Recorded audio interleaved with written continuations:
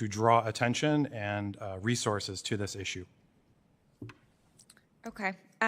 Listen, I know you all are doing what you can. AF is mostly intact. Staff bandwidth is still limited by USAID cuts at embassy and the cut to the Bureau of Conflict and Stabilization Operations that I know was working hard on this issue. And the administration has yet to name a special envoy for Sudan. So I look forward to continuing this conversation to make sure that you all have what you need to be successful in this endeavor. Thank you, Mr. Chairman. I yield back. Mr. Baird. Thank you, Mr. Chairman, and I want to thank our witnesses for being here. My question deals with the responsibility, and we've heard a lot about that already, of the Nigerian government for putting an end to this prosecution or persecution. So has the United States really been able to see any progress in terms of the Nigerian government recognizing a duty on its part to reduce this persecution and targeted violence? And to what extent, if any, has the government's accountability made any improvement in reducing these persecutions? So as I mentioned in my opening statement, thank you for your question, Representative Baird. The Nigerian government has to do more. There have been attacks where 0 perpetrators have been held to account and 0 prosecutions. Heinous attacks that cost lives, that drive people out of their homes. There are hundreds of thousands, if not millions, of internally displaced peoples, and those individuals who caused that displacement have not been held to account. So as SBO Pratt mentioned, we're having high-level engagement with the Nigerian government. We have a great partnership on a lot of issues like security, trade, other things, but we're encouraging them to actually take ownership of this responsibility and prosecute the criminals and terrorists who have perpetrated this persecution. So do you feel like there's any movement on the part of the government, Nigerian government, to do that, to move to protect their people? I mean, I just wanted a hint of whether they're moving that direction or not. So I think President Trump took bold action in redesignating Nigeria as a CPC, and that, I believe, has gotten the attention of the Nigerian government. We're engaged in high-level dialogues with them, including this week at the very highest levels. We're planning engagement on the ground, both through our embassy there and other trips, to make sure that Nigerians hear our very important message that they have to do better. So I think we're making progress in the right direction. President Trump's bold action on the CPC designation was an important step. It's gotten their attention in the Nigerian government, but we need to do a lot more. So, Mr. Pratt, I want to delve a little deeper into that CPC designation that he just mentioned. And you know, the Trump's administration was designated Nigeria as a CPC. So do you anticipate the administration will be less likely to issue a waiver in the current administration as opposed to President Trump's first term? And if the president does not issue a waiver this time, do you think that the lack of a waiver now will apply to the necessary pressure to the government to reduce these persecutions? Thank you very much. We are putting together, as I mentioned, a comprehensive plan to use all the tools available. And so I expect, as we're cooperating with the government of Nigeria on what those tools will be, if there is specific U.S. government programs or assistance that will require a waiver, and through agreement in our cooperative relationship with the government of Nigeria on what will be effective and successful, that we may need to seek waivers for some programs. There may be other programs that we will not seek waivers for. Thank you. Mr. McGee, do you have any comments in that regard? I would just echo what SBO Pratt has said, that we're engaged in high levels, and if waivers are needed for certain programs, we're willing to do that. But the important thing is to get the Nigerian government's attention, including about the Sharia law that still exists in 12 northern states, up to and including the death penalty as a device of punishment. And so we're having frank conversations with Nigerians at all levels of government and are committed to do whatever it takes to continue to encourage them to take actual action and not just talk. So I thank both of you for being here, and Mr. Chairman, I yield back. I thank you very much. Ms. Jayapal. Thank you, Mr. Chairman. I want to thank our witnesses for being here this morning. And before we turn to Nigeria, since this is the first time we have you in front of us, in front of the committee, I just want to quickly talk about Sudan, because I do think this is so critical. And the humanitarian situation there, the incredible numbers. I mean, 400,000 killed, over 11 million displaced, 30 million in need of humanitarian aid. This is just a stunning crisis, and I did want to appreciate the administration's recent comments on this, particularly Secretary Rubio, when he called for action to cut off the supply of weapons to the Rapid Support Forces. And as the Secretary had previously acknowledged, it has been widely documented that the UAE has been one of the primary drivers in fueling those weapons to the RSF. So I hope that I want to urge the administration to use every piece of leverage that we have to halt that support. And I hope, Mr. Chairman, thank you for your leadership and for the ranking member's leadership on this issue. I hope that we can take up the bill from Representative Meeks and Representative Jacobs. I know it was on our agenda, but I think it's important for us to take up that bill at the earliest opportunity, because this is a moment for us, I think, to all focus on the horrific crisis there. So just want to urge you to do everything you can, and we are spending a lot of time on this issue. I have a lot of constituents who are directly impacted by this in the Sudanese diaspora. So thank you for that. The devastating levels of violence in Nigeria are clear, but I appreciate that people have also recognized it isn't just the persecution of Christians. This is persecution of multiple groups, and I think we have to be careful not to portray it just as persecution of Christians. That feels to me simplistic, and it doesn't account for the intersectional diversity of Nigeria. Certainly religion is a contributing factor to the violence, but a review by the Search for Common Ground found that in Nigeria's Middle Belt region, religion was not a primary driver of conflict. Instead, violence has been directed against both Christians and Muslims, regardless of religion, at the hands of armed terror groups like Boko Haram and ISIS West Africa, or fueled by differences in lifestyle between farmer and herder groups compounded by climate change and governance issues. And so I want to start by saying I'm very concerned that a day after President Trump saw a clip on Fox News about the persecution of Christians in Nigeria, he threatened to go, quote, guns a-blazing in Nigeria and revoke all assistance.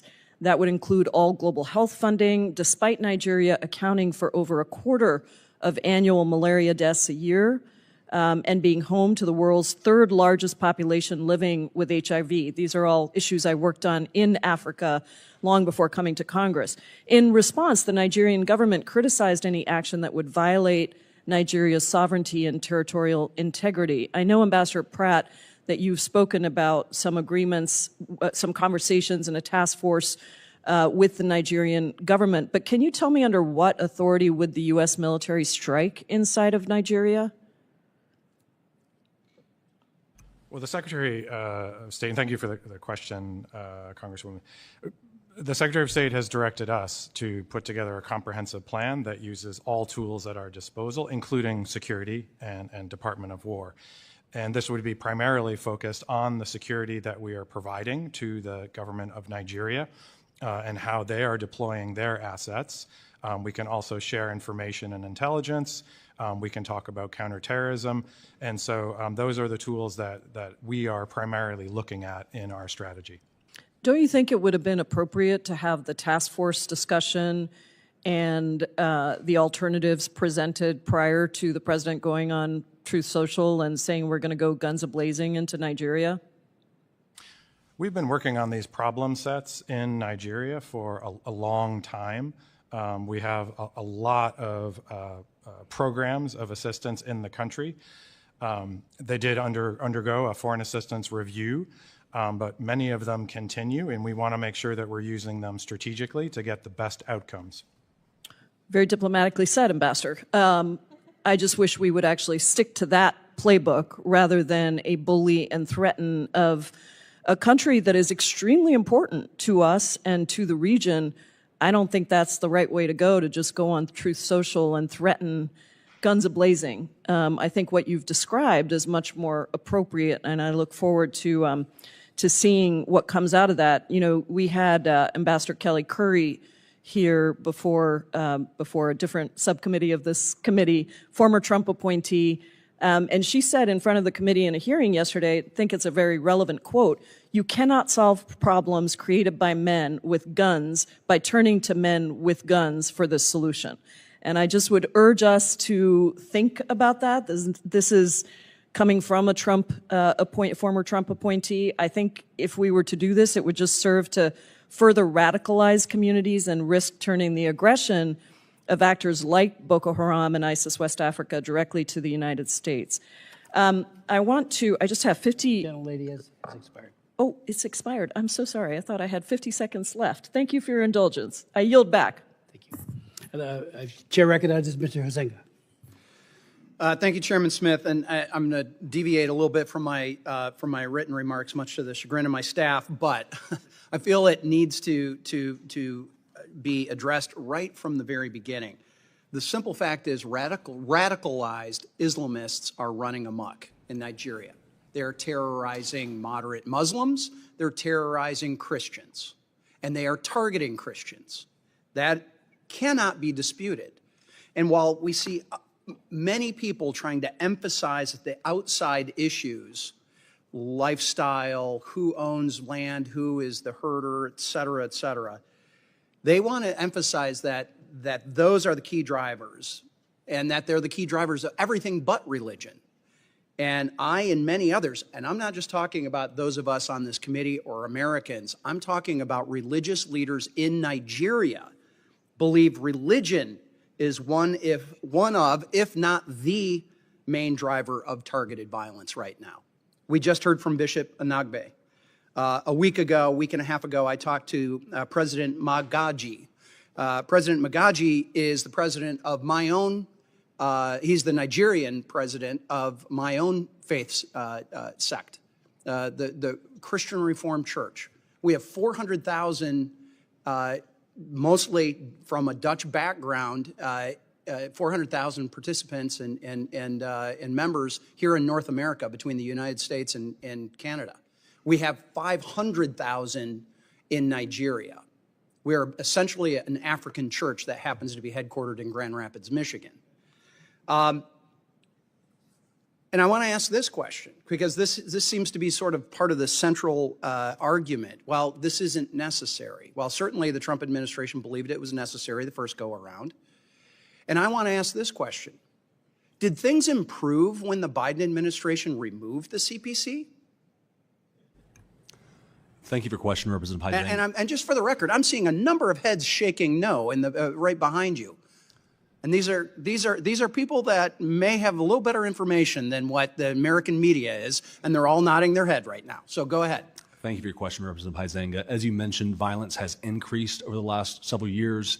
It was unfortunate that the Biden administration chose to remove Nigeria as a CPC in 2021 and 2022 and 2023, and President Trump's bold action to redesignate them is a wake-up call to the Nigerian government.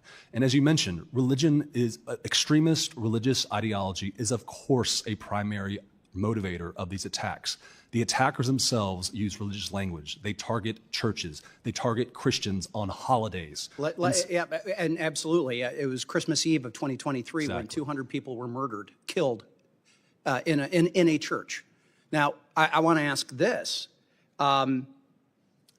So one question was, did things improve? I think the answer is no on that. Here's the question.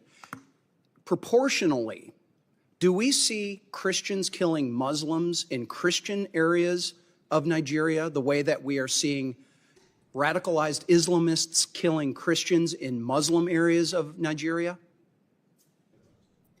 What I can tell you, Representative Huizenga, is that Christians are disproportionately targeted based on their population. Exactly. And by the way, for those that you can't pick up with the microphones, there's audible yeses behind you. Again, the people that are watching who are nodding their heads. Why? Because they have lived this. Their families have lived this. I went to school with kids from Nigeria.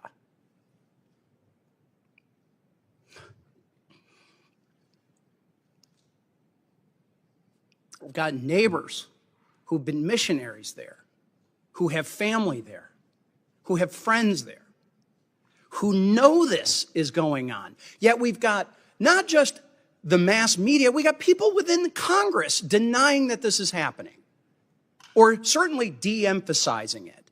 It ought to be outrageous that it is Christians, moderate Muslims, anyone being terrorized by these radicalized Islamists in Nigeria, and we've got the Tinubu government sitting back and not doing enough. And I recently just was interviewed by Nigerian television, Arise TV, and that was really their question. Is the Tinubu government doing enough? And I had to answer, no, they are not. And I do not understand how a delegation can come here to the United States and downplay and come up with all of these other excuses as to why this is allowed to happen. It should be rejected and should be called out for what it is. And I've got a couple of other questions that my time has expired that I'm going to have to go and ask for them in written responses. But one of them I need to highlight is in Benue State, there's 1.4 million people who are considered internally displaced.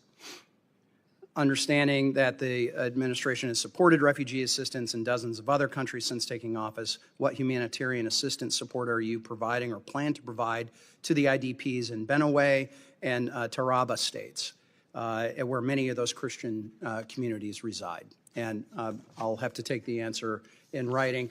And Mr. Chairman, with your indulgence, just to show the breadth of this, I want to submit for the record remarks from the chairman of the Financial Services Committee, French Hill from Arkansas, who also serves on the House Permanent Select Committee on Intelligence, the Intel Committee. And I serve as vice chair of the Committee of Financial Services. This is where many of those sanctions originate and the enforcement. And I will say this, sanctions are only as good as your willingness to enforce them. And as the chairman has pointed out, there are ways to get out of those sanctions. And that's through correct your behavior. So with that, Mr. Chairman, I'd like to submit the letter. Thank you. And with that, I yield back. Chair recognizes Mr. Jackson. Thank you, Chairman Smith. Thank you, Ranking Member Jacobs, and the distinguished members of the subcommittee. Thank you for convening this critical hearing. The crisis in Nigeria demands our clear-eyed attention, not political exploitation. I'd like to thank our esteemed panelists that have taken the time to come before us today. Thank you for your work on Africa on the ground, and at least one of you brings that experience.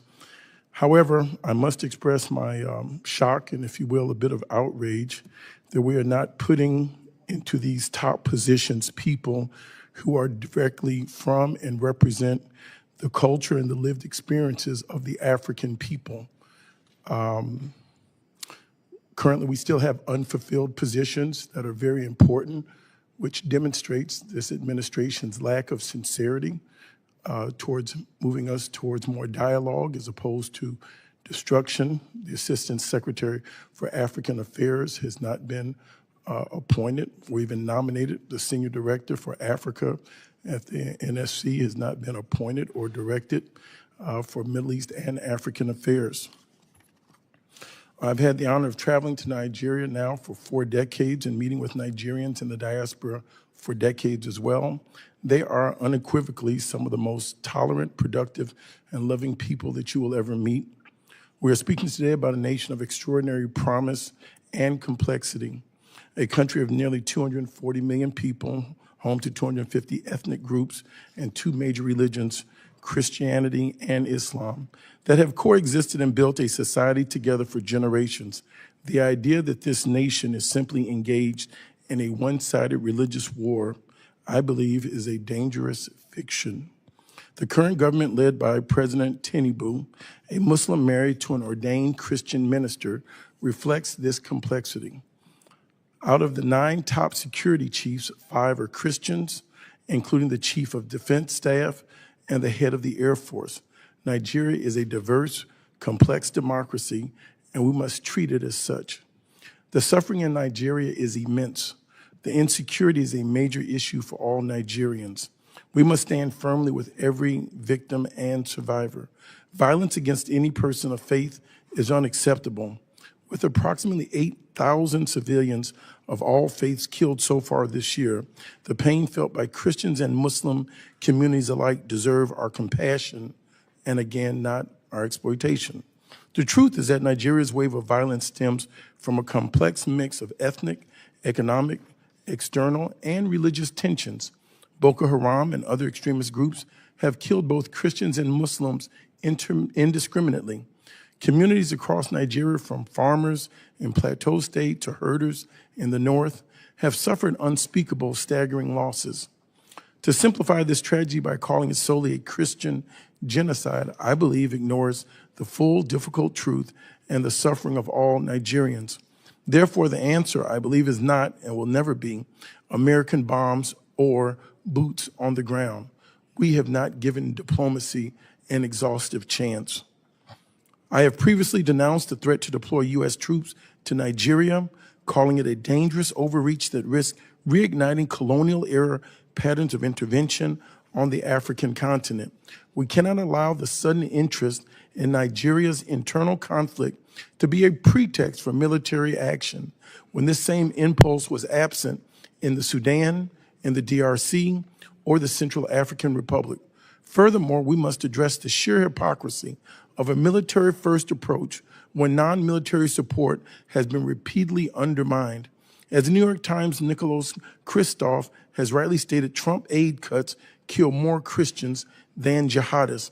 Deep cuts to the USAID program and global food and health programs have severely limited America's ability to provide the kind of non-military support that was estimated to be saving the lives of more than 250,000 Nigerians each year. When you defund USAID and shut down peace-building initiatives, you leave communities vulnerable. You don't stabilize Africa with missiles. You stabilize it with schools, with clean water, with economic opportunity, with true partnership. The path to peace in Nigeria must come through dialogue, development, and dignity, not denomination. America should be a partner in healing, not a hammer looking for a nail. I urge this subcommittee to prioritize a diplomacy-first approach, fully fund our humanitarian aid and peace-building initiatives, and work with the Nigerian government to eliminate terrorist, criminal groups, securing a safer and more stable future for all Nigerians. Thank you, Mr. Chairman. I look forward to the testimony. I yield back. Thank you very much. Who's next? Mr. Fine. Chair recognizes Mr. Fine. Thank you, Mr. Chairman, and thank you for allowing me to participate today. You know, as I thought about what I would talk about today, I thought of a flag that I saw flown on October 7th, 2023. It said, "First we come for the Saturday people, tomorrow we come for the Sunday people." And as we have this hearing today, I ask myself, how many countries are we going to allow this to happen in until we take it seriously? On October 7th, 2023, people yelling Allahu Akbar attempted to genocide the Jews. A few months ago, people yelling Allahu Akbar attempted to genocide the Druze in Syria. And here we are talking today about another group of people yelling Allahu Akbar trying to genocide Christians. How many countries are we going to have this happen to? How often are we going to allow this to be whitewashed and both siderists until we acknowledge that we have a serious problem that we have out there? You know, I want to thank President Trump for doing this. Joe Biden never should have done it. And my question when I get to it will be, why do you think he did? Why do you think he took them off the list? But I want to thank President Trump for taking a leadership role, because we must stomp out this evil wherever it presents itself. I want to thank the chairman for choosing to have a hearing on this. And I want to thank my colleague, my fellow freshman, Representative Moore, for also raising the profile of this issue around the world. It is easy for me to criticize this when it happens in Israel and when it happens with the Jews, given who I am. But it is important that we call out evil wherever it is. And I am sick and tired of the fetishism and the whitewashing of the problem. This is a real problem that we have to acknowledge. In a country where you can get the death penalty for criticizing a religion. And we'll talk about that if I have time to get to questions. That is not okay. That is not acceptable. That is not a value that America should ever stand by and allow. We are allowed to have whatever opinions we want in this country, no matter how reprehensible they may be. We should demand that from others if they wish for our aid and assistance. But what I'm most tired of is the delusional belief that if we all just sit down around some sort of hypothetical drum circle, as I heard earlier, that we can resolve our differences. People are being killed, and it requires people to stand up and use force to keep them and to make them safe. I'd like to ask the ambassador, since 2009, it's believed 19,000 Christian churches have been destroyed.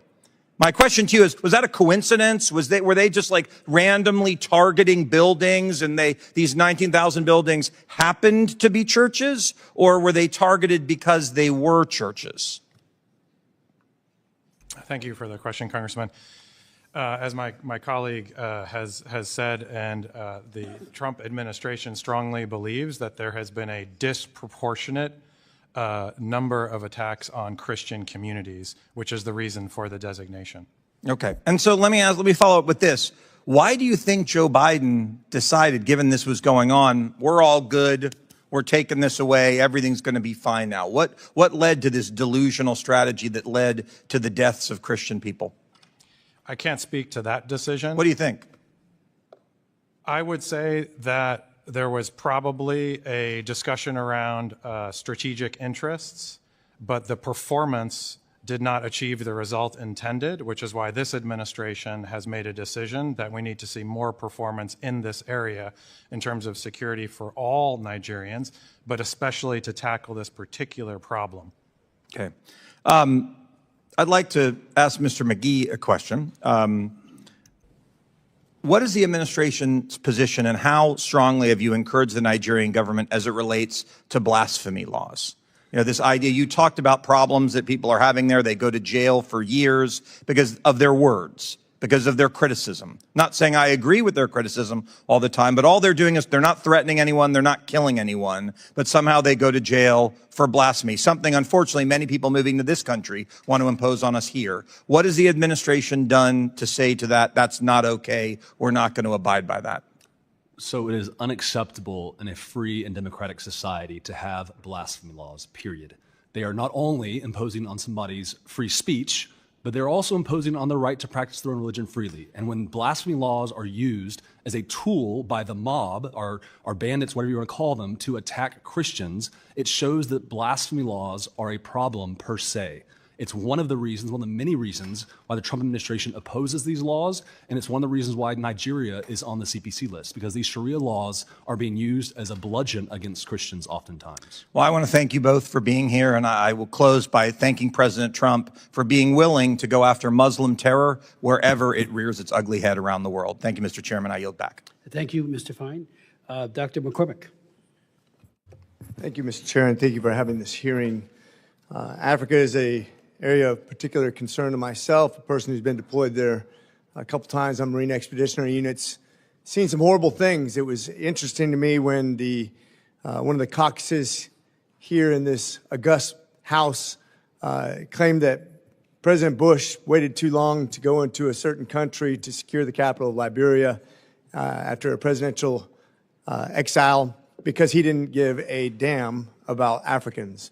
Meanwhile, we stood by during the Clinton administration in '94 when I was in Entebbe, Uganda, waiting to go into Rwanda, while about 1 million people were killed in very similar fashion to what's happening right now. People being hacked to death with machetes. I've seen some very graphic things of what's going on right now. People literally being dismembered by machetes. People digging their own graves and literally being just summarily executed. And yet the right thing to do is to continue with the diplomacy that's resulted in this all along to take them off the CPC. And this idea that this ever went away is ridiculous.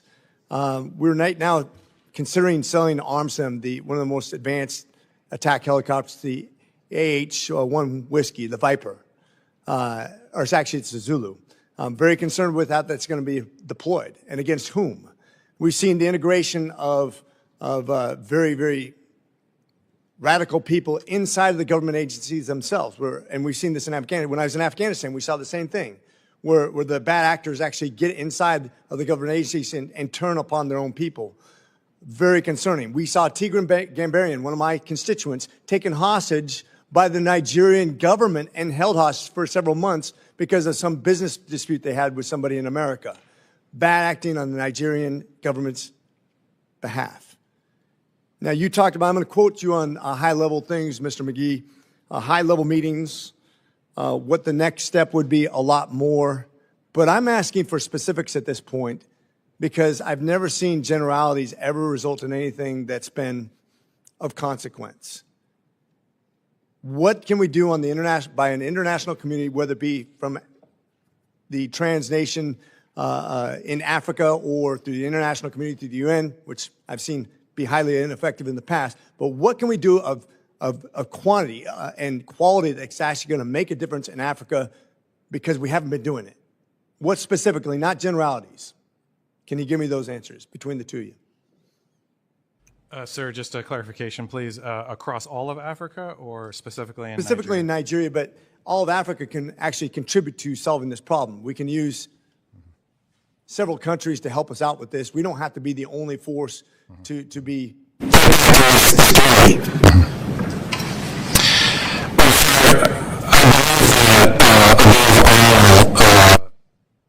Development and commercial investment in the continent can yield the best dividends, which is one of the reasons why this administration has focused so heavily on our commercial strategy in Africa.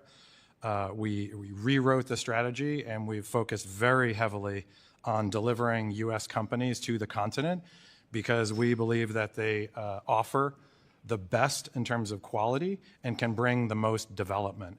And it also delivers for the United States. We've focused very heavily on security, and AFRICOM has engaged heavily across the continent, so security is very important. Law enforcement is a very important piece of that as well. And so I'd say, as you look across the continent, the number one priority that I would place, because it lifts all boats, is the economic piece, and I'd focus on commercial. So the AFRICOM commander is a Marine, four-star, good friend of mine, and I understand what his limitations have been. You know, obviously, we don't want to be, if you're not invited into a country, it makes it much more difficult. I've seen the leverage we have economically, but I'm worried also about pushing them into Chinese arms, which they're ready and waiting to pilfer that country and its resources. What about how we deal with the international community coming in there and stabilizing it in a military fashion so that we can actually stop the violence? Because it doesn't seem like the government's being effective in that at all. The new AFRICOM commander, General Anderson, it's good to hear that he's a colleague of yours, is highly capable, as you know, Special Forces. He's brought a lot of focus to the continent and how he would like to work with African governments, including Nigeria, on sharing information and on achieving better outcomes on the security side of the equation. And so he's been very, very engaged, and I believe will achieve results in terms of security on the continent. Okay. I'm just going to once again get back to the senator point that wasn't really addressed, but I hope is addressed. Yes, we need that financial leverage on them, and I think they will pay attention to that. We have their attention, but it's not finishing the race. We need to bring the international community on board to solve this in very tangible assets because the violence is real. It's not stopping, and Nigeria does not seem to be taking this seriously. Thank you. With that, I yield. Thank you very much, Dr. McCormick. Mr. Oshatsky. Thank you very much, Mr. Chairman, and to our ranking member Jacobs, to all our witnesses. Ambassador Pratt, thank you for your many years of service to our country. I'll just open by saying I am a man of deep faith. Jesus Christ is my Lord and Savior. I have no problem sharing that. I am also troubled by the state of religious freedom in Nigeria and around the world. So I want to be clear up front, violence against Christians in Nigeria is a serious issue. Christians are being massacred and communities are living in constant fear. But this suffering is not just confined to one religious group. Masad Boulos, President Trump's own senior advisor for Africa, recently said, quote, "People are suffering from all sorts of backgrounds. This is not specifically targeted at one group or other. Terrorism has no color and no religion and no tribe, President Trump's own senior advisor. Muslims and Christians alike have lived under the constant threat of extremist groups like Boko Haram and ISIS West Africa for far too long. And so the real story here for me is not about Nigeria's intent at the institutional level to persecute people based on faith. Instead, it's really an issue of capacity. The Nigerian government lacks the means to protect communities against groups that kill indiscriminately. To be clear, this does not abdicate the Nigerian government from responsibility. A government's duty is to protect its people, and when there's a failure to do so, whether that's neglect or corruption or governance, leaders must be held accountable. But capacity within Nigerian institutions maintain peace is a real question, and we should be asking what the U.S. is doing to help Nigeria build that capacity. Are we offering real partnerships or just threatening airstrikes and sanctions? Or instead, are we thinking about technical support, training, and investment in the institutions that prevent violence in the first place? So let's work together to fix what is broken, and I appreciate the ranking member for opening up this hearing with additional support options, and I want to thank, again, the chairman for convening this. On the issue of capacity, Ambassador Pratt, you've said that Nigeria needs to do more. If they don't have the capacity to do more, we should help with that. And so I want to know, I guess my question there is, does the State Department assess that the Nigerian government has the capacity to protect Christians and other religious groups from extremist violence? Nigeria is a very wealthy country, very populous country. We believe that this is a question of focus. There is a security problem in Nigeria, a very serious one, that we are trying to help the country address. And we have brought tools to the table in terms of U.S. programs and assistance. In particular, on the issue we're discussing today, we would like to see more focus on that particular issue, in addition to addressing the larger security question that you referred to. Okay, I look forward to working with you on that. One other issue that's important to me is youth and youth development. The U.S. Commission on International Religious Freedom's 2025 annual report recommended broad support for Nigerian civil society organizations. The U.S. has historically done that. A State Department-funded program in northeast Nigeria called Nigerian Youth Care brought together Christian and Muslim youth leaders to promote dialogue between those two communities. These programs provided Nigerian youth with mentorship and training on how to bridge religious divides. Unfortunately, that program was disrupted for months because of stop work orders, and the State Department did not grant the implementer an extension of the project at the end of the fiscal year. To either the ambassador or Mr. McGee, can you explain why this project did not receive a no-cost extension at the end of the year? And would you recommend to the Secretary to reinstitute this program to reduce violence and promote that interfaith dialogue? Thank you for your question, Representative. As I said earlier, the United States is by far the most generous country with our foreign aid, and we plan to still be the most generous country with our foreign aid, as Secretary Rubio has said. So some programming that you mentioned, we actually have ongoing programming in my bureau that leads to early warning, early response systems that also includes dialogue between religious communities. As many members have stated, this is a complex problem. It's not one that can be addressed with one neat solution. There are, of course, like every human action, multiple drivers of this persecution, and there are multiple communities being affected, not just Christians, as you mentioned. Yeah. But we must tell the truth. That begins an honest relationship with Nigerians is to tell them that a lot of this violence is driven by religion, religious persecution, religious extremist ideology. And so in terms of programming, we're committed to the programming that we have on the ground that is effective. It's saving lives, and we are reviewing every foreign assistance dollar at the State Department to make sure that taxpayer dollars are used effectively and actually helps people on the ground. That's great. I thank you both for your time and your testimony today. I look forward to following up on those programs with you. And with that, Mr. Chairman, I yield back. Thank you. I'd like to now recognize Mr. Moore. Thank you, Mr. Chairman.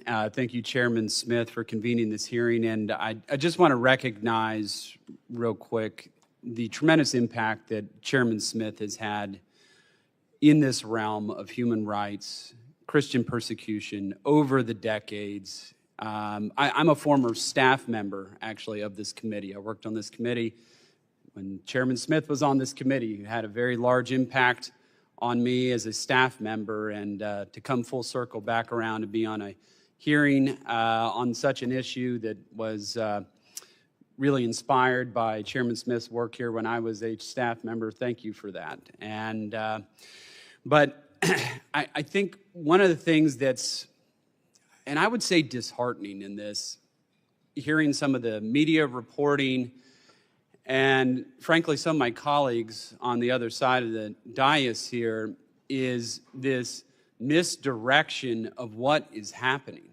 There is a persecution of Christians in Nigeria. The witnesses have made that clear. We heard the bishop speak. I don't know how many times we have to hear it or how many reports of murdered, martyred Christians, my brothers and sisters in Christ in Nigeria, how many times we have to hear that happen to take it seriously. And one of the things that concerns me is that it feels like at times it's echoing an indifference around this, and somehow we're going to develop our way out of it through developmental programs, and this indifference sounds like echoes of Rwanda to me, where we did nothing on that. And I think, as you remember quite clearly, President Clinton has stated that as one of his largest failures in his administration. President Trump has made a definitive decision to actively engage and stop the killing in Nigeria, and I think he deserves a lot of credit for that. You all have used a word that I think is very apt in this, and this is prioritization. And as Chairman Smith put it perfectly in his opening statement of this hearing when he spoke with the senior officials of the Nigerian government, is that we do want to work with them. We have the opportunity here. I think the Nigerians have an opportunity to deepen and strengthen their relationship with the United States if they will prioritize the protection of these communities. Of course, non-Christians are being killed too. We're not saying that's not happening, but there is a systematic, targeted campaign that's happening here. I met with that same delegation, same as Chairman Smith did, and some of the feedback we were getting is a little bit of that same misdirection. But let's not turn a blind eye to what's happening. Let's not believe our lying eyes, right? One thing I'd want to point out here is we've had religious organizations and advocacy groups have been calling for humanitarian assistance in the Middle Belt region. And my understanding is that the Tinubu administration has not specifically requested it. That's why it's not there. They just have to ask for it, and our State Department will then provide that assistance to those organizations on the ground. That is a perfect example of prioritization and indifference to what is happening here. So that would be a great, to use your department's term, confidence building measure on the part of the Tinubu government in this, if they are serious about this. Because I can promise you President Trump is. He is very serious about this. A question that I have for you is, the Nigerian Constitution prohibits the ownership of firearms. But somehow, these Fulani militants operating in the Middle Belt of region of the country, they're all armed. And we're not talking about ISIS, we're not talking about Boko Haram. Why hasn't there been some type of move or campaign by the Nigerian government to disarm these militants that are operating there, where we're seeing a lot of this killing that is coming from them? They have access to AK-47s and other small arms to slaughter Christians. Is this something that you've been talking to the Nigerian government about? Because I think it would actually have a serious impact, and it is something that I raised with the Nigerian government officials when we met with them. Thank you. Thank you, Representative Moore, and thank you also for your service on this task force that will be providing recommendations in your meetings with the Nigerian officials. Appreciate that. I think that this is an excellent suggestion as part of the strategy that we are putting together, in particular to talk about the policing aspect of this. in what is happening in the Middle Belt so that we can focus resources and have specific recommendations on actions that the Nigerian government can take. I very much appreciate that suggestion. Yeah, it just seems to make all the sense in the world to me. It's like, here we are. I mean, I understand we're not going to get like ISIS to lay their arms down. That's probably more of a kinetic option there that's going to result in their arms no longer being brought up in anger against Christians. But in any event, this seems to be something that, obviously, I'm not saying it's easy, but it is something that they should be doing, they should be looking at. And while I got just a couple seconds left, I would urge the Nigerian government to take a look at pardoning Sunday Jackson, who is an individual who was fighting for his own life, defending his life against one of these Fulani militants. That Fulani militant lost his life in that struggle, and now that person, Sunday Jackson's facing the death penalty. Now, where's the justice in that? Where is the justice in that? And all these Fulani militants are breaking the law. They are breaking Nigerian law. And so this Sunday Jackson disarms this person with a knife, protects his own life. He's going to prison and now faces the death penalty. And Fulani militants just roaming bands of them with AK-47s, and that's no problem. You are so right about this question of prioritization. I know I'm over time, Mr. Chairman, but I appreciate the time. Thank you so much, Mr. Bohr, for your leadership, and do appreciate everybody. Mr. Stutzman. Well, thank you, Mr. Chairman, and thank you for your leadership on not only this issue, but so many other issues related to life and to religious freedom. I want to thank the ranking chairman as well, and appreciate the witnesses for being here. You know, before I begin, I just think it's really important to recognize that, you know, what is happening in Nigeria, it's not unique, and that's why religious freedom really matters. It's the core foundation of our Constitution. I mean, I would argue that you can't have economic freedom if you don't have religious freedom. I've been doing some work with the new administration and the changes that are happening in the Middle East and Syria. And, you know, Syria is a very diverse country, and it's so critical for them to have religious freedom, and respect goes both ways. And I think it's really important, and I think could have a huge impact if Christians and Muslims and Jews and, you know, name all of the religions, if we would all stand together and condemn violence, condemn this sort of violence that's happening in Nigeria, condemn the violence that's happening in Suwaida in Syria against the Druze and against the Christians and against those that, you know, would push back. I appreciate President Trump, who I believe is the strongest diplomat, he's the strongest negotiator, and especially when it comes to religious freedom. He's been willing to call it out around the world. And so we have this opportunity as Americans to really push the importance of respecting religious freedom and it really being part of the fabric of every country. It's also important for us here at home. I mean, you know, not only is religious freedom important around the world, but it's really important for us here at home. I mean, the last thing we want to see is threats to religious liberty in the United States. We need to be the example, and rather than just looking at others. I mean, we have, of course, a very strong, diverse nation as well. One of the things I want to ask and get to is we talked a lot about the tools that the administration has. Senator Cruz and I introduced legislation that would redesignate Nigeria as a country of particular concern. And again, of course, very disappointed to see that was revoked during the Biden administration and the steps back that has caused there. I want to ask, Daniel Ada is from Benin. He's as a candidate for president. I just visited with him. He's a friend of mine. I was asking him, since Benin is right next door to Nigeria, what are we seeing in the surrounding areas? Are we seeing some of the same attacks and atrocities in other countries? And is there any sort of coalition? I know the Nigerian government is acting like this isn't happening, but is there any sort of coalition being led by us or within the region to fight back and to push back?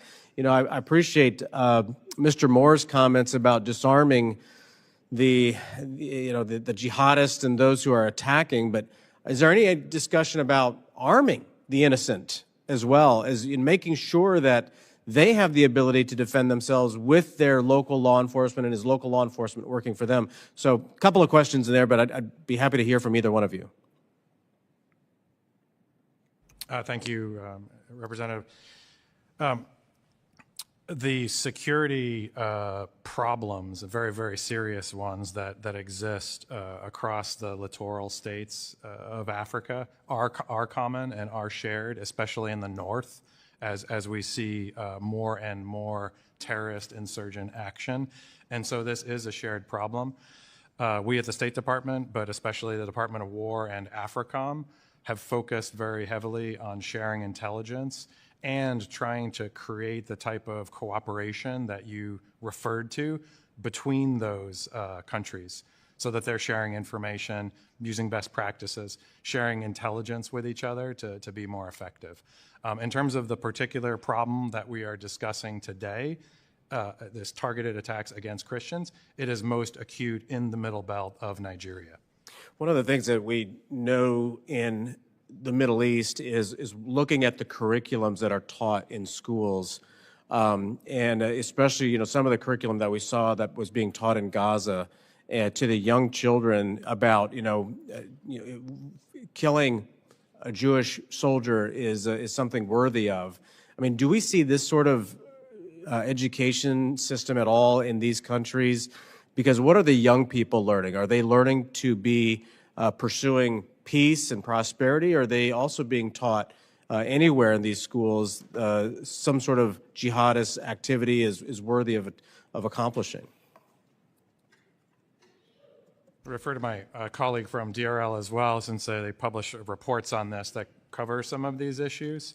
Sure. So you'll see in our human rights reports where we call out human rights violations across countries around the world. In terms of Nigeria's curriculum in particular, I don't have that information right in front of me, but we're happy to report back to you on the committee. Sure. No, that's fine. I appreciate you both, and thank you again, Mr. Chairman, for having this hearing. Thank you for your questions and comments. We are joined by the former chairman of the Africa Subcommittee, who is now over at the Energy and Commerce Committee, John James, and I want to thank him. February of 2024, he had a very important hearing on Nigeria and other advocacy throughout that time. So the floor is yours. Mr. Chairman, thank you so much for your personal invitation, for your leadership, and for your friendship. I'm honored to be back. Psalms 96:14 asks, "Who will rise up for me against the wicked? Who will take a stand for me against evildoers?"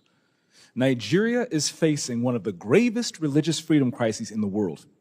As the former chairman of the House Foreign Affairs Committee on Africa, I have visited and have seen firsthand the direness of the conditions in what is now the deadliest place on earth to be a Christian.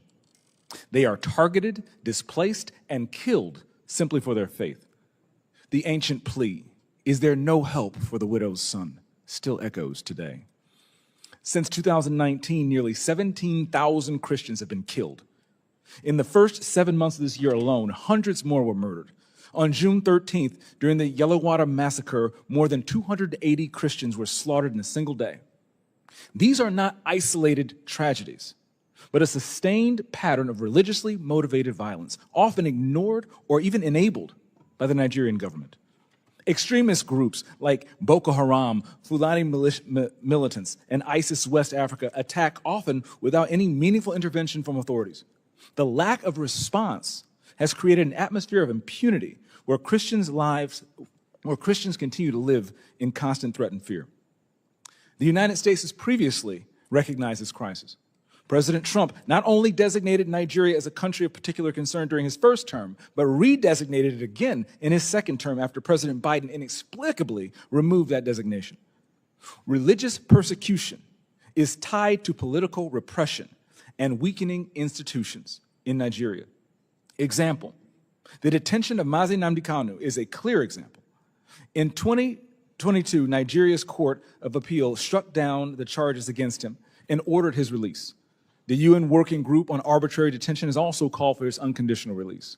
Yet he remains in solitary confinement, in deteriorating health, and recently had to represent himself in court. Nigeria has signaled that the law is optional and targeting Christians is fair game. Just hours ago this morning, despite the pleas and cries of the Nigerian people and many Nigerian lawmakers, Mazi Nnamdi Kanu was convicted on all charges. For fiscal year 2025, the U.S. has requested nearly $8 billion for sub-Saharan Africa. But when Americans see political prisoners, judicial defiance, and the slaughter of Christians, they understandably ask as they meet their own struggles, why should our tax dollars support governments that refuse to protect their own people? Is our aid aiding a genocide? Nigeria is a nation of tremendous potential, but that potential is being choked out by violent persecution of its Christian population. No country can build a stable future where churches are burned, believers are killed, and communities live in fear. The United States must stay engaged, and Nigeria must change course now. Mr. Pratt, a direct question. Do you believe, in your professional assessment, that the government of Nigeria has been infiltrated by jihadists? I do not believe that the government of Nigeria has been infiltrated by jihadists. Okay, because when you look at the selective enforcement of the rule of law, one might question if there are any favoritism or looking the other way when groups are being specifically targeted, despite the fact, as my colleague Mr. Moore mentioned, not enforcing the rule of law with regard to weapons. My next question, how has the Nigerian government reacted since President Trump's country of particular concern designation announcement? They have taken the designation very seriously. There is a senior delegation here now. They will meet with the most senior officials of the U.S. government this week, and we have already demarched the government in Abuja and here in Washington on the action plan, and I can say that the results so far have been positive in terms of cooperation. The Nigerian government needs to do more to address this issue themselves, but what measures are being taken to assist Nigeria to increase its focus on persecution, particularly in the Middle Belt?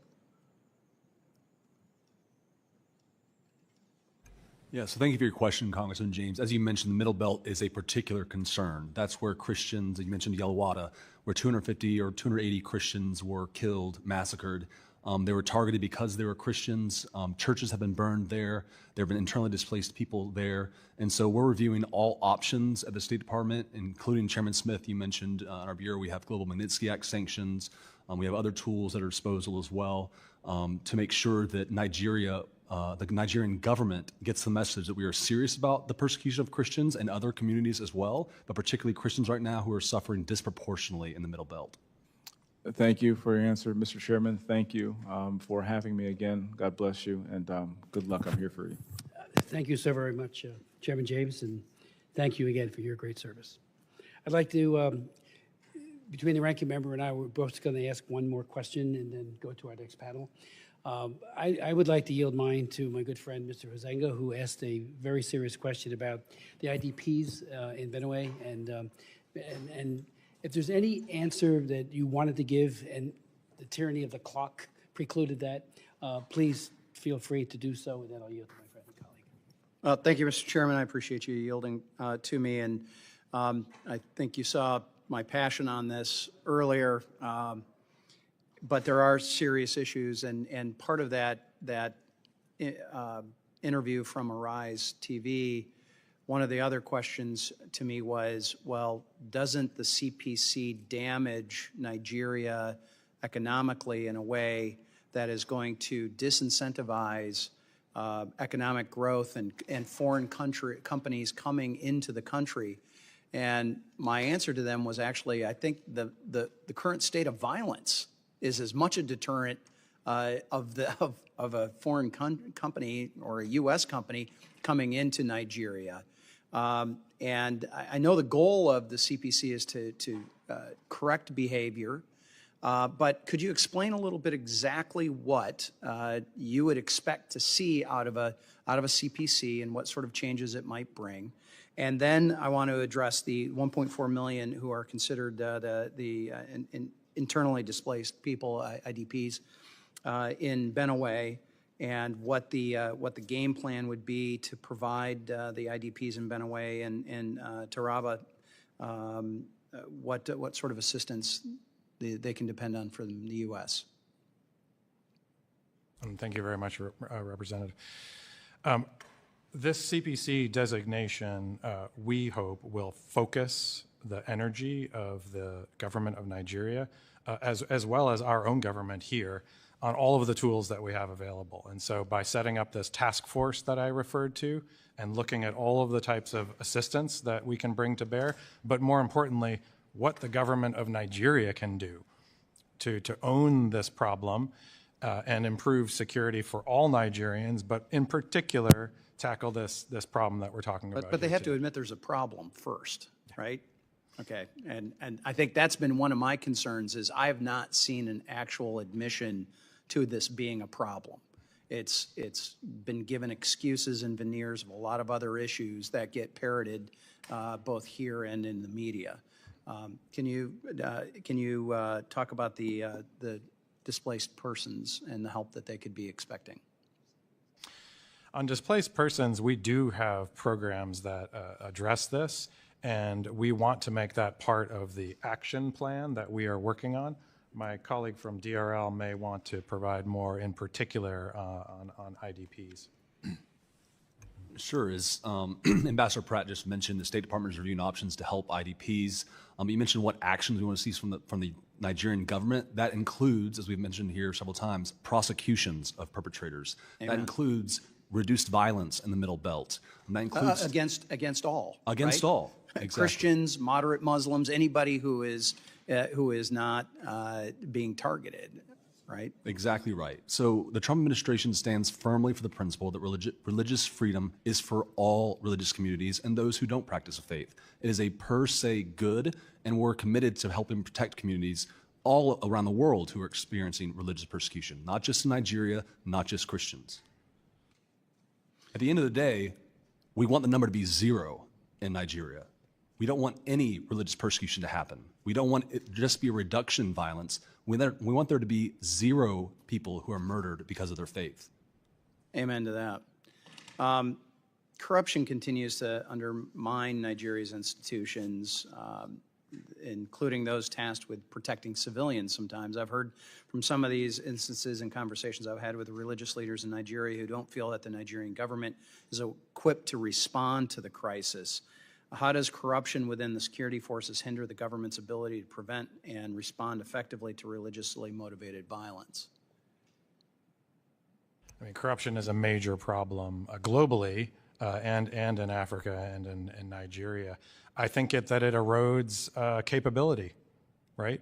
It erodes the confidence of the forces, especially at the working level, if they see that their superiors are engaged in corruption. That totally undermines the whole enterprise. And I assume that is part of State Department's and this administration's action plan that they want to see out of the Nigerian government. Absolutely. The Tinubu government is a crackdown on corruption. To be more effective, absolutely. All right, thank you. Time has expired. I appreciate the opportunity, Mr. Chairman. Thank you, gentlemen. Thank you very much. Mr. Jacobs. Thank you. I yield to Ms. Jayapal. Thank you so much, Ranking Member Jacobs, for yielding.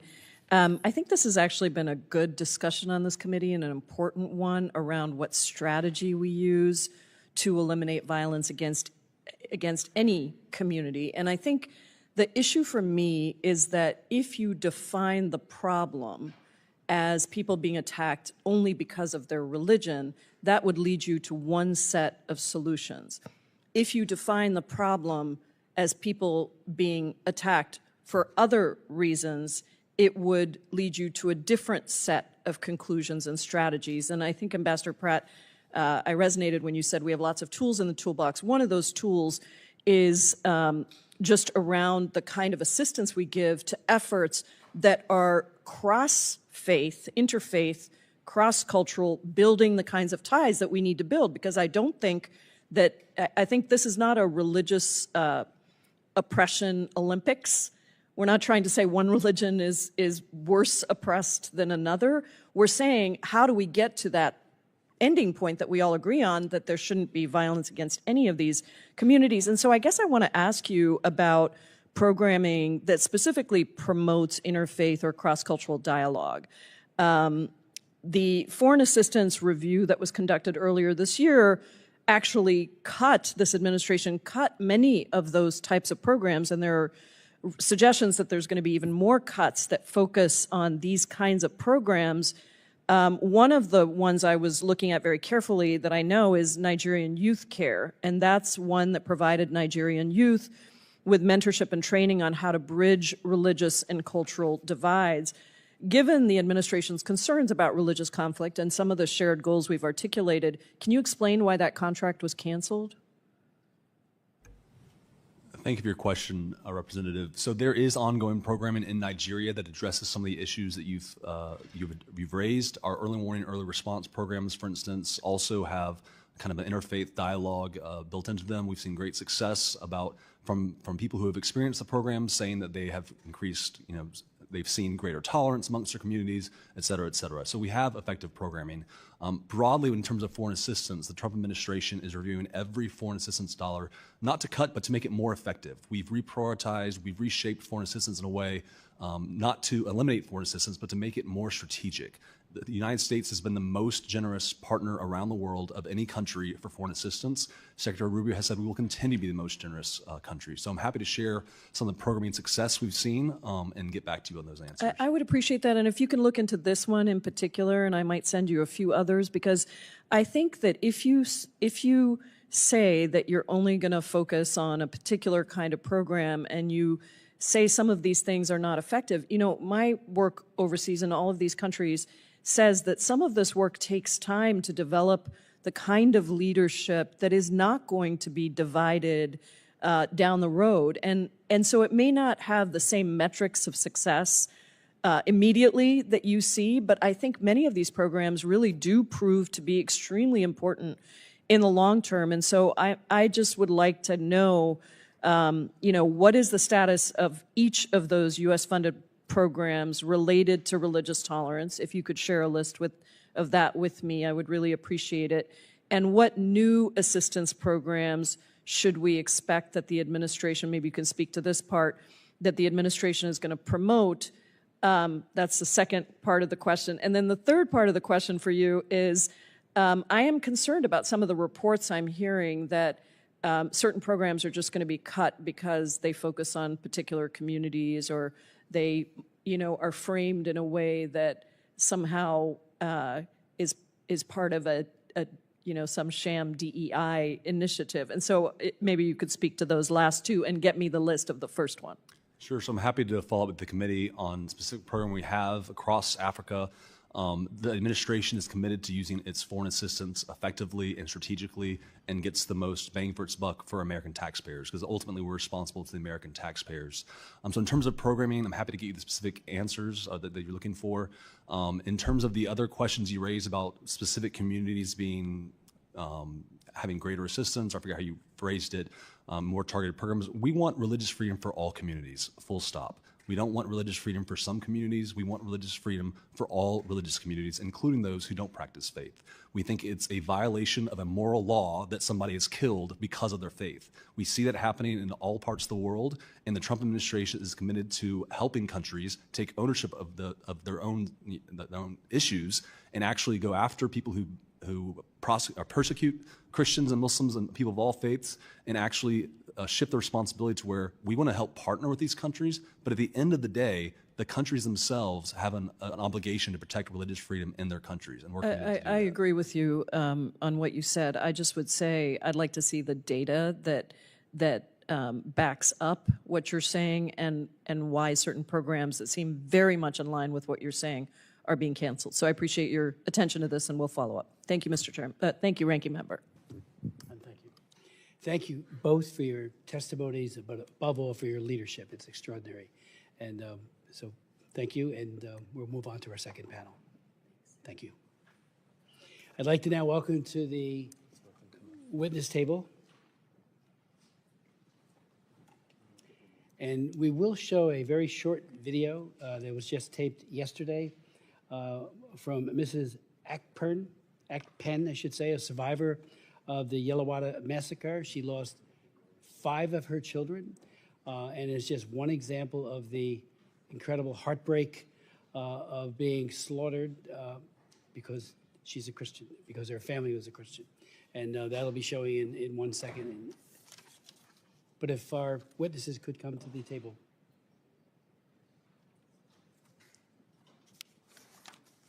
They're going to put the video up.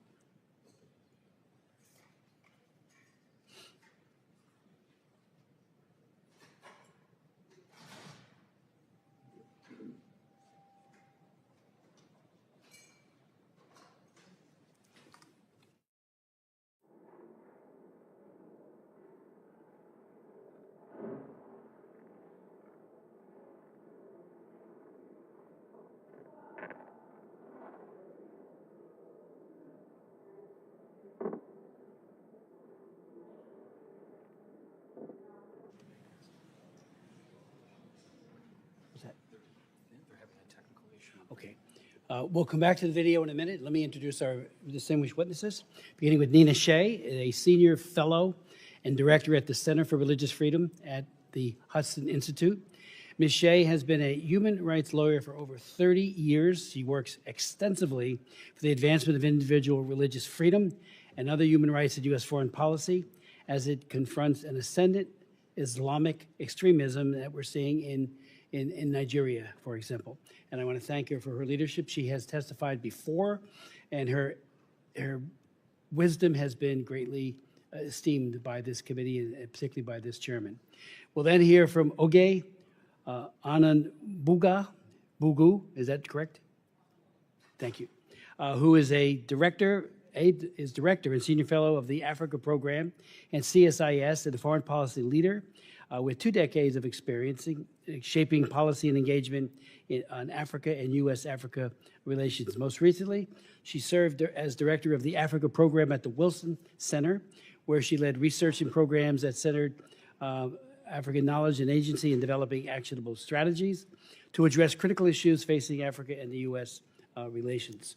I would like to yield now such time as she may consume, and then to you as well, to our witnesses. Nina.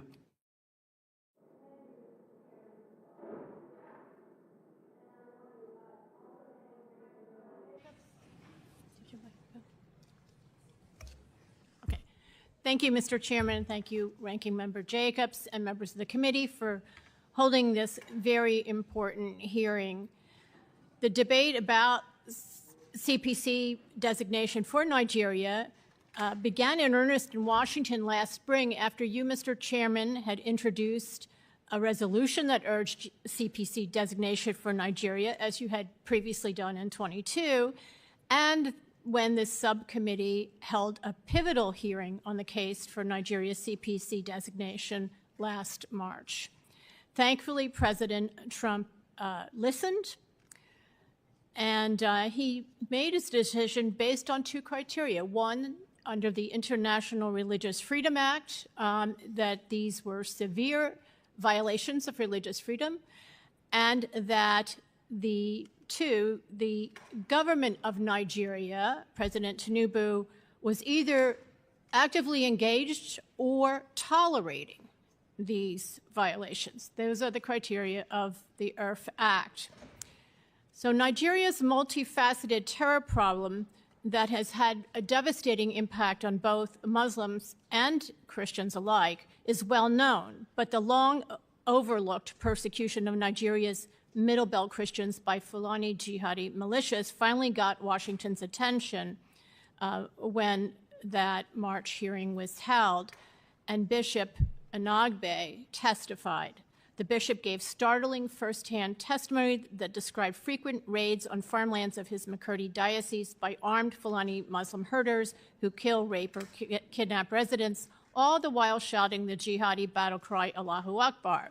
Bishop Anagbe, who testified today as well, and I'm honored to be part of this hearing with him, related that 20 parishes in his diocese have been shut down because of these attacks. Moreover, he said, Nigeria's government was doing nothing to stop this. I agreed in my testimony then that Nigeria should be designated a CPC precisely because the relentless and systematic Fulani attacks targeting Middle Belt Christians are carried out with complete government impunity. By contrast, the government is fighting the terror groups in the north. So this is really key to understanding why CPC is warranted in this case. The bishop's frank testimony required heroic courage. He soon began receiving death threats. A few weeks later, Fulani militants attacked his home village and massacred 12 of his relatives and scores of others. The priest directing his Justice and Peace Office, who took the body counts and came to the aid of survivors in such attacks, has been forced to take temporary leave after credible threats to his life. Mr. Chairman and White House, Mr. Chairman, you and White House officials who had met with Bishop Anagbi were appalled when you heard of this. The attack was part of the brutal pattern seen in hard-hit Benue and various other Middle Belt states, but it also raised the concern that this attack was in reprisal for his testimony to Congress, one organized not simply by nomadic herders, but by those in Nigeria who are close observers of Washington. 2 weeks after that incident, Yelawada, which is, by the way, only 5 miles from the state capital of Makurdi, that's Benue State, was hit by a large Fulani raid. Others have spoken about that. Over 270 Christians were murdered, and the victims included some who had been displaced from their hometowns by prior Fulani raids and had sought refuge in Yelawada because there's a military garrison there. The Nigerian troops there did not put up a fight against the dozens of, and it was only dozens, of Fulani attackers who swarmed in on motorcycles and some on foot, wielding assault rifles and machetes as their weapons. This has been going on for years, again with government impunity. Similar attacks are taking place elsewhere in the Middle Belt. To give one recent example, Catholic priest Father George Dogo told the outlet Truth Nigeria, which is directed by former State Department official Douglas Burton, that 10 days ago in Taraba, Fulani militants stormed through a local government area, indiscriminately killing 20 people and burning and damaging homes and churches. A survivor, Christiana Joseph, a 33-year-old farmer from Amadu village, told Truth Nigeria that as she was preparing to go to early morning mass, a Fulani militia arrived on motorcycles and shot into her house. She is quoted stating, "They fired for about 5 minutes, shouting Allahu Akbar. When the gunfire stopped, I went inside and found my husband of 14 years, John Joseph, already dead." Survivor Samson Haruna also stated that attackers on motorcycles with AK assault rifles strafed houses in his neighboring village. He said, "My neighbors, David Bawa and Titus Gregory, lost 5 family members between them. My house was riddled with bullets." According to the Truth Nigeria report on this Taraba attack, quote, "The Fulani militants that attacked were led by warlord Alhaji Tukur, according to community leader Usa. Wakori Diocese Bishop Mark Nzukwan called the crisis overwhelming and said that 335 Catholic churches have been destroyed and more than 300,000 Catholics there have been displaced beginning in 2015. That's just in his diocese. According to the head of a local security consultancy, Fulani militants plan and stage their attacks from an abandoned resort, now overgrown with vegetation, called Danjuma Farm, that the Fulani use as a cover for cattle grazing, he said. That's the head of this security agency. But that's just a smokescreen. And he commented that if the government wants to stop the attacks, they must clear out the terrorists from Danjuma farms. In a Daily Post Nigeria article, Reverend John Lakel, the director of social communications for the Wakuri Diocese, that's the same diocese that I've been talking about, described the situation as devastating, revealing that many rural parishes have been abandoned following sustained assaults that have claimed multiple lives and destroyed entire villages. Bishop Nzukwan told the respected ACI Africa outlet last year that, quote, "If peace is restored, the region's rich agricultural landscape could provide a prosperous future for its residents. Instead, he said, there is food scarcity because of these constant attacks. And there are countless reports like this across the Middle Belt. I mention this one because it shows that Abuja has failed to act even when the Fulani aggressors are identified and their base from which they launch repeated attacks are known. This represents not only a horrifying pattern of severe persecution by Fulanis targeting largely Christian areas, but also a shocking pattern of government tolerance of this persecution. I want to give one last example from Plateau State that occurred a month ago. The Reverend Ezekiel Dechomo of Plateau, who is the regional chairman of the Church of Christ in Nations, told journalist and Jos on October 24 that Islamic extremists have threatened to murder him from calling on the Nigerian and U.S. governments to help protect Christians against genocide. He told the Christian outlet Morning Star News, quote, "My life is in grave danger. Even as I speak, I am on the lookout for attacks. I no longer sleep with my eyes closed. I have been attacked before but escaped." The threats came after he appeared in a video on October 15, standing in a mass grave containing the remains of a dozen slain church members, reportedly killed by Fulani herders. And Mr. Chairman, there have been hundreds of priests and pastors killed in the last 15 years, targeted. Not as the State Department reports that they were walking alone or unguarded on a road at night, but they've been attacked and killed in their rectories, homes, and inside their churches. As the Nigeria government issues denials and watches passively with no Fulanis prosecuted and no Nigerian forces prepared to defend the vulnerable, the Christian death toll from Fulani militia attacks alone, leaving aside the terror attacks from Boko Haram and ISWAP and the others, is in the thousands, and Christian survivors in displacement camps number in the millions. The respected research group Open Doors cites Nigeria as now the world's most dangerous country for Christians because of their religion.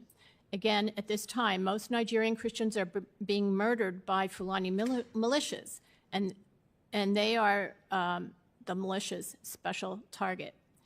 Aid to the Church in Need reported last month, quote, and this is a Pontifical Foundation that says this, Nigerian Christians in the Middle Belt are bearing the brunt of violent attacks from those identified as Fulani militants.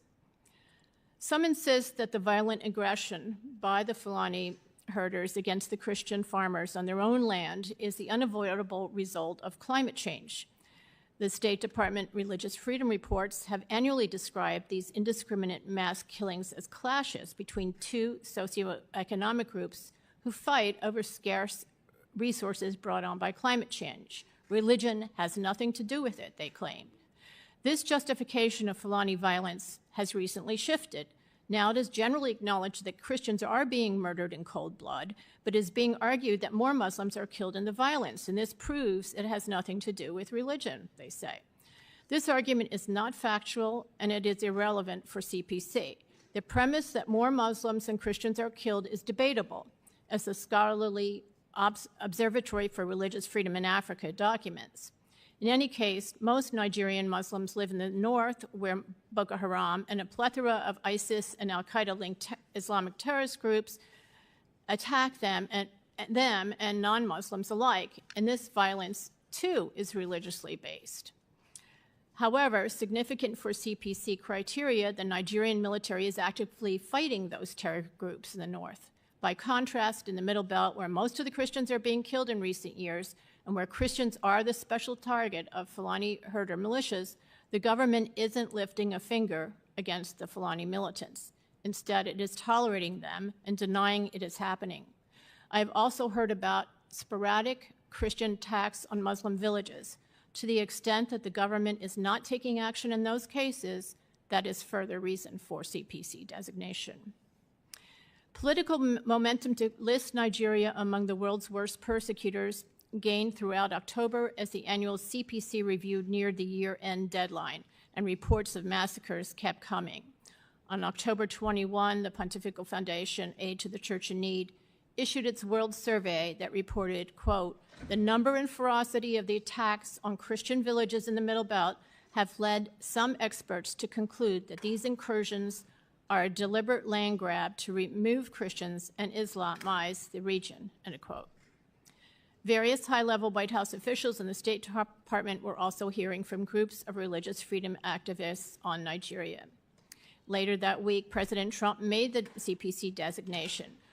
For the first time, the issue of Fulani militias targeting Christians for mass murder received official U.S. acknowledgement when Secretary Rubio addressed this. This, in turn, got the attention of Nigeria's President Tinubu, who said he is willing to work with the U.S. Until now, he has not shown the political will to stop this Fulani violence. CPC, as you know, is a two-step process. The next step in this process requires the President to adopt a policy response. And we heard today from the State Department about what is being considered. And there are several actions that I also endorse. One is to, it's been raised before by Representative Moore, and it's my first recommendation, disarm Fulani herders. These militias are loosely organized. They don't have explosives or drones, don't use tunnels, suicide vests, or propaganda films. They are an unsophisticated, but nevertheless lethal force because they come armed with AK-47s and 49s, while their targets have only homemade pipe bombs to defend, pipe guns to defend themselves with. Assault rifles, such as those used by the Fulanis, are heavily regulated by Nigeria's Firearms Act and illegal for the targeted Christian farming villages. The act specifically only allows homemade what are called Dane guns, cap guns, and another muzzle-loading guns. The act thus outlaws the firearms that would match the assault rifle firepower of Fulani militias and leaves the peaceful Christian communities essentially defenseless. President Tinubu should order the removal of Fulani heavy weapons, raiding their encampments at Dan Juma Farm in Taraba and other places in the process. He should direct the powerful cattle breeders associations, such as the Mayeti Allah Cattle Breeders Association, to cooperate in doing this. Two, fortifying targeted areas. So U.S. foreign aid in Nigeria in recent years has amounted to about $1 billion annually. Areas targeted by these Fulani militias should receive some of this aid to securely return home and reclaim their properties, rebuild, and defend themselves. For example, this aid could go toward intelligence sharing, the training and equipping of local private security guards, as well as other measures. Again, the Fulani militias are not the formidable foes seen in ISIS and al-Qaeda, and their attacks could be prevented relatively easily, prevented and defended against by these basic measures. Humanitarian aid is important, and this should be for the victims of Fulani herder militia attacks, and this should be distributed through trusted local providers, including through the churches on the ground that are currently one of the main aid providers to the survivors of these attacks. And it's just, again, tragic and ironic that productive farmers now need food aid since they have been driven from their Middle Belt farms.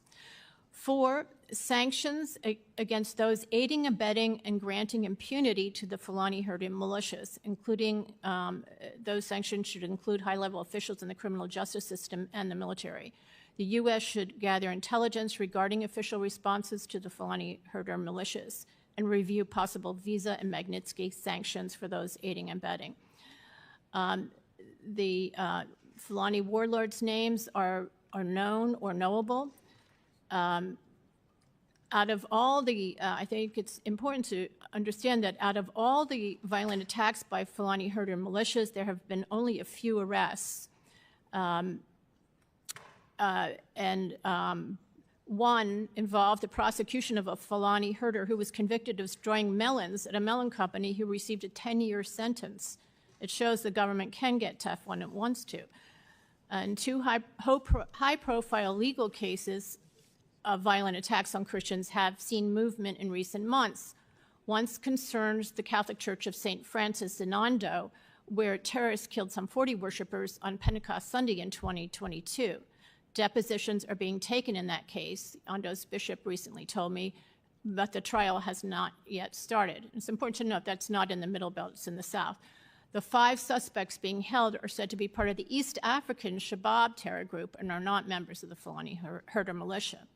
The other case involves the Yelawada massacre itself, where charges are filed, have been filed against 5 Fulani herders in September, in an extremely rare example of prosecution that I believe is attributable to the pressure raised by the CPC debate in Washington.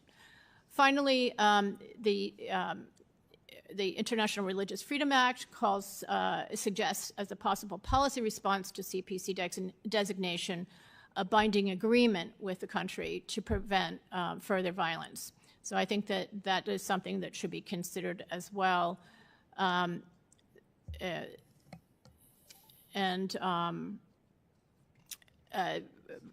Unfortunately, President Tinubu hasn't shown the political will so far to direct the police and military action within his power. And he argues that because the police force is centralized under the Constitution, he is overwhelmed. He says that a constitutional amendment is required to give back policing power to the governors of the states, and that could take years. However, right now there exist legal ways he can shore up defenses within the targeted Christian areas.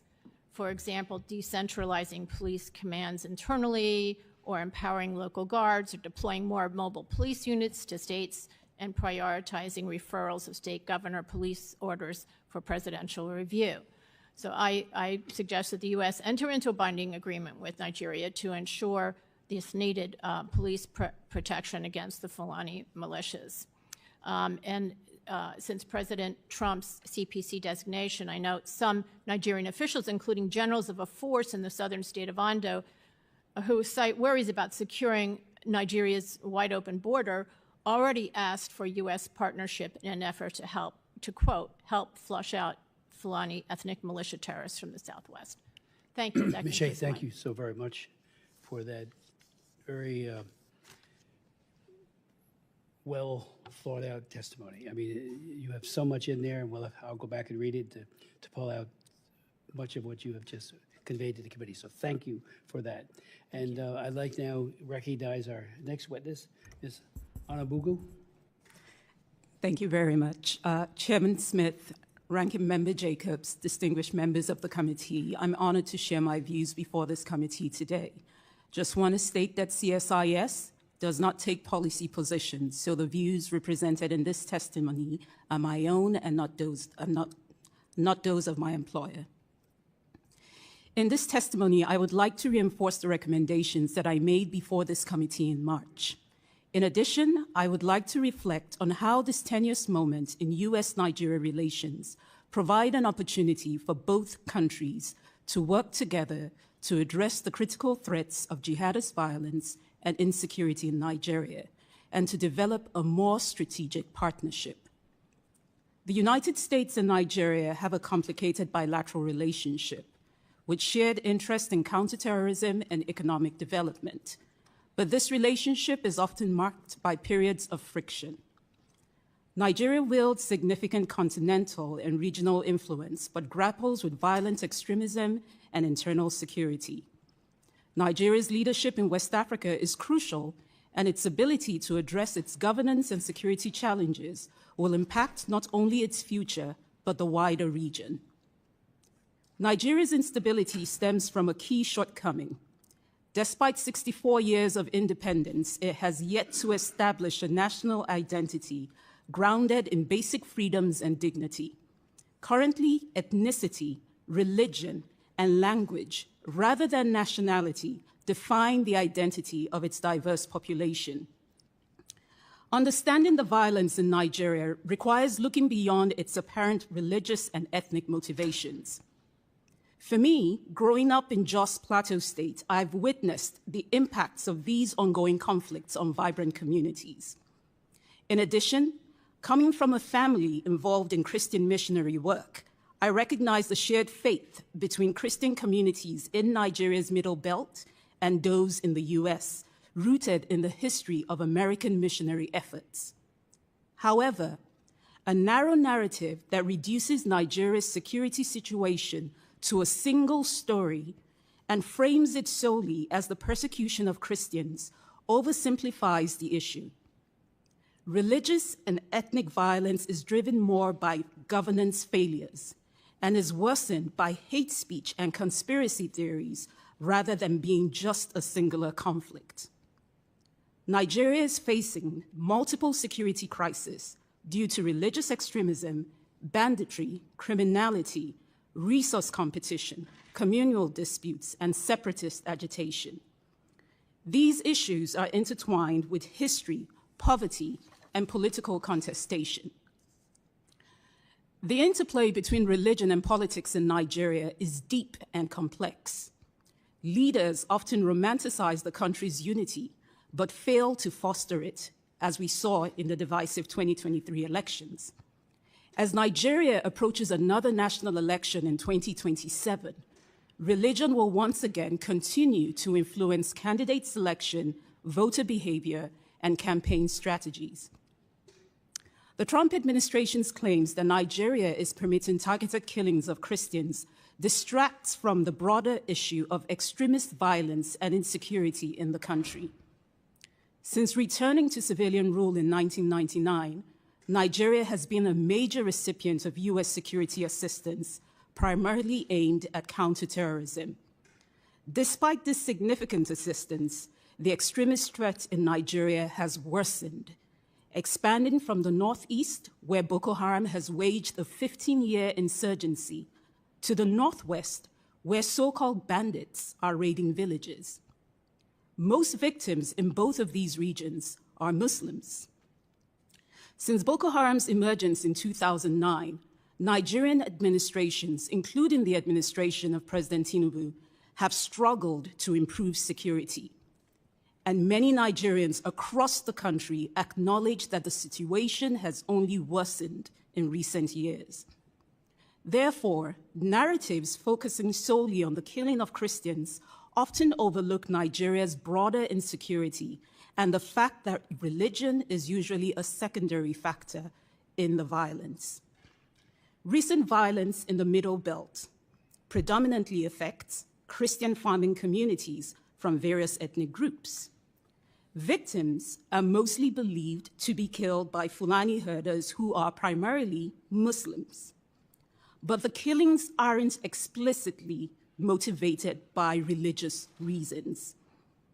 While some community members actually describe the violence in their communities as genocidal, they often emphasize that the underlying causes are ethnic and material, such as land grabs, rather than on religious differences alone.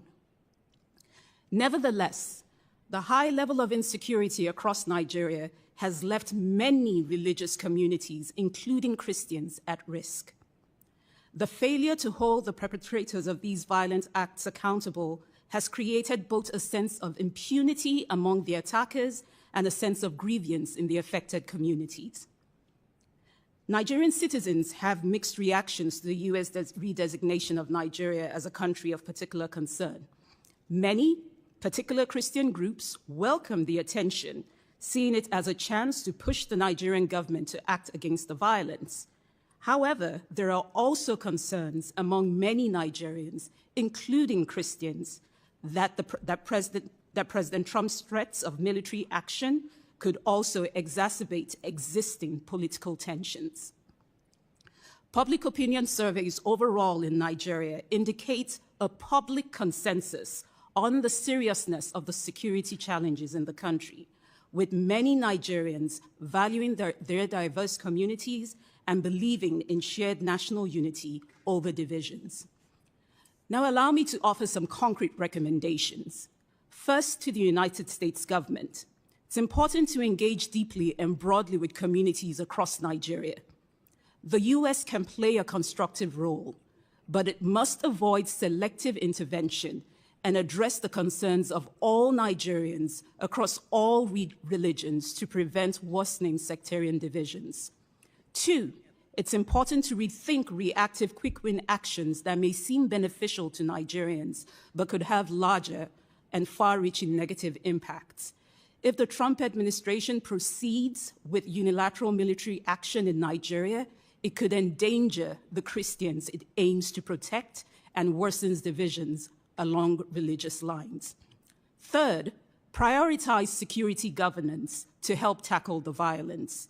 The U.S. should reassess its security cooperation with Nigeria, focusing on building a program that prioritizes security governance and ties military support to tangible reforms.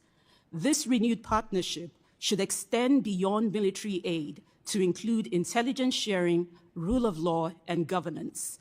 4, support local actors that are advancing inclusive peace and conflict resolution.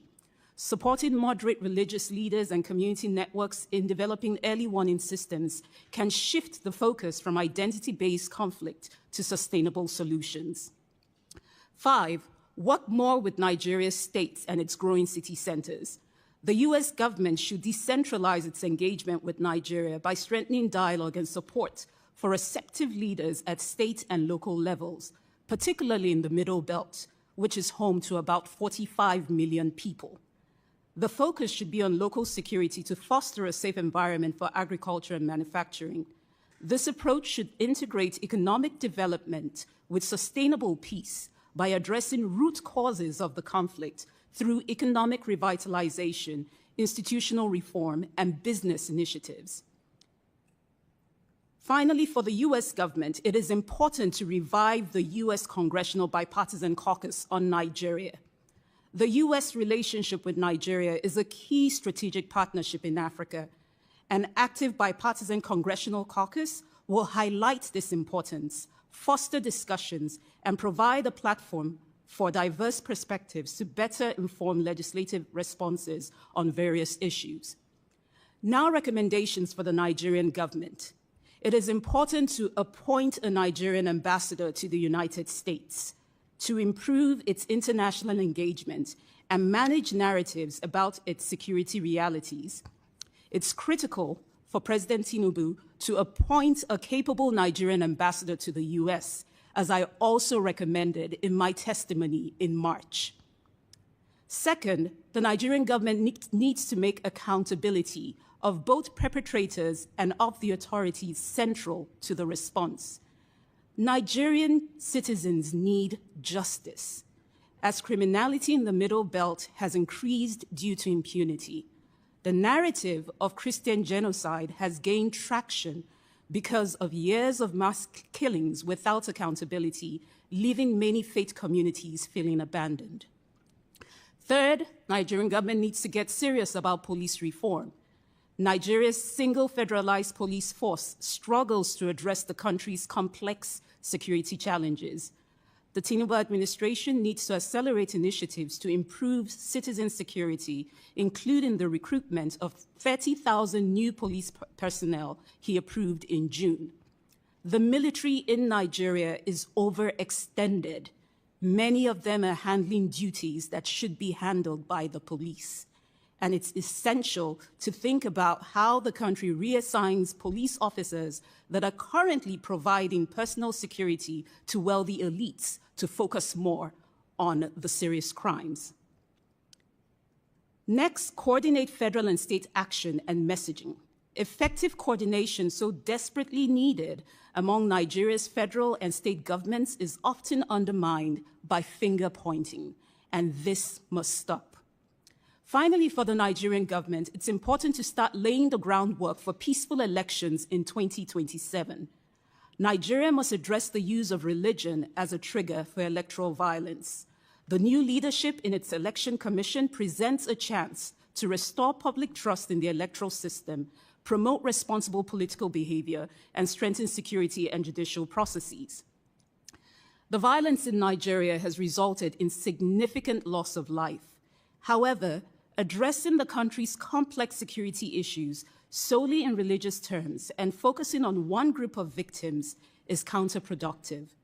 A fresh approach is needed both for Nigeria and the United States. Nigeria must tackle its institutional weaknesses in security, justice, and conflict prevention to effectively end the violence and hold perpetrators accountable. The U.S. should engage in open dialogue and cooperation, fostering a better understanding of Nigeria's complexities. Both countries can leverage current diplomatic tensions to strengthen their bilateral relationship and collaboratively address the wider threats of jihadist violence in Nigeria and the surrounding West Africa and Sahel region, as both nations have vital interests at stake. Thank you again for inviting me to testify, and I welcome your questions. Thank you so very much for your testimony. We do have a video I'd like to show. This is of Mrs. Akpen, a survivor of the Yelwada massacre. She lost 5 of her children. The baby in her hands is her one remaining child, but she and so many others who were slaughtered that day, her family. We hear from them, we hear from her, the priest in the picture, that the horror is, the PTSD from that is just unthinkable. And so I just want to, it's a very short but very powerful video.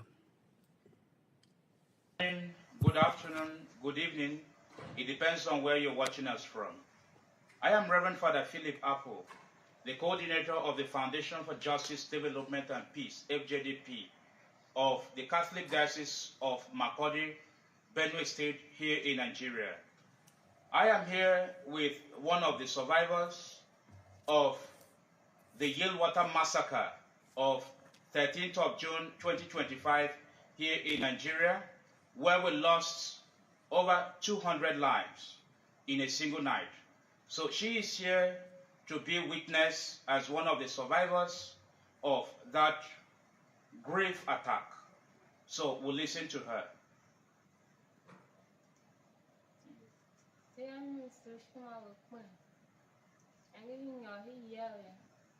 That her name is Msoshima Akpen.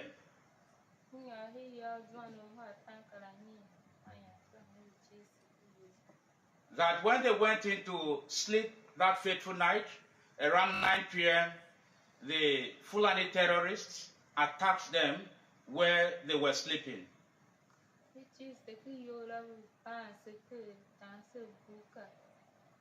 That they were locked inside the camp, Al-Yelwada, and they were butchering them with cutlasses and shooting guns as well.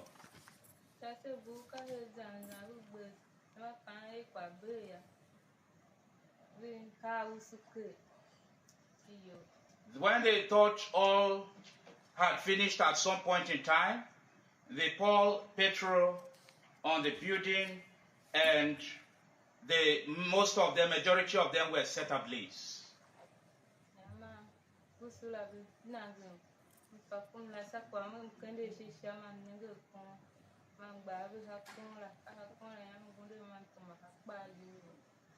That in the course of this action, she saw a tree up when she lifted up her eyes, and she raised her hands, head on the tree, climbed up where she was able to hit herself.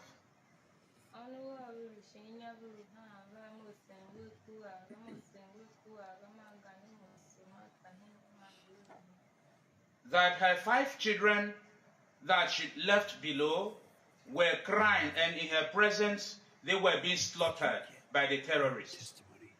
Okay.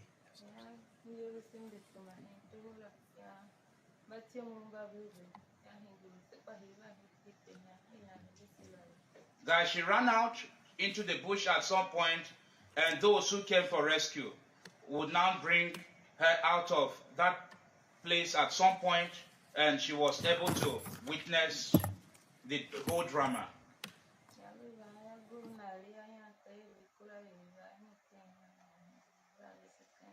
And when the people came, they were now relocated to a new camp. So thank you very much. This is the much we can receive from Msoshima Akpen. God bless you. Thank you very much. And we now go to questions. Let me just ask, on one of my trips to Nigeria, I did visit the Fusion Center, which there was a great deal of cooperation beginning. And I mentioned that our ambassador, Mike Waltz, to the United Nations was actually deployed there as a Green Beret and a part of a special forces training component. there was a great hesitancy on the part of our government to engage that to the degree that would really make a difference. And I'll tell you what they told me. They said that they were worried about the applying the Leahy law so that we do not fund or train human rights violators. So believing that, I actually asked, I had a hearing, and Ed Royce did a hearing on the full committee, and we asked the Undersecretary of State under the Obama administration how many Nigerians could be trained. And she said, matter of factly, half. We don't need half, but a large number, half would be, that could be trained in counterinsurgency. They wanted night vision goggles. They wanted intel to track down Boko Haram and these other then emerging groups, ISIS West Africa, for example, and it never really materialized the way it could have.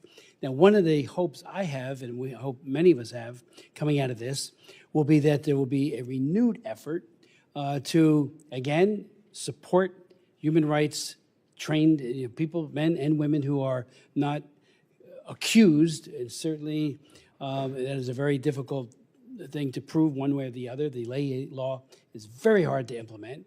And I sat through an actual session with a Foreign Service officer in Abuja as he went through names, and just to get a sense of how robust the effort is. Very, very hard to do. But again, so many can be trained. And I think what we are hoping will come out of this, in addition to a whole lot of other things, is a very highly trained counterinsurgency force that will take it to Boko Haram, the Fulani terrorists, and others. I note that just today, there's a report that just came out that the president is not going to a G20 meeting, and he's deploying additional people to a place where there were killings in Kawara.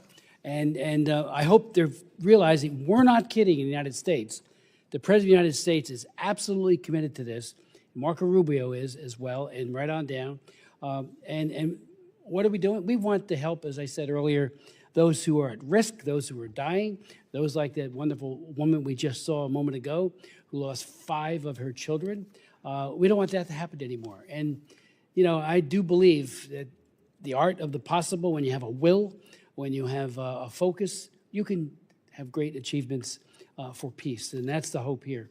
So last night, and I know that my colleagues also had meetings with this high-level delegation, and ours went for almost 2 hours.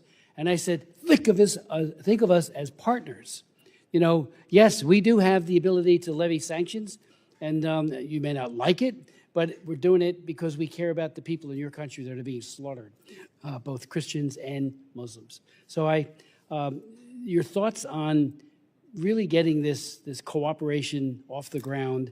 When I was there, I talked to a lot of people, and I followed up once I got here, and they had all these recommendations. Only a few, if any, were ever carried forward with, and that's unfortunate. Some were, but I think a top-to-bottom review of what can be done, what does it take, and then meanwhile, on the humanitarian side, and we asked this last night, and Mr. Huizenga asked this as well of our 2 witnesses from the administration.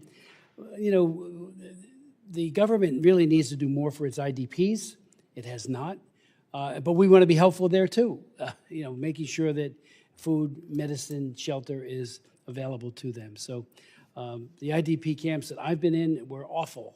One was an old hotel that was just, makeshift turned into an IDP, and that was probably one of the better ones. So your thoughts on that, on really helping Nigeria to help themselves? Well, I think that that is important. That's the way to tackle this problem once and for all. I think that President Trump has instilled at least some political will on behalf of the government to, within the government of Nigeria, to take some action. And it's absolutely essential to do this, both because religious freedom is a pillar of U.S. foreign policy. It's in compliance with the International Religious Freedom Act, which requires the president to review every foreign country to decide whether or not to designate it as a CPC, and that annually, and the year is ending, so it was appropriate that President Trump do that again. It's going to help alleviate just unfathomable human suffering, as we've seen in that mother's eyes today, to halt Nigeria's descent into failed state status and avert possible civil war, and to not to deepen the spread of terror across West Africa. It's absolutely essential that Nigeria's government start engaging in the security of its own people. And again, there has been some willingness, political will, to fight the terror groups in the north, but there hasn't been any prosecution, so far successful prosecution, of any one from the Fulani militias at all. So I think that's... Just say that again for emphasis. There has not been, with the Fulani militias, efforts to...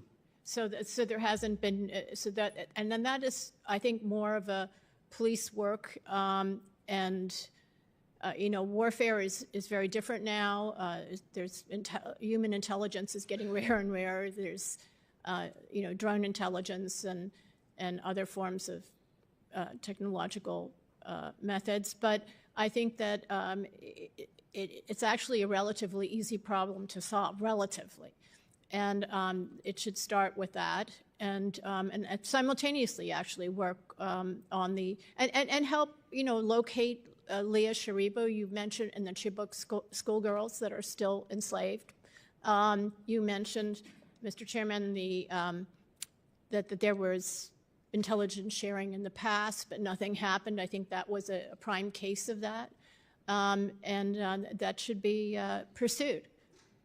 And can be pursued again fairly easily with modern technology, and it should happen across the country, including in the north. There should be cooperation and work on the terror groups, and sealing the border, and sharing our experience with that. President Trump's been very good with that.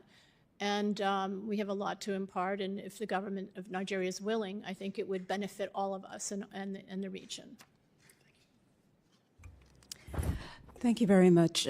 I think, consecutive U.S. administrations have defined or described the relationship with Nigeria as one of its most important on the continent. And even though that relationship has been complicated with, periods of friction, I think this moment that we find ourselves in seems as if all things have aligned. And there is an opportunity now for both the U.S. and Nigeria to come to the table to reset that relationship, especially given the fact that citizens across the board in Nigeria, every data point you look at, there's overwhelming acknowledgement that the levels of insecurity in the country are unacceptable.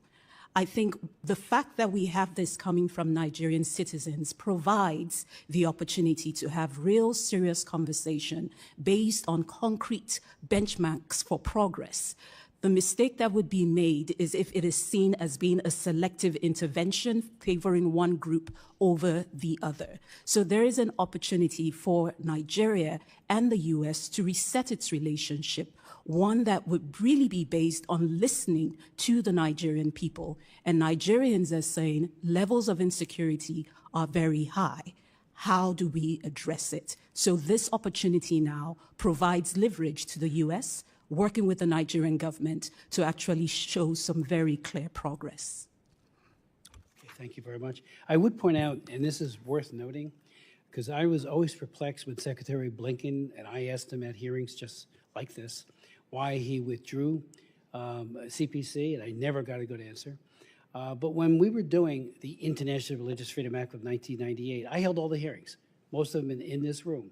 And John Shattuck, who was the Assistant Secretary for Democracy, Human Rights, and Labor, testified against it for the Clinton administration. On the record, I have all the records, you could go look at it. He said it would create a hierarchy of human rights, which is nonsense. And I even, in my response to him at one of the hearings, was to say, okay, I was all for combating apartheid, which was not a very popular thing within my party in the very beginning of the Reagan administration, and I was all for it. Did that take away any other human rights work we were doing? It was not in lieu of, it was in addition to what we were doing in any other area of human rights work. And I said the same thing about religious freedom. It is a pillar of our Constitution. It's a pillar of our, it's really a universally recognized human right. But they said it would said. 1 year later, I had a hearing on did it do that? And I had the Ambassador at Large for Religious Freedom testify, because they were all saying, Shattuck especially, it would make everything worse on religious freedom. And the word back was, even after 1 year, it was seriously advancing religious freedom. Ditto on trafficking. I was told by Harold Coe, the Assistant Secretary for Democracy, Human Rights, and Labor, right from where we're sitting right now, that most of what was in my Trafficking Victims Protection Act of 2000 would be counterproductive. We don't need a tip office. We don't need all of the dozens of new programs that were unleashed by that law. And there was a bipartisan law. Sam Gagenson, who sat right here with me. It was my bill, but he was our principal co-sponsor, and we really worked together to get it passed. And he was from Connecticut. And again, as we went over year and after that, it was like, yeah, it really did help. But it was stopped in its tracks had we listened to that argument. Blinken was a part of that on the religious freedom back then, and I always felt, I could be wrong, that there was a sense that the Religious Freedom Act was not something he was terribly enamored of, so it was very easy to get rid of the CPC status for him, because he did not give a good answer when asked directly by me, and I wasn't the only one, where you sit, Nina, why? What's the why of it? And at one point he told the appropriators that there's none of this has anything to do with religious freedom, you know, in terms of the violence. Really, it just doesn't pass the straight face test. So that's, in my humble opinion, one of the reasons why we had such, again, and I remind everybody, it was Clinton who signed the International Religious Freedom Act. And we didn't know if he was going to do it. At the very end, we did have veto-proof majorities to overcome a veto. But that said, he did sign it. I'm forever grateful for that. Ms. Jacobs. Thank you, Mr. Chairman. Ms. Onumbogu, thank you for testifying again before the committee today. As you know, President Trump, in his November 1st Truth Social post on Nigeria, threatened to deploy the U.S. military guns a-blazing into Nigeria to completely wipe out the Islamic terrorists there, stating that if we attack, it will be fast, vicious, and sweet. All of those are quotes. Do you believe unilateral U.S. military strikes in Nigeria would make the situation more or less safe for Nigerian citizens? I believe it will make it less safe. Can you elaborate on why? Because all the data points show us that Nigerians value diverse societies. But even as they value diverse societies, there are also experiences where overwhelmingly there are low levels of trust. Already, just from the threats that have been made, we're already seeing, especially if you go on social media, people basically forming camps and basically coming up with different conspiracy theories about what is feeding the threats that have been made by the president. So I think it's important to understand the complexities of Nigeria and understand how fragile things are in the environment, and that for years you've actually had members of the political class that have actually manipulated that public mistrust to gain power. So at this point, you hear people forming different camps and making different statements and building different conspiracy theories. I think overwhelmingly Nigerians value unity, and the conversations that are happening now are not good for Nigeria's social cohesion. Thank you. And I do want to dig a little bit more into that because it's not just the actual military strikes that would cause problems, but we've actually already seen that even just these threats and rhetoric have had immediate consequences. I've personally heard anecdotes of this happening already in Nigeria. You mentioned it in your opening statement that this was a risk. Could you expand on this and explain how inflammatory rhetoric can make tensions within communities even worse and actually lead to the very violence and targeting that this administration says it's trying to counter? So as I mentioned, because of the low levels of trust that we see in communities, all we have to do is date back to several conflicts that have occurred over time in different parts of Nigeria. And we've seen how some of them have been driven by conspiracy theories or hearsays. And in many ways, rhetoric like this could actually be detrimental because it moves us farther away from finding a real solution to the problem. All we have to do is just look at over the last few weeks since the threats were made and to just listen to all the different conversations and discussions happening. None of them have actually come out with real solutions from the side of the Nigerian government or from civil society or the international community. Everyone is all focused on what has been said. So it moves us farther from finding solutions, and especially in environments like those in the middle belt where we've seen protracted conflicts. Time and time again, as you engage in these communities, you realize that while people live together, there are very low levels of trust. And it's extremely important that we keep that in mind because very little things can inflame tensions that already exist in the country. Thank you. You've talked a lot about this deficit of trust, lack of trust, about the sort of crisis of governance in Nigeria. How should Nigeria fix this problem, and how should the United States work with Nigeria to address it? Like, what would you advocate as the type of diplomatic actions and U.S. investments that would make sense here? I think most importantly, for this situation, Nigeria needs to take the lead and literally summon the utmost political will in this regard. As I mentioned in my testimony, a lot of these narratives have continued because people, Nigerians are not getting the justice that they deserve. And unfortunately, it's breeding an environment where there's a sense of impunity, where those who carry out attacks, regardless of what religion they come from, they feel they can continue those attacks. And then the communities, there's a sense of grievance where at the end of the day, if they feel that the government isn't coming to their aid, they come up with their own narratives. So at the end of the day, there needs to be an acknowledgement on the part of the Nigerian government. Nigeria needs to take the lead. Nigerian leaders need to summon the political will and work with their allies and partners, such as the United States, to be able to address this violence. You know, at the end of the day, we may put out numbers there and talk about the numbers of victims, but it's important for us to put a face to these numbers. The violence has gone on for so long in Nigeria. So Nigeria needs to take the lead, work in partnership with allies such as the US, and there is a moment here, there is an opportunity here for folks to come to the table to really find a sustainable solution to this problem. Thank you. I yield back. Mr. Moore.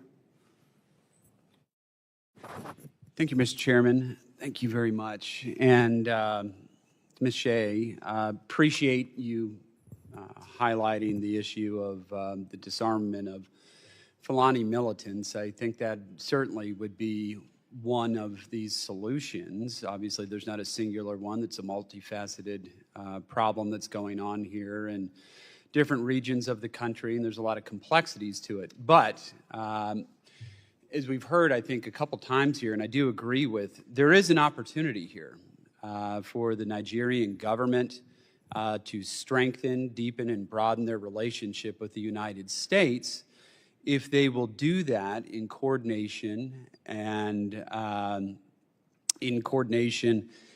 cooperation with the United States government. When I met with the delegation, as Mr. Smith met with them as well, that was one of the messages that I gave to them, is that there is an opportunity here, but you're going to have to take that opportunity. And I am very hopeful that they will do that, because myself and Chairman Smith and President Trump, we've had enough of this. This cannot continue to go on in the manner that it has, and it now has the president's attention. And I do agree that, you get all this kind of information flying around out here that many times is not helpful. I recently saw the foreign minister was in some interview, I think it was Piers Morgan, and it was the same thing when they came here and some of us spoke to them, just disputing these numbers, right? I think the foreign minister said in the last 5 years, there's only 177 Christians have been killed. I don't think there's anybody that believes that, right? And I don't think that it's necessarily constructive on their part to try to downplay what's happening here. But Michelle, I'd ask you, how do you think about the differences, though, in between some of these statistics that have been reported, obviously, of non-governmental organizations that it seems to me have robust on-the-ground informational networks and those offered by the Nigerian government? How do we have such a huge disparity in the numbers in between what we're saying or what some of these groups on the ground are saying, and then the foreign minister saying there's 177 Christians killed in the entire country of Nigeria over the last 5 years, that which is just hard to believe. It seems that number was achieved likely in just the last couple months, but please. Yes, you're right. It's a huge disparity, and assuming it's not just propaganda, one of the reasons why there is a range of numbers for any particular event is that precisely because the government doesn't do any police work. So there's no one that comes in to prevent it or to, during its occurrence, to stop it, or in the immediate aftermath. So the witnesses have fled for their lives. There's chaos. There's destruction everywhere. The evidence has been tampered with or been deteriorated by the time people come along. It's very hard for the local pastors and priests who are the ones there taking the body counts, helping the survivors. It's very difficult for them to do that job and at the same time do documentation. They do it as best as they can, but the numbers are far larger than that foreign minister is saying. I also want to say that I think that President Trump's designation of CPC has been extremely important. He has gotten the attention of the government of Nigeria. We've heard that there's a high-level delegation in Washington today discussing this with the United States. I met with him yesterday. Yeah, so I think that this has been a very beneficial exercise thus far. We'll see how it plays out. Yeah, I think you're right on that. And we've heard several people mention early warning systems, and I do agree with that. I think that those can be helpful.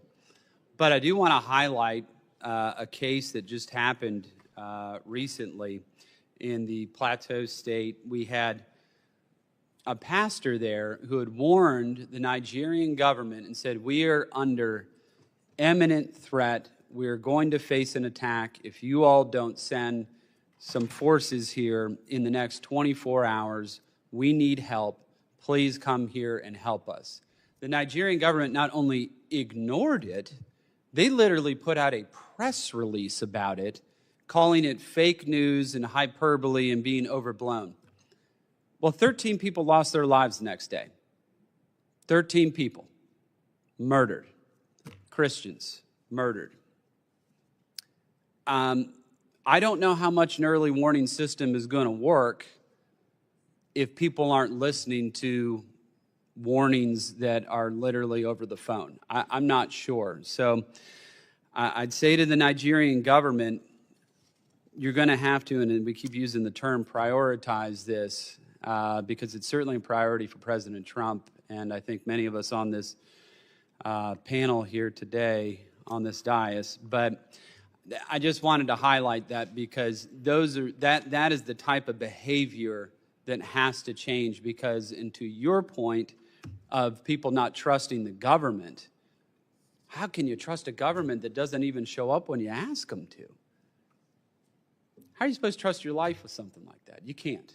Obviously, you can't. And I think that's why it's incumbent upon the Nigerian government to work with us in coordination and cooperation to address these issues. Obviously, there's going to be some type of bifurcated approach to this. The Fulani Islamic militant issue in the middle belt of the country is distinctly different from what you face with Boko Haram and ISIS in the northeast of the country, and that's probably more of a question of kinetic military options rather than some of the other things that maybe State Department could do more in the middle belt, backed up by some of those same type of at least military deterrence options in that part of the country. But I think it does need to be a kind of whole of government approach to this, but we have to have the Nigerian government as a willing partner in all of this, because the president is, as Chairman Smith just said, extremely serious about this.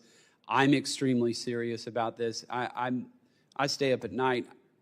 It's hard to sleep sometimes thinking about this, and I pray about it every single night, just thinking about, my own brothers and sisters in Christ in that country just getting murdered for the profession of their faith, our Lord and Savior, Jesus Christ. So it is absolutely heartbreaking. But I do want to thank the chairman again for convening this hearing, as he has over the many years and been working to advocate for the people of Nigeria. Thank you, Mr. Chairman. Yield back. Very much, Mr. Moore, and thank you for your leadership. Mr. Jackson. Thank you, Chairman. Thank you for your leadership. To Mr. Onugbu, what do you see as the primary drivers of religious freedom violations in Nigeria? And secondly, what are the political, economic, social, and historical factors that exacerbate the situation? Thank you, Congressman. I really think it's a mix of factors here that we're looking at.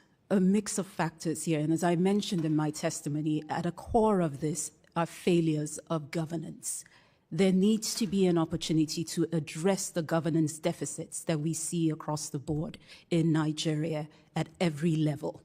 And I think sometimes when we look at this issue, it's also important because we haven't been able to take a look at it from a whole of government, from a holistic point of view. It's important for us to understand what are the areas that really encompass more institutional weaknesses, and then what are the areas that are plainly just a lack of political will.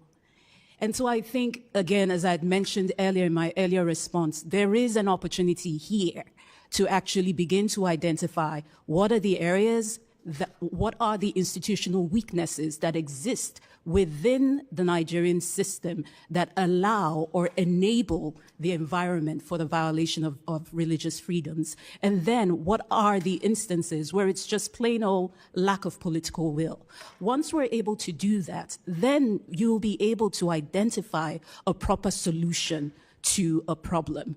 Right now, we haven't been able to identify a proper solution. And this is why these conflicts are protracted and they've continued time and time again. Well, thank you so much. It's also very peculiar. I'd like for it to be noted in the record as we look forward to the great works of the continent and Africa as it marches and rises towards 2050, where 25% of the world's population will be of African descent.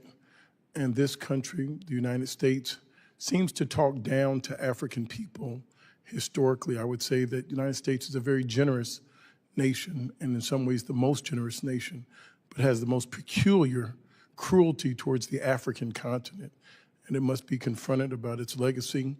The second thing is we are right now in a hostile environment with the Republic of South Africa and Nigeria, the nation's two most populous countries, if you will, or certainly two most prosperous countries that should be dealt with. I have another question for you. Based on your experience, which types of U.S. government programs or initiatives have been past or present, have been most effective in promoting religious freedom and interfaith dialogue in Nigeria? Thank you very much for that question. And for several years, I actually worked specifically in the Middle Belt on these types of community security initiatives. And we've seen local level peace building initiatives where communities have been able to, and most importantly, as a community led by the communities, they've been able to put in place early warning systems, and beyond those early warning systems, moving a step further to ensure early response. Because, as has already been pointed out, it's of no use if people are able to raise an alarm and no response comes through. So over the years, we've seen some successful low-level peace-building programs across the Middle Belt, community-led peace-building programs. We've also seen programs that have included religious leaders from both faiths, particularly in places like Kaduna, in Adamawa, in Benue, in Plateau State. We've seen interfaith mediation councils where Muslims and Christian leaders have been able to come together to work closely with their communities. Those types of initiatives we've seen have been very successful. Last question I would have for you.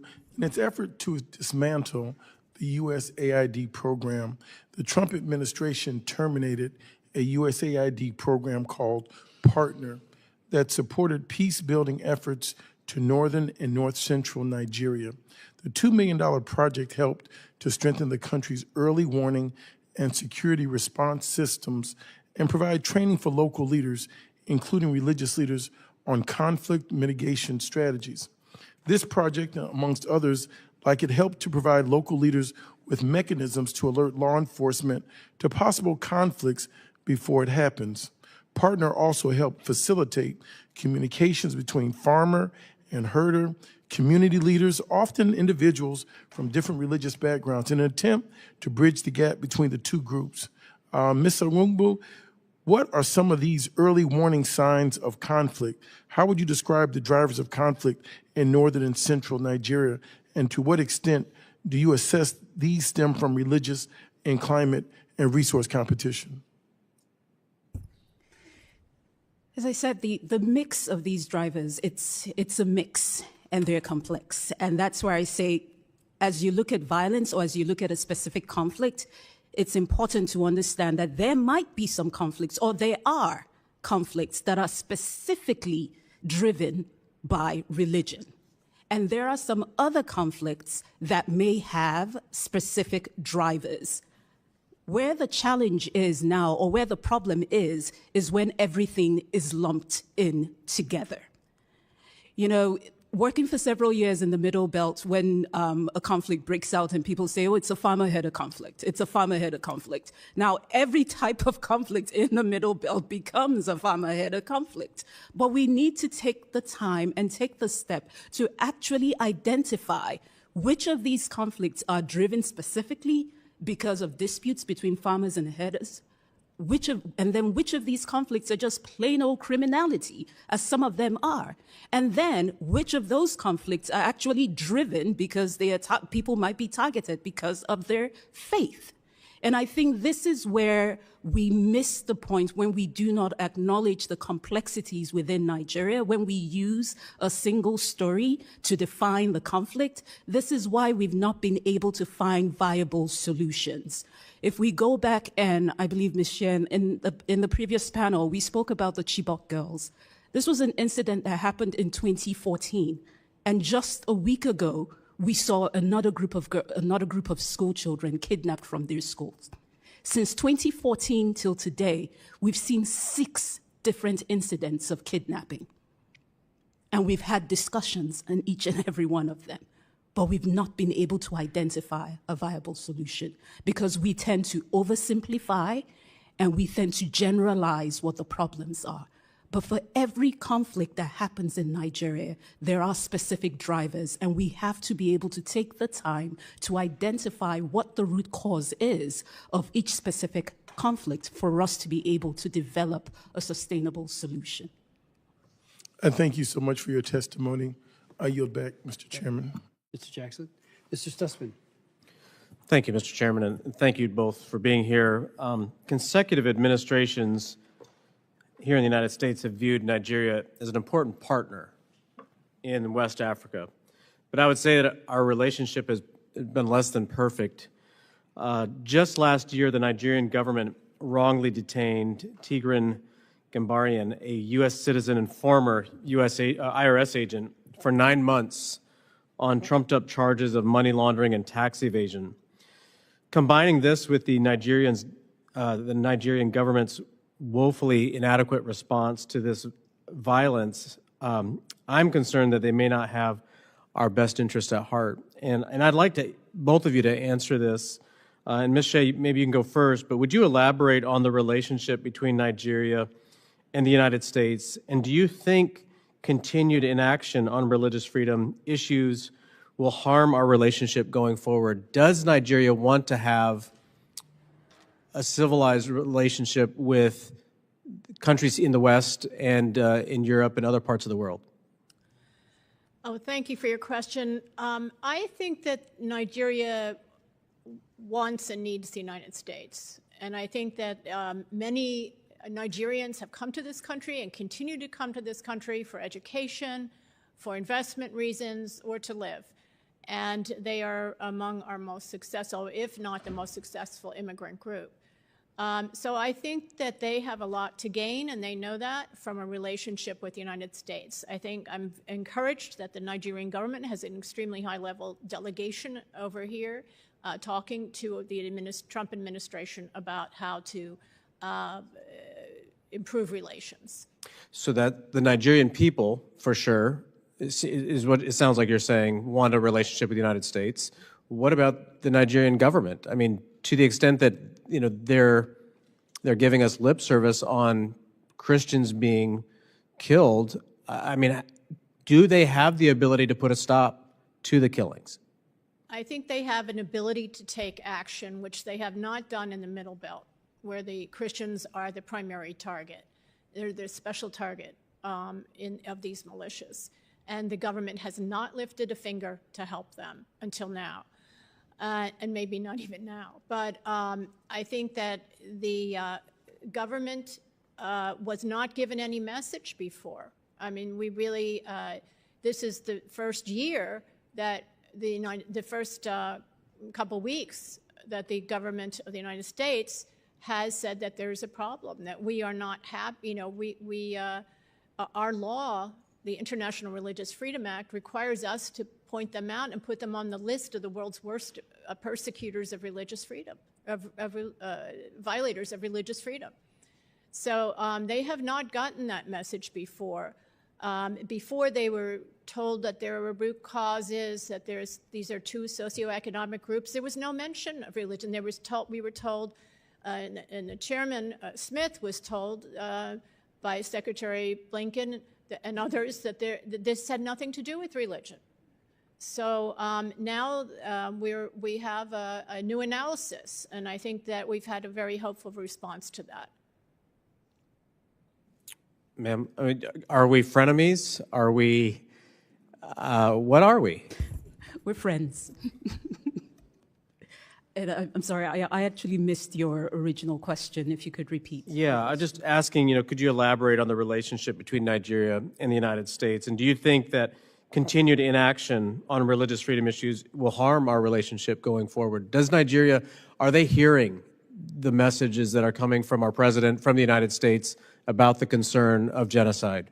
And not just, I mean, I realize there's people that are being killed that are both, Christian and non-Christian, but that this sort of violence is just cannot be tolerated. Well, if they weren't hearing it before, they're definitely hearing it now. And I think, as I've mentioned before, there is an opportunity, and an opportunity that should not be missed in the way we convey as the U.S. how we want to work with Nigeria on this issue. The framing of the engagement really matters, and I think this is where we have to be, the U.S. has to be strategic in its partnership. The partnership with Nigeria, as you rightfully mentioned, is one of our most important partnerships on the continent. As was mentioned, by 2050, the population of Nigeria will surpass the population of the United States. So this is definitely a relationship that we have to keep and build, but approach our dialogues from a place of honesty. And I think what we have going now in this relationship is that the Nigerian people, there is a wide acknowledgement by the Nigerian people that something needs to be done, and done quickly, about the levels of insecurity in the country. Do you think the Nigerian government is capable of putting a stop to the violence. And then this is where I say that with the Nigerian government actually looking at where the inefficiencies lie or where the weaknesses are within its institutional capacity.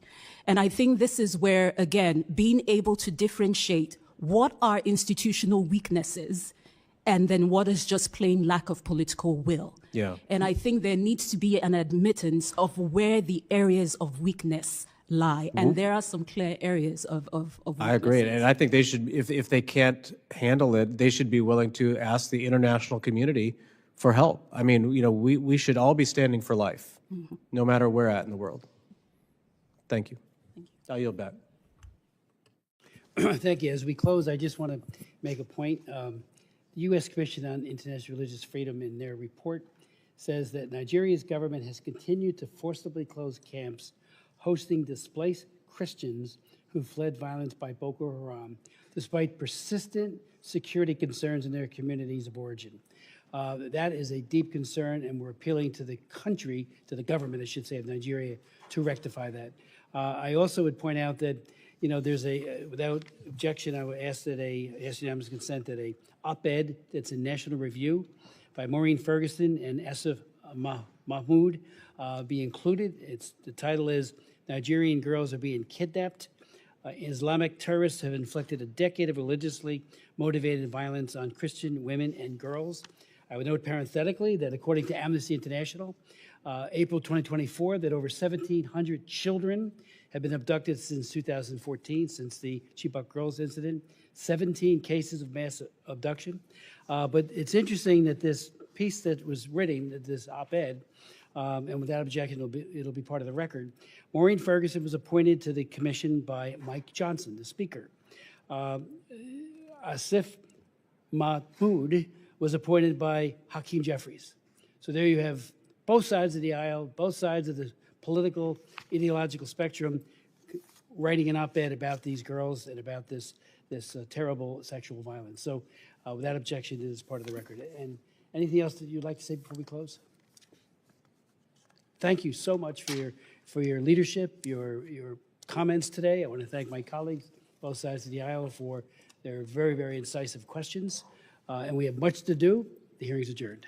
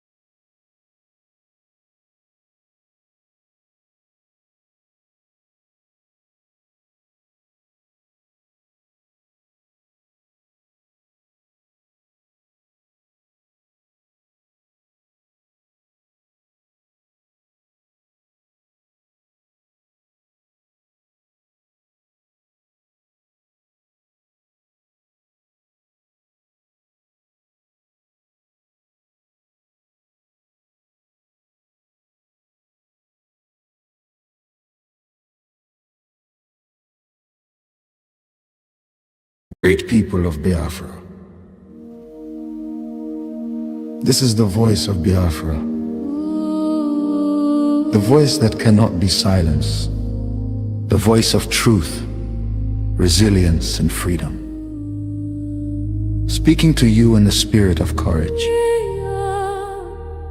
and in the language of liberation, Nigeria government has lost control over insecurity. Fellow listeners, what was once whispered in fear, what was once denied in arrogance, has now become a reality too loud to ignore. A nation staggering under the weight of its own contradictions is rapidly losing control over insecurity. From the north to the south, from the east to the west, the land trembles, not from natural disaster, but from man-made chaos. Communities abandoned, villages raided under the cover of darkness, highways turned into corridors of fear. Citizens left to fend for themselves. In a country where the government once promised protection, the question now echoes across the land. Where is the government? Where are the security forces? Where is the accountability? In recent times, markets have become targets. Travelers have become victims. Families have become statistics. And yet, those in power continue to speak in rehearsed tone. Detached from the suffering of the people, observers say, this is no longer a matter of isolated incidents. This is systemic failure. A collapse of responsibility. A nation where innocent lives are wasted daily.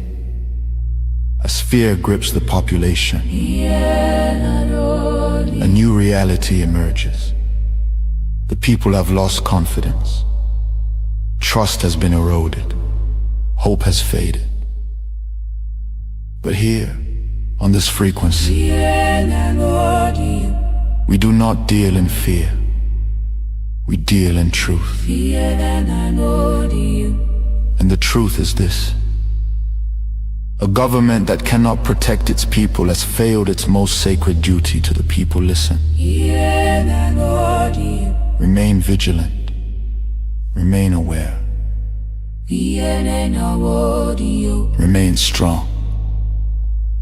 Nigeria has failed its citizens, and in awareness lies survival. This is a wake-up call.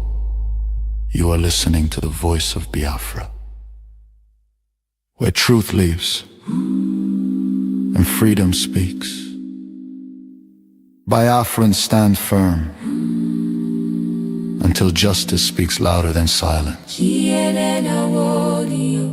And stay safe. God bless Biafra Republic. God bless Biafra Republic government in exile.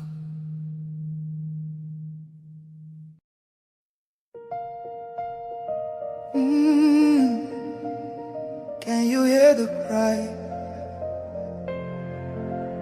from the broken land, from the wounded hearts? Nigeria, they bleed, people they cry, tears for the ground, nobody asks why. Over 7,000 souls don't fall every single day, we still there call. Churches burning, hope fading fast.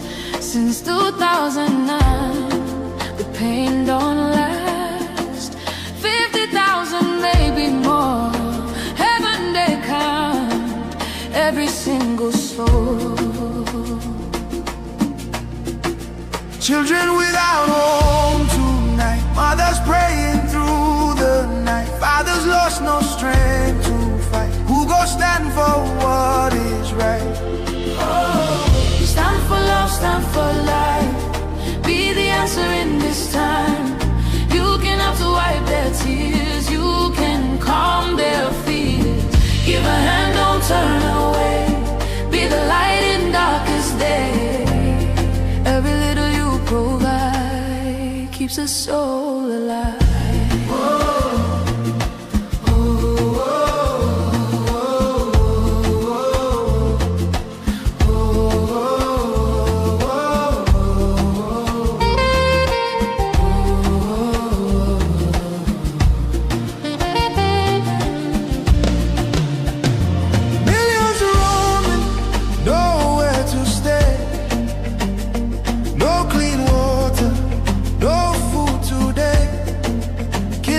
voices grinding chains, silent echoes filled with pain. 19,000 churches gone, but faith still rising, Holding on. in the ashes. Hope remains, love can heal the deepest pains. Shelter broken, dreams erased. Hungry hearts we can embrace. Let compassion take its place. Now's the time to show His grace. Stand for love, stand for life. Be the answer in this time. You can help to wipe their tears. You can calm their fears. Give a hand, don't turn away. Be the light in darkest day. Every little you provide keeps a soul alive. Food, water, shelter, hope. You can be the miracle they pray for. You can change a life today.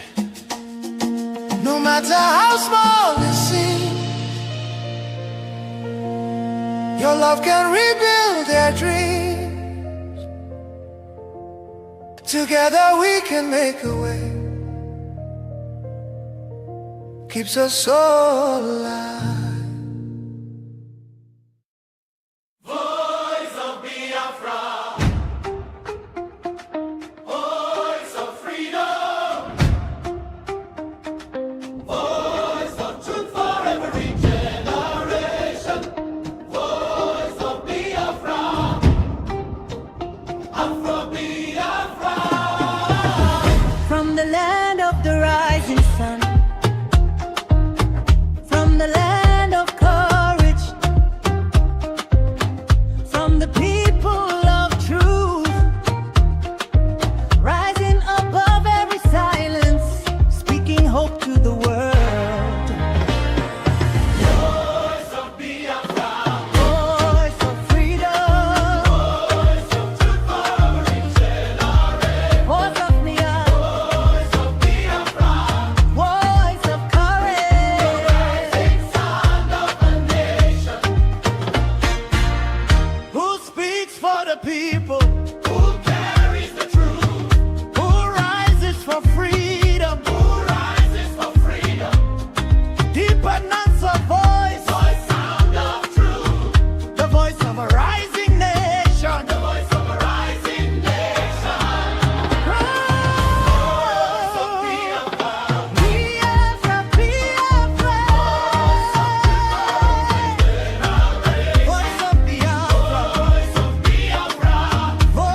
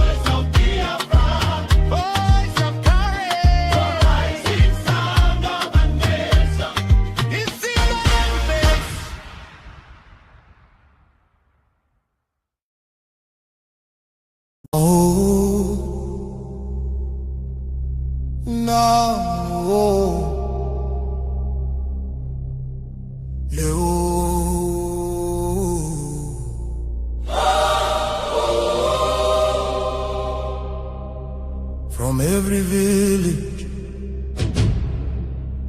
every city, from homeland to diaspora, hope is rising again.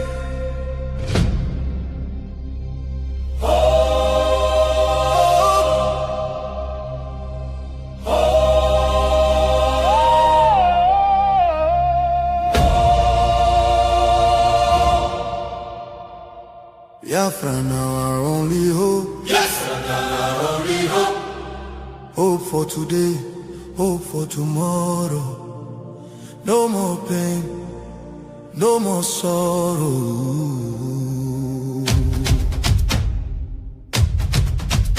Ha! We bring better news, make you head on clear. We get hope, now Biafra we dey see am. Beautiful nation, shining bright justice and fairness. Now the light. Biafra go be one beautiful nation. Every Biafran go enjoy true freedom. Fine, fine country, shining nation. Justice and fairness. Justice and fairness. Everybody equal, one love for rich and poor. Leader or citizen, no different, justice go speak with confidence. No oppression, no discrimination, rule of law for the nation. Truth and justice go reign forever. Biafra go get strong and better. Where your home? Biafra. Who be your home? Biafra. Waiting be your country. Biafra. No more suffering and smiling, no more fear, no more hiding. Respect and dignity for all. Every citizen standing tall.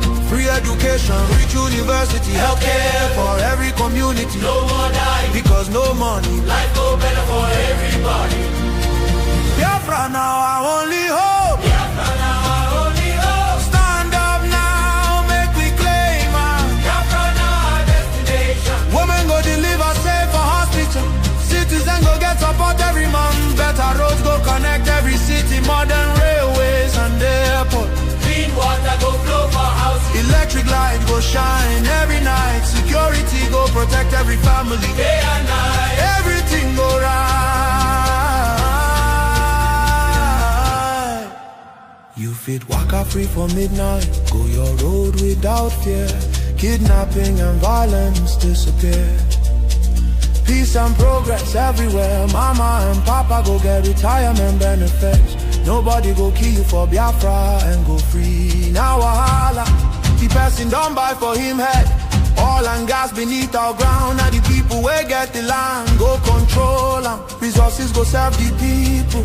Prosperity go spread for all. Anything we dey for our land. Now our citizens go manage them. Development go reach every corner. Nobody go suffer again. No vote buying, no rigging game. Election fair and play. One woman, one vote. One man, one vote. Your voice go matter every day. Biafra now our only hope. Biafra now our only hope. Hope for today, hope for tomorrow. No more pain, no more sorrow.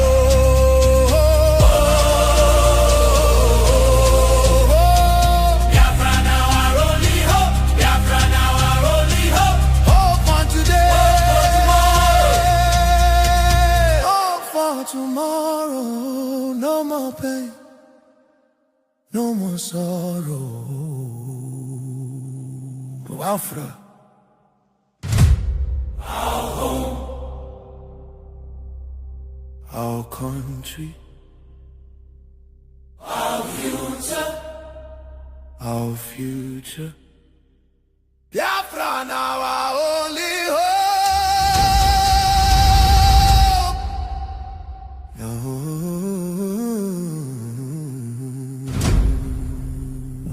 Survival. This is a wake-up call. You are listening to the voice of Biafra. Where truth lives, and freedom speaks. Biafrans stand firm until justice speaks louder than silence. And stay safe. God bless Biafra Republic. God bless Biafra Republic government in exile. Oh, no.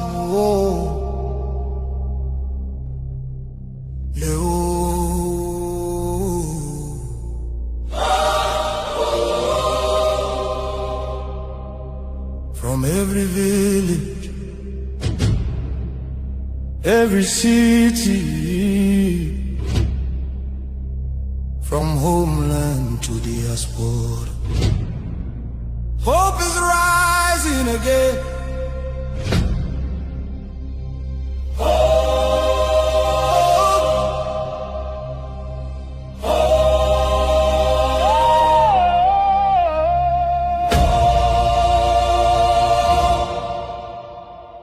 Biafra now our only hope. Biafra now our only hope. Hope for today, hope for tomorrow.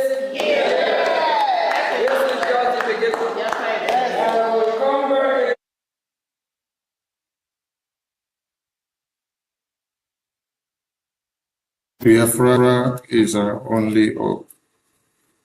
Biafra is our only hope. A very good evening to everybody joining us from all over the globe. Biafra is our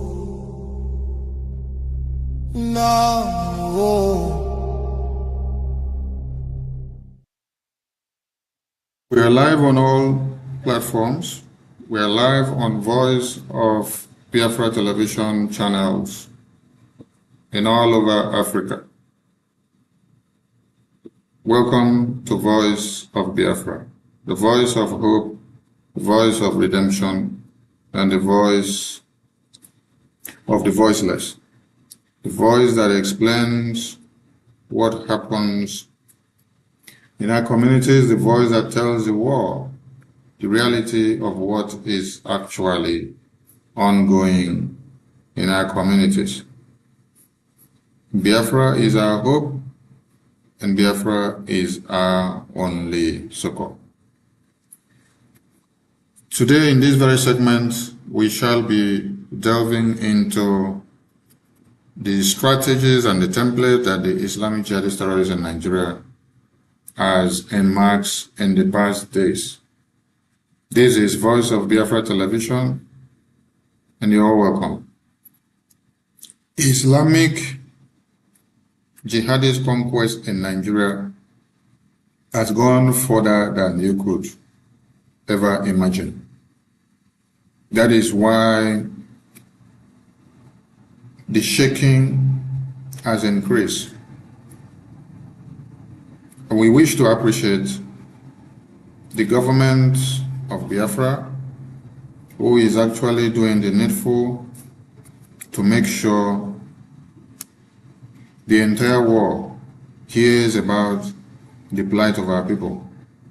I appreciate the Biafra Republic government in exile. On the very big screen there, you can see the U.S. congressional briefing of the Biafra Republic government in exile that was held on the 18th of September 2025. That was awareness. That was to connect the dots, and that was to let the world know Biafran people have been provoked and they haven't gone silent. They've come out plainly and very loud to tell the world what they need to know and what they need to understand. Because the time that we are in is not the time we need to keep quiet and go to sleep. Because the Islamic jihadist conquest in Nigeria is here to take everybody out. And the Biafran people seems to be the only people that have had the preparedness and waiting not to be taken out by these terrorists at this very time. So I appreciate all of you, and you're all welcome to this very segment. Please, the preparedness of the Biafran people cannot be imagined. or cannot be compared to anything that is happening now.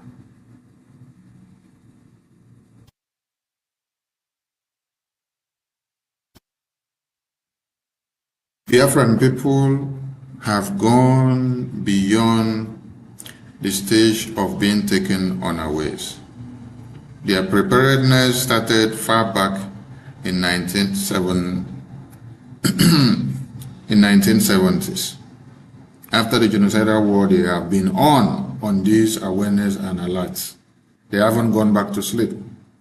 So if after 1970s to this time, they have been on the preparedness of a resurgence of a genocide that was likely to happen.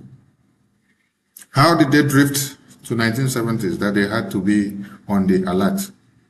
From 1945 to 1950, from 1929 to 1950 to 1960 to 1966, which necessitated the January 1566 coup, it was a repetition of the genocide that you see today.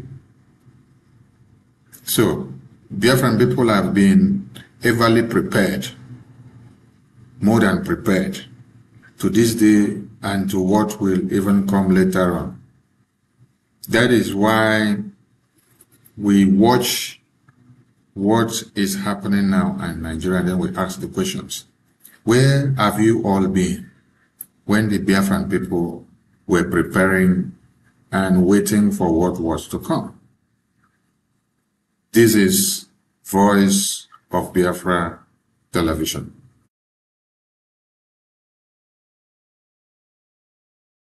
Great people of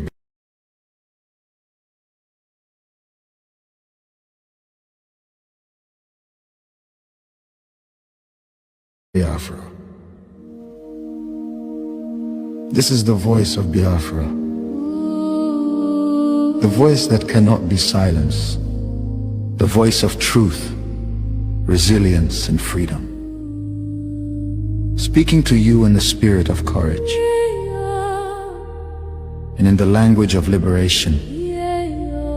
Nigeria government has lost control over insecurity. Fellow listeners, what was once whispered in fear, what was once denied and arrogant, has now become a reality too loud to ignore. A nation staggering under the weight of its own contradictions is rapidly losing control over insecurity. From the north to the south, from the east to the west, the land trembles, not from natural disaster, but from man-made chaos. Communities abandoned, villages raided under the cover of darkness, highways turned into corridors of fear. Citizens left to fend for themselves. In a country where the government once promised protection, the question now echoes across the land. Where is the government? Where are the security forces? Where is the accountability? In recent times, markets have become targets. Travelers have become victims. Families have become statistics. And yet, those in power continue to speak in rehearsed tone. Detached from the suffering of the people, observers say, this is no longer a matter of isolated incidents. This is systemic failure. A collapse of responsibility. A nation where innocent lives are wasted daily. As fear grips the population, a new reality emerges.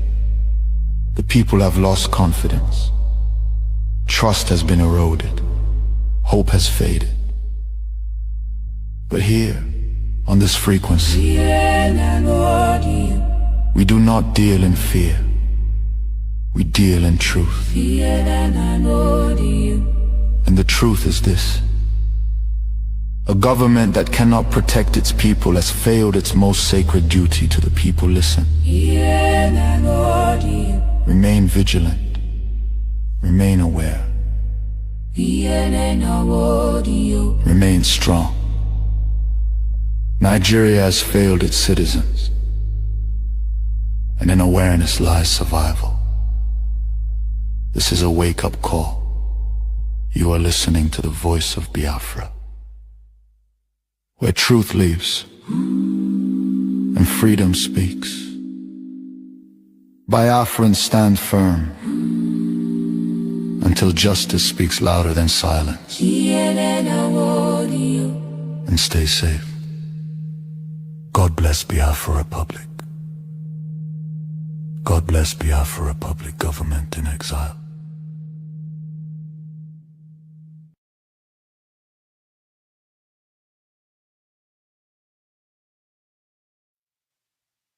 Hello and welcome back to Voice of Biafra Television. And let's see if we can bring a screen from the Twitter, because we want to share some stories with everyone here so that you can be able to go alongside with us as we delve into the order of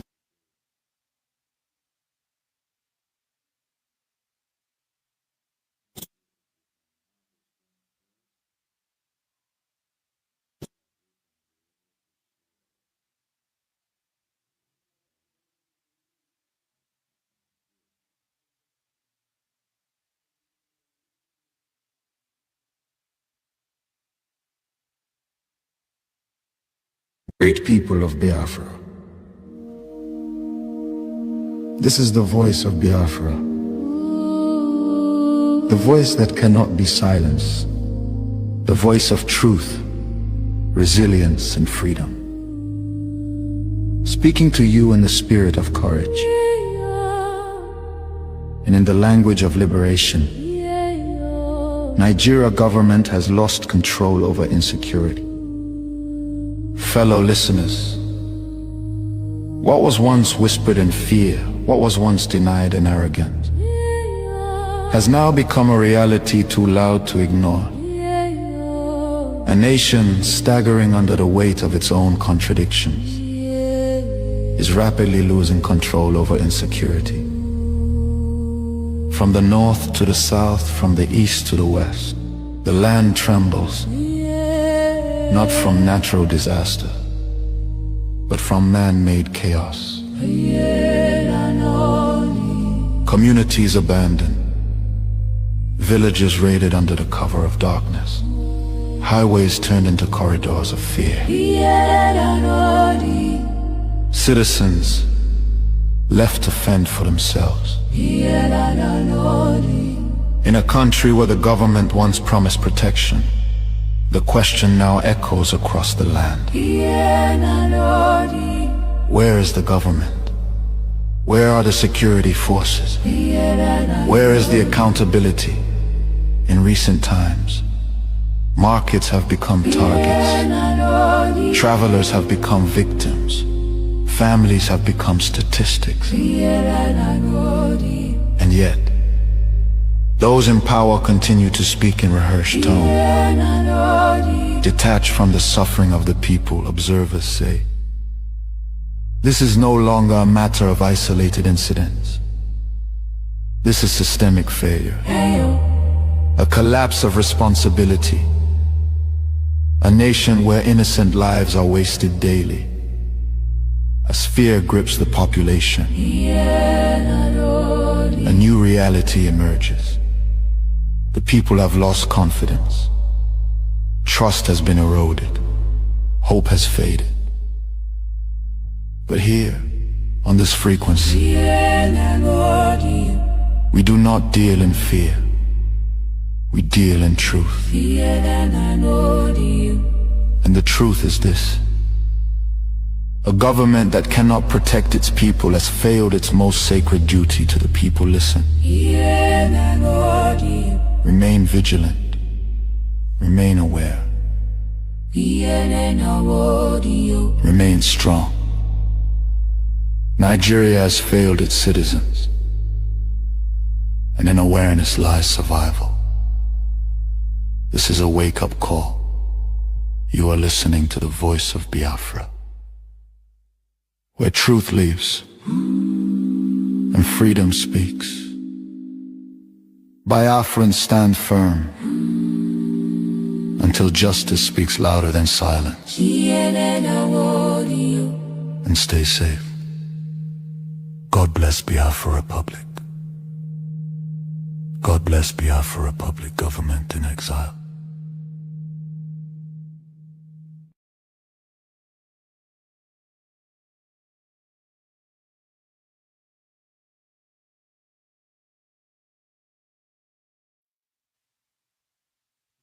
Back as we continue on these very segments. We wish to appreciate all Biafrans who have been standing their ground to make sure that the mandate of the Biafra Republic government in exile is achieved. Our mandate is to make sure the entire world gets to know about Biafra and to recognize Biafra. Biafra land must be defended at all costs. On the other screen, you can see the projection of the GoFundMe program. So we call on all Biafrans to key into the GoFundMe program because it is to help save the Biafran people that are targeted in the homeland.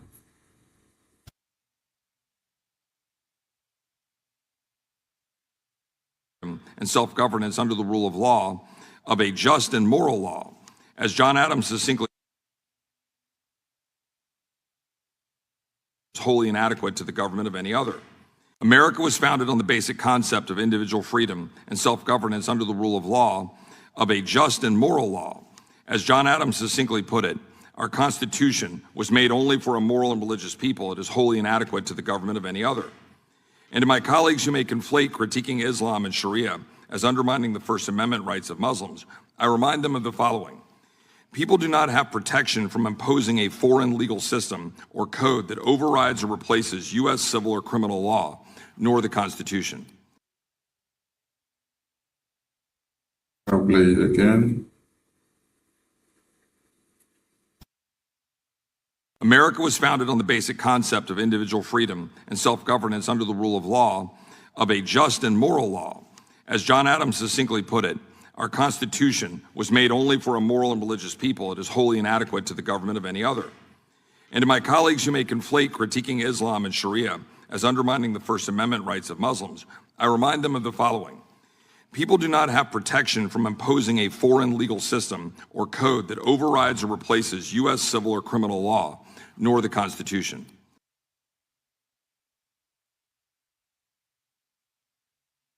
That is America. And Americans will not sit back to watch and see how their babies, women, and children are slaughtered on a daily basis. And the Constitution of America does not validate or allow the importation or the infiltration of the American system by foreign terrorist groups. And America will not sleep to watch and see that happen. This is the U.S. Congress, the lawmakers' chambers where the laws are being made. Then I have a question to the Nigerian lawmakers. What laws do you make in the Nigerian lawmakers' chambers? The laws that are being made in the Nigerian lawmakers' chambers are laws that they share money. Let me say we are having some difficulty of bringing video transmission to the screen. And let's keep trying because we want everybody to see what we are displaying here, both those that benefit from Nigeria and those that are playing hanky-panky or trying to portray the good guys who have actually worked so hard to solve the program and to make them to put us in the situation where we find ourselves now. Everybody needs to be at alert because America will not come and do it for you. The war that America is fighting in the U.S. lawmakers' chambers is being fought by the Americans. It's not being fought by the Nigerian people. Neither is it being fought by the Biafran people, or neither is it being fought by the Congolese people, or neither is it being fought by the Senegalese people. No. The war the Nigerian people are fighting must be their war. Yes. It must be the war of Nigerians. They must come to realize that this is their war. And there is one thing we need to make very clear. For those of you that think that you will sit down and allow some people to carry the cross and to bear the brunt of this war, and then you wait until when others have sacrificed all their penny, while you are shouting, "One Nigeria," and "Let Nigeria be," and "Let Nigeria go," you are making a very big mistake. Because that mistake that you make may end up consuming you. Yes. American lawmakers are standing up and talking in their parliament to see that their babies, women, and children are safe. While, on the other hand, what we are saying is that the people that are supposed to stand up, join hands to fight for their freedom, are actually the ones that are causing chaos. Do not expect American government to come and carry your cross. No. America will only support you to a certain stage.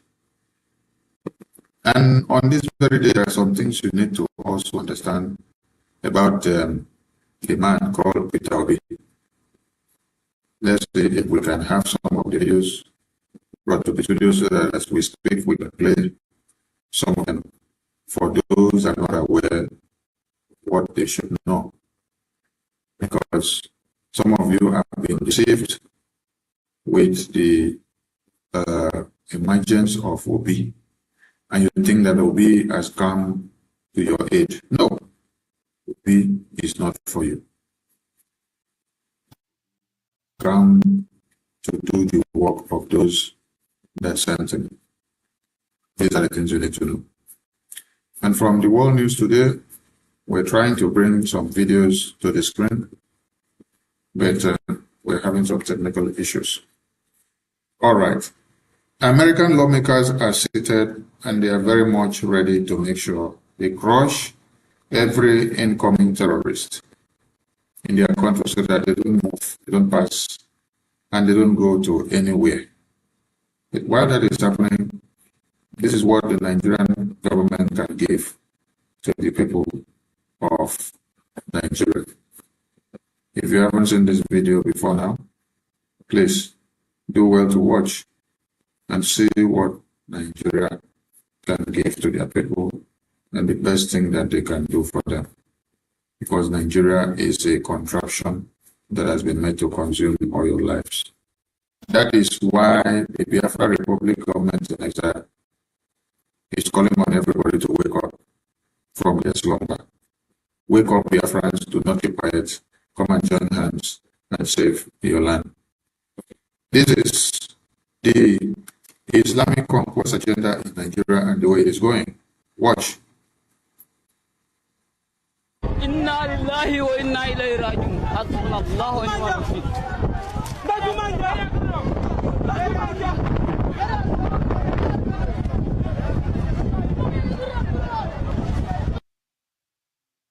This is Nigeria. This is Nigerian Army airstrike in Tamfu Market in Zumi local government of Zamfara State. Yes, this is what happened. And over 100 civilians were slaughtered in this very airstrike that they carried out. And we want the world to know, we want everybody watching us to be aware that the Nigerian terrorist government have been bombing and slaughtering unarmed civilians for years now. It has happened in 2023, 2024, 2025. It has happened more than 3 times. 2026, it has happened more than 3 times. That is to tell you that it is the Boko Haram terrorists which they themselves recruited into the army which they are working with are the ones manning the aircraft. So when they are the ones manning the aircraft, what you have to see are things like this.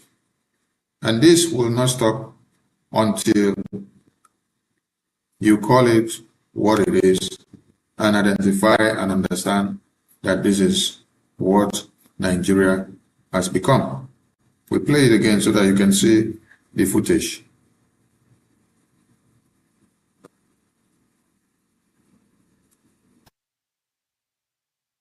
Inna lillahi wa inna ilayhi raji'un. Hasbunallahu wa ni'mal wakeel.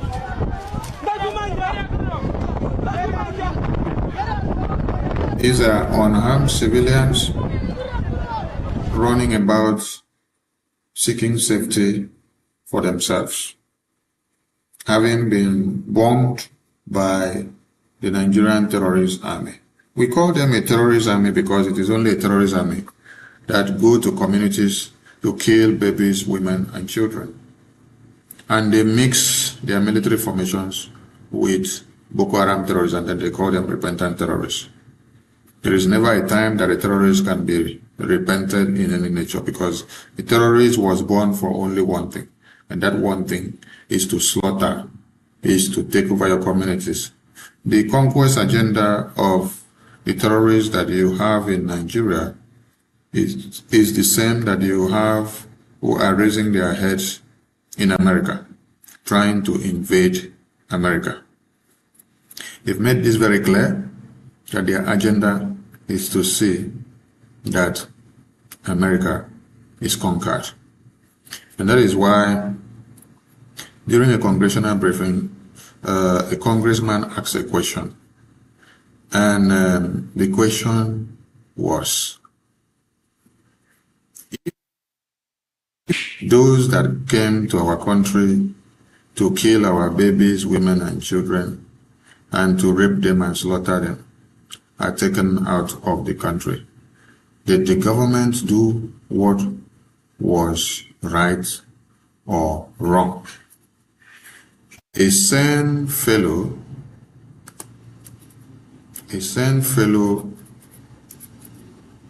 will understand that bringing a terrorist into your country will slaughter people.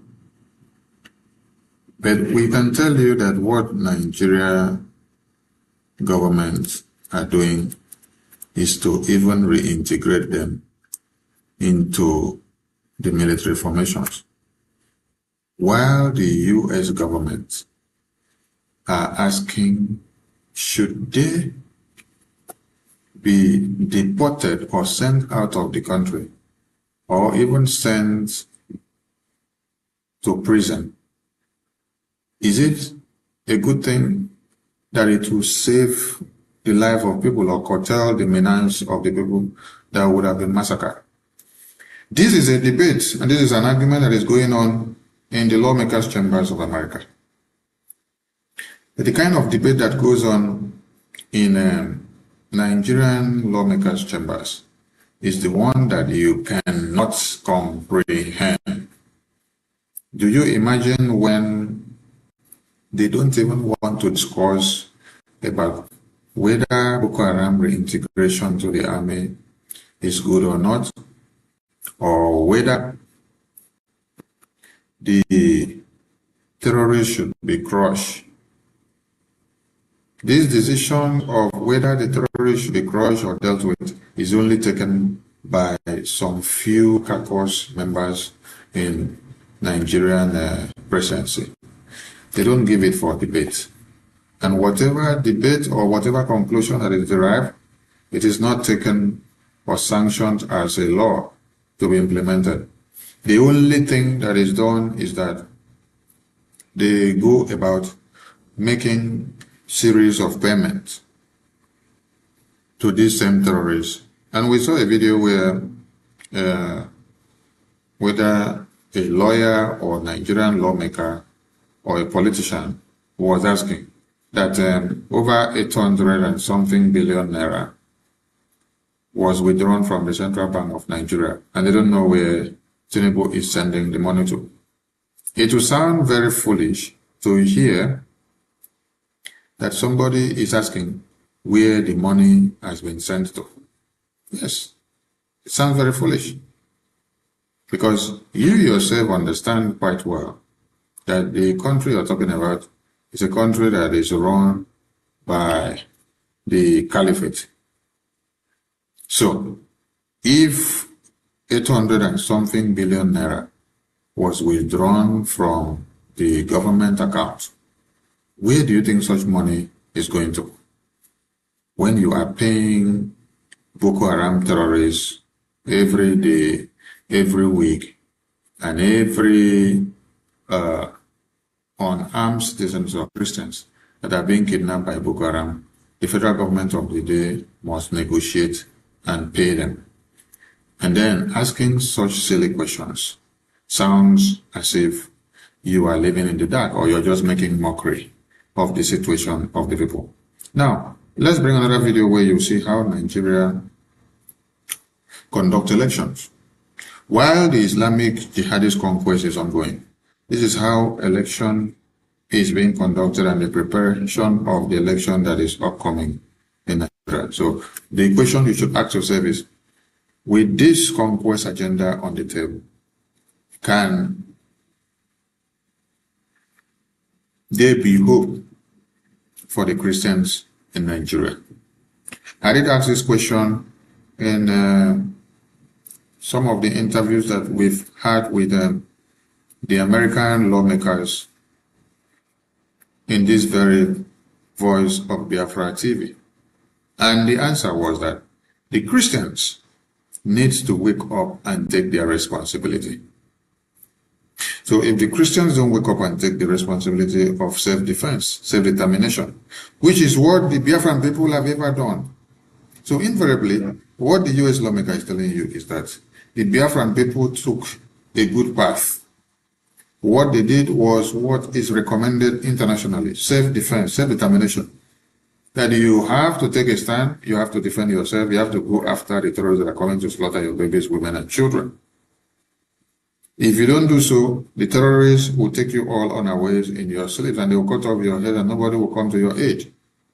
So if the Biafran people have been taking these measures and then Nigerian government are going after the Biafran people, it means your cause is legitimate and you must intensify it because the US ambassador, Ambassador Tibonaj, was explaining to you in response to the question that I asked, that Christians will have or must have, and for them to exercise this hope and to bring it to fruition, they must all wake up to the reality. What's the reality? The reality of self-defense. The reality of coming to the understanding that their freedom is in their own hands, and if they don't do it, that the terrorists will wipe them all out. So meaning that you don't need to wait for America. You don't need to wait for UK. You don't need to wait for Europe. You don't need to wait for China. You don't need to wait for Russia. You don't need to wait for Kabanchan.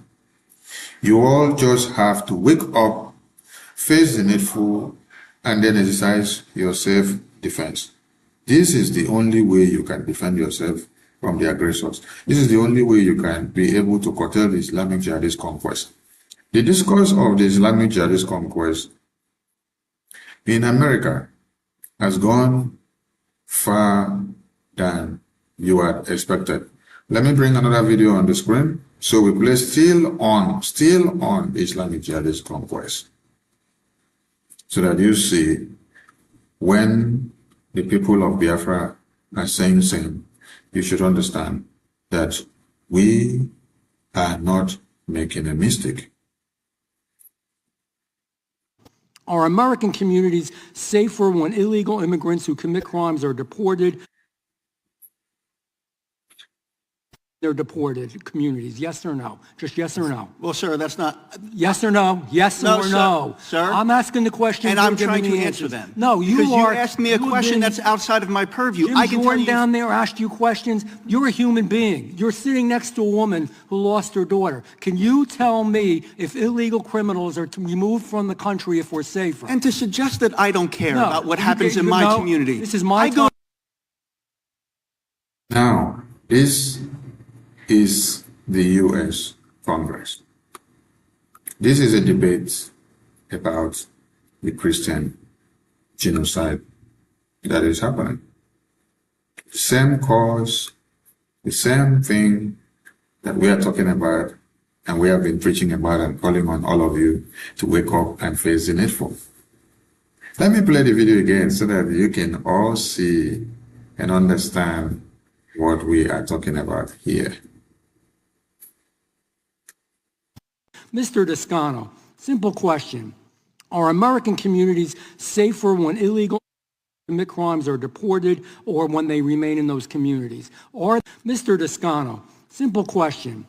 Are American communities safer when illegal immigrants who commit crimes are deported or when they remain in those communities? Are they safer when they're deported communities? Yes or no? Just yes or no? Well, sir, that's not. Yes or no? Yes No, or sir. no? Sir? I'm asking the question. And you're I'm giving trying me to the answer answers. them. No, you because are. you asked me a you have question been- that's outside of my purview. Jim I can tell Jordan you. down there asked you questions. You're a human being. You're sitting next to a woman who lost her daughter. Can you tell me if illegal criminals are to be removed from the country if we're safer? And to suggest that I don't care No, about what you happens get- in my no, community. This is my I go time. to work every You are going to day answer my trying to protect questions. my community. You are going to answer my questions. You don't show any discipline. When I'm asked questions, I answer them. So you're not willing to answer that question. Okay. So I ask you this question. Let's talk about Abdul Jalal.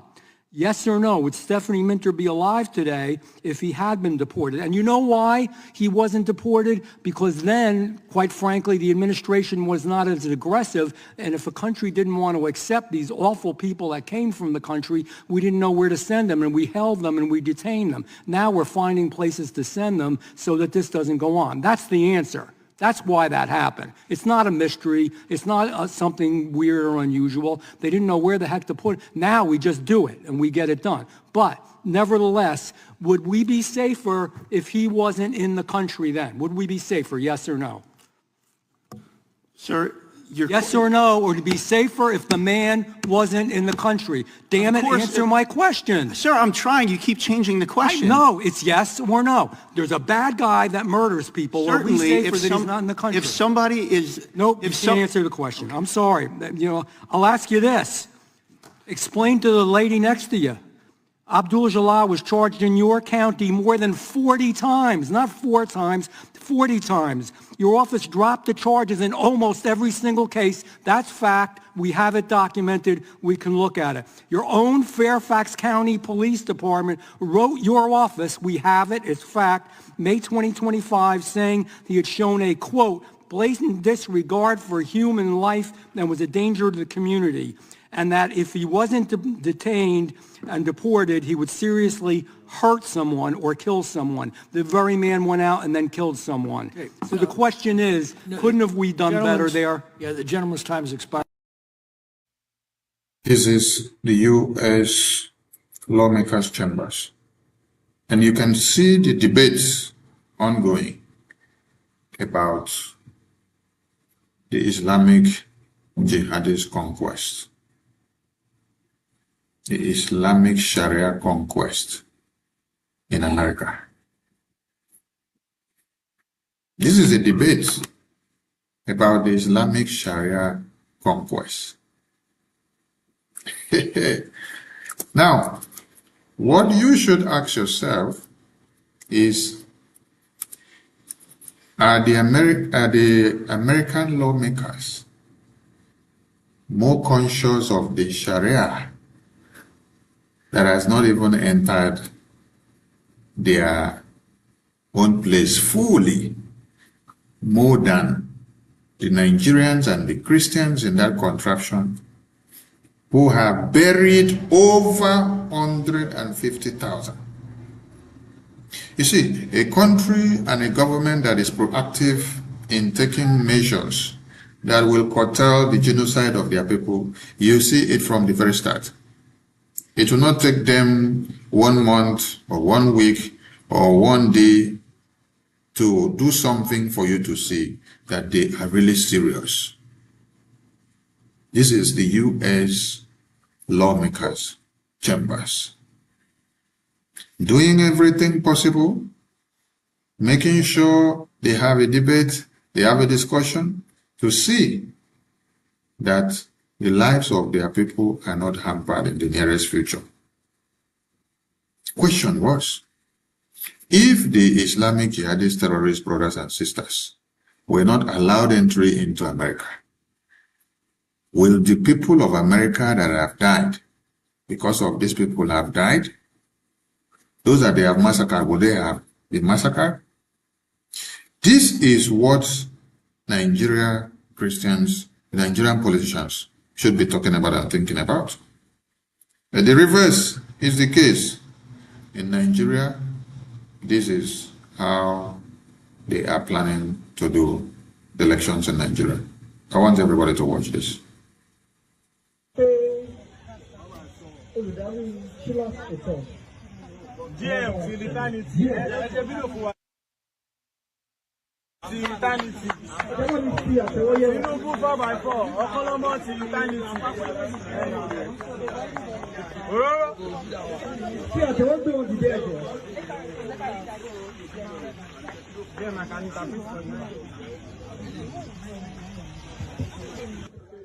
Oya, ẹ máa fi sí.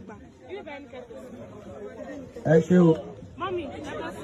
Ẹ máa bọ̀ lẹ́yìn kọ̀ọ̀kan bí bá ṣe ń gba káàdì wọn bí ẹ lọ́sìn máa gba káàdì. Oya next card. Ẹ máa bọ̀, ẹ máa lọ. Ẹ jọ̀ọ́ kí ní PVC registration ó máa bẹ̀rẹ̀ ní. They are sharing money in preparation of 2027. Their own elections have started already. And this is how they do campaign in Nigeria. So tell me, if a people or this kind of people whose shared interest is how much to share during elections, how can you be able to hold any of these people accountable when the Islamic Sharia is about to conquer your communities and to take everybody out? It's a very simple question. It's a very simple arithmetic that we want people to do here now. You are paid money to do elections and you collect money. Why will you now come back and be shouting when the Boko Haram terrorists are killing you? I thought you sold your freedom for the money. So why do you need to cry about Boko Haram terrorists are killing our people? Or Boko Haram terrorists are killing me or killing you? No, you don't need to be crying because the money you collected, how much you were paid, now it's taken care of how Boko Haram terrorists should be coming to invade your communities and to kill your women, babies and children and to rape you.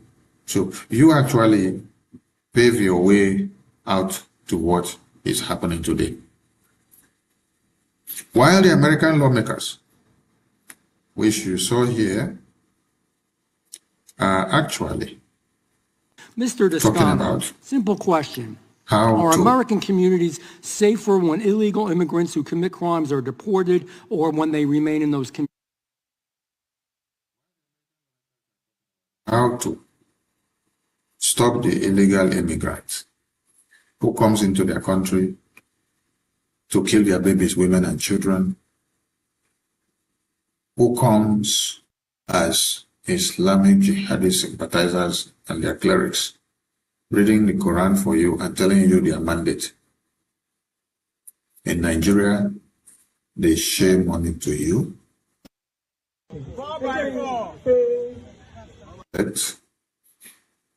and then you now expect that nothing should happen. No, everything has to happen. Everything has got to happen. So when you collect the money, enjoy the money, remember that you are selling out and giving the permission for the Boko Haram terrorists to come and kill you. So when the Boko Haram terrorist comes and kill you tomorrow, invade your communities, you should not be crying. There is another video circulating where Arise Television, this man was asking a very foolish question. And the question of this man was, what Nigerian government or Tinubu government is doing with the money that they withdrew. And we are here to answer them that very questions, because these are all the people that are part and parcel of Nigeria as a problem. Because when you understand the problem of a country, and yet you claim that you are ignorant, that is where the bigger problem comes. Because you give room to the political class and the leaders and the criminals to do more, to emancipate more crimes and criminality and terrorism, while you still claim to be ignorant, that you know nothing about what is happening. Let's listen to this man here. Said 800 billion naira has been diverted. How and where is it diverted to? It's now left for we Nigerians to ask and to know and to demand answers. We are convinced as a party that when you have a government that is the World Bank said 800 billion naira has been diverted. Is it 800 and something million naira has been diverted? And the first question you should ask them, even 800 and something million naira was diverted, how did you account for this other money here that is being shared to all of you? Is it that they shared this money to you and you did not account for where all these monies are coming from? Yes, that is number one point I want you to understand. Where is this money coming from? Is this money coming from a private business? Is it coming from the bush? Or is this money coming from the stream? Or is it America that just showered this money on Nigeria and say, go and share it to people while you are doing election? Share it to them. Call it a Tinubu Empowerment Fund. How do you go about to empower people with money like this, with voters' card in their hand? Because you want to buy elections. You want to give them money to now sell their conscience and their future, sell the lives and the future of their children. So after this is done, why is this man here lamenting about the 800 and something million naira? The World Bank said 800 billion naira has been diverted. How? Diverted to where? To your bedroom, or to your toilets, or to your village, or to your church? Because you are being very foolish. The reason why Nigeria is where it is today is because of foolish people like this, who understands what the government are doing, but they tend to come and play politics with it. They want to be politically correct. When they come, they can't say it the way it is and to tell you what you should know and how you can go about attacking these people that have put you in this very situation. But they will always come out and be acting and speaking grammar and pushing it left and right. We grew up to see men like this come to speak on the television. Our parents are no more today. And our friends are no more. Our siblings are no more. And Our peer groups are no more. Our schoolmates are no more. Our colleagues at work are no more. So when they were still alive, they had the hope of there will be a better Nigeria tomorrow. Many of them are over 60 years now and they are gone. They die untimely death because of poor management of health sector in Nigeria. Some of them because of malnutrition. Some of them because of poor state of living. Some of them because of the bad condition that the government of Nigeria have put them in their localities. Some of their communities have been extracted or exploited of oil and gas and some mineral resources or another, and then those communities have not been taken care of. Then the ripple effect now goes back to the people. And so the people suffers the ripple effect of what the government did not take care of.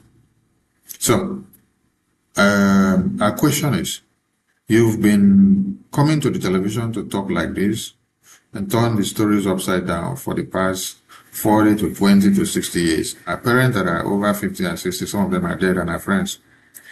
Nigeria hasn't changed. But if you tell this man now that the disintegration of Nigeria is the solution to ending lives and ending this criminality and corruption, he will tell you, no, Nigeria must remain as one. Why is he lamenting at his age?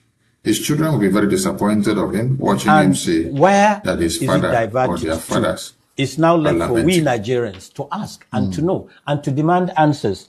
We are convinced as a party that when you have a government that is desperate to be in power, when you have a party that is so animated with the desire to cling on to power at all costs, and a president that sees nothing in the horizon more than the power and the need to remain absolutely in control, everything goes. And so what we are saying is, look, this government has borrowed how much, Charles? 30 billion in the course of 2 years. Just this week, we're talking about the same government approaching the World Bank for another 1.25 billion naira loan. When you take this into, economic parameters and try to contextualize it vis-a-vis the revenues that you get from customs, from the Federal Inland Revenue Service, and the revenue that is accruing from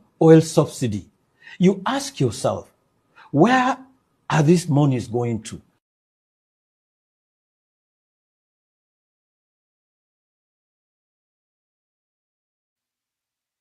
It's a good question to ask, where are this money going to? And the next question to ask is, why are you people being so foolish? Because you are all accomplished in this very scheme of terrorism and criminalities. Nigerian government pays Boko Haram terrorists. Boko Haram terrorist tells you, is either you succumb to their plans or you die. When they kidnap people, the government of Nigeria pays the terrorists. And as they pay the terrorists, what do you expect that the terrorists have got to do with the money? The terrorists get that money and acquire more weapons. Now, the question here is, this man, having known too well that Nigerian government pays terrorists and that all the people that the terrorists have kidnapped and left in the dungeon, that they have to go and do deal before they release any of those unarmed civilians.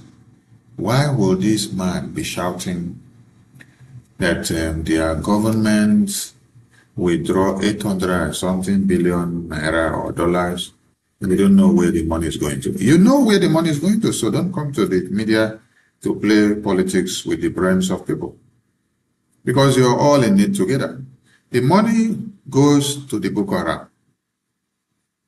How many times have Boko Haram kidnapped people since last January of 2025?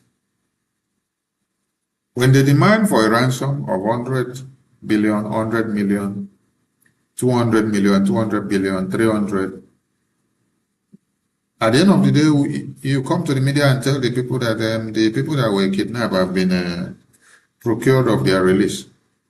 You don't tell them how the release were made. You had to meet the conditions of the Boko Haram that were given to you. And one of those conditions were release some money to them, release some of their Boko Haram commanders that you have in their custody, then give them some preferential treatment, reintegrate some of them into the army and some military formation positions, and then you carry out all these demands that they ask of you.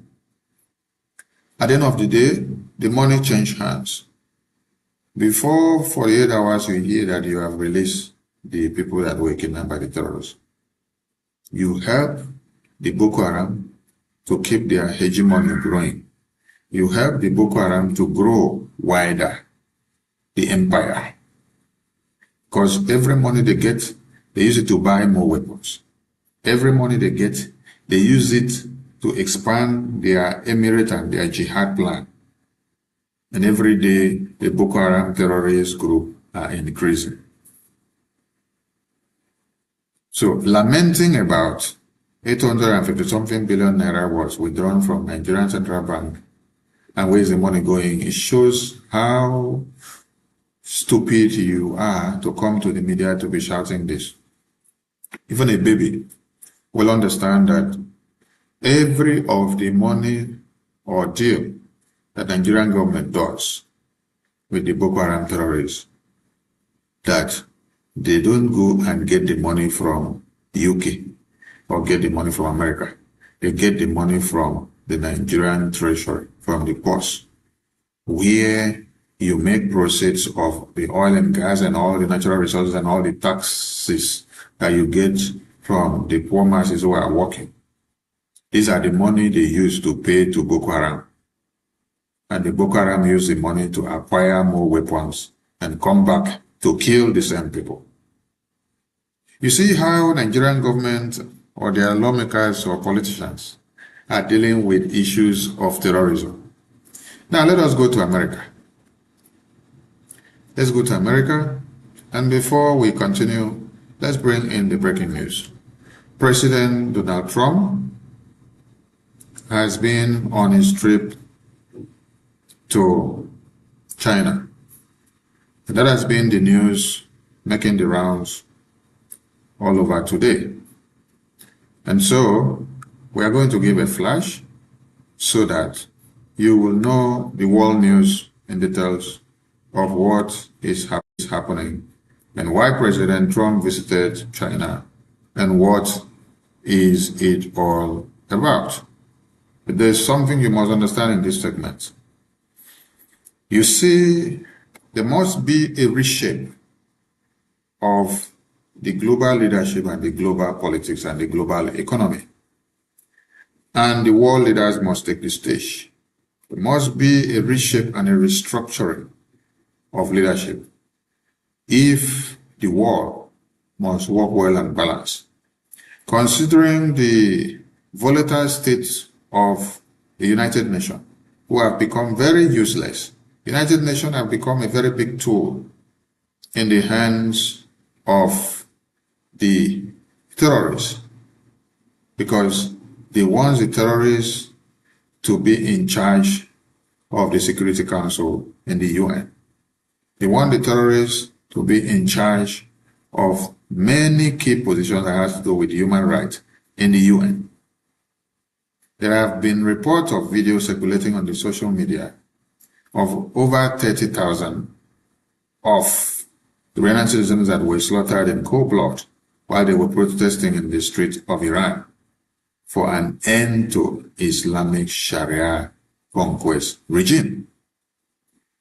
And the UN did not swing into action to call into Emergency Security Council meeting while this was happening. They waited till after 2 weeks before they could convene for something else.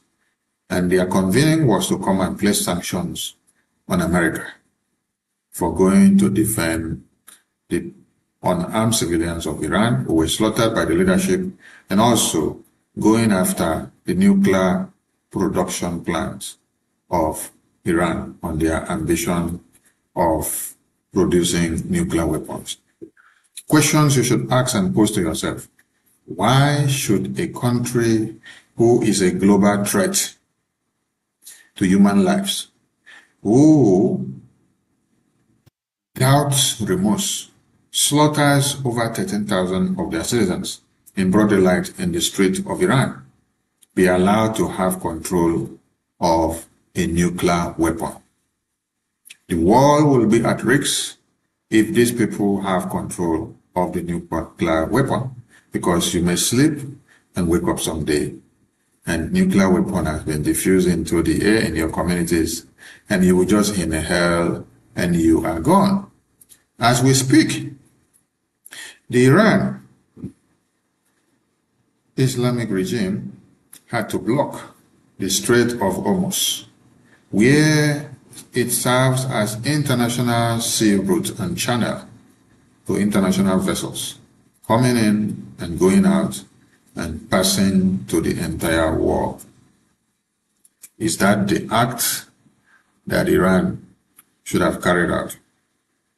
Stopping free flow and transaction of movement of goods and services from seagoing vessels who are supposed to supply goods and services to the entire world.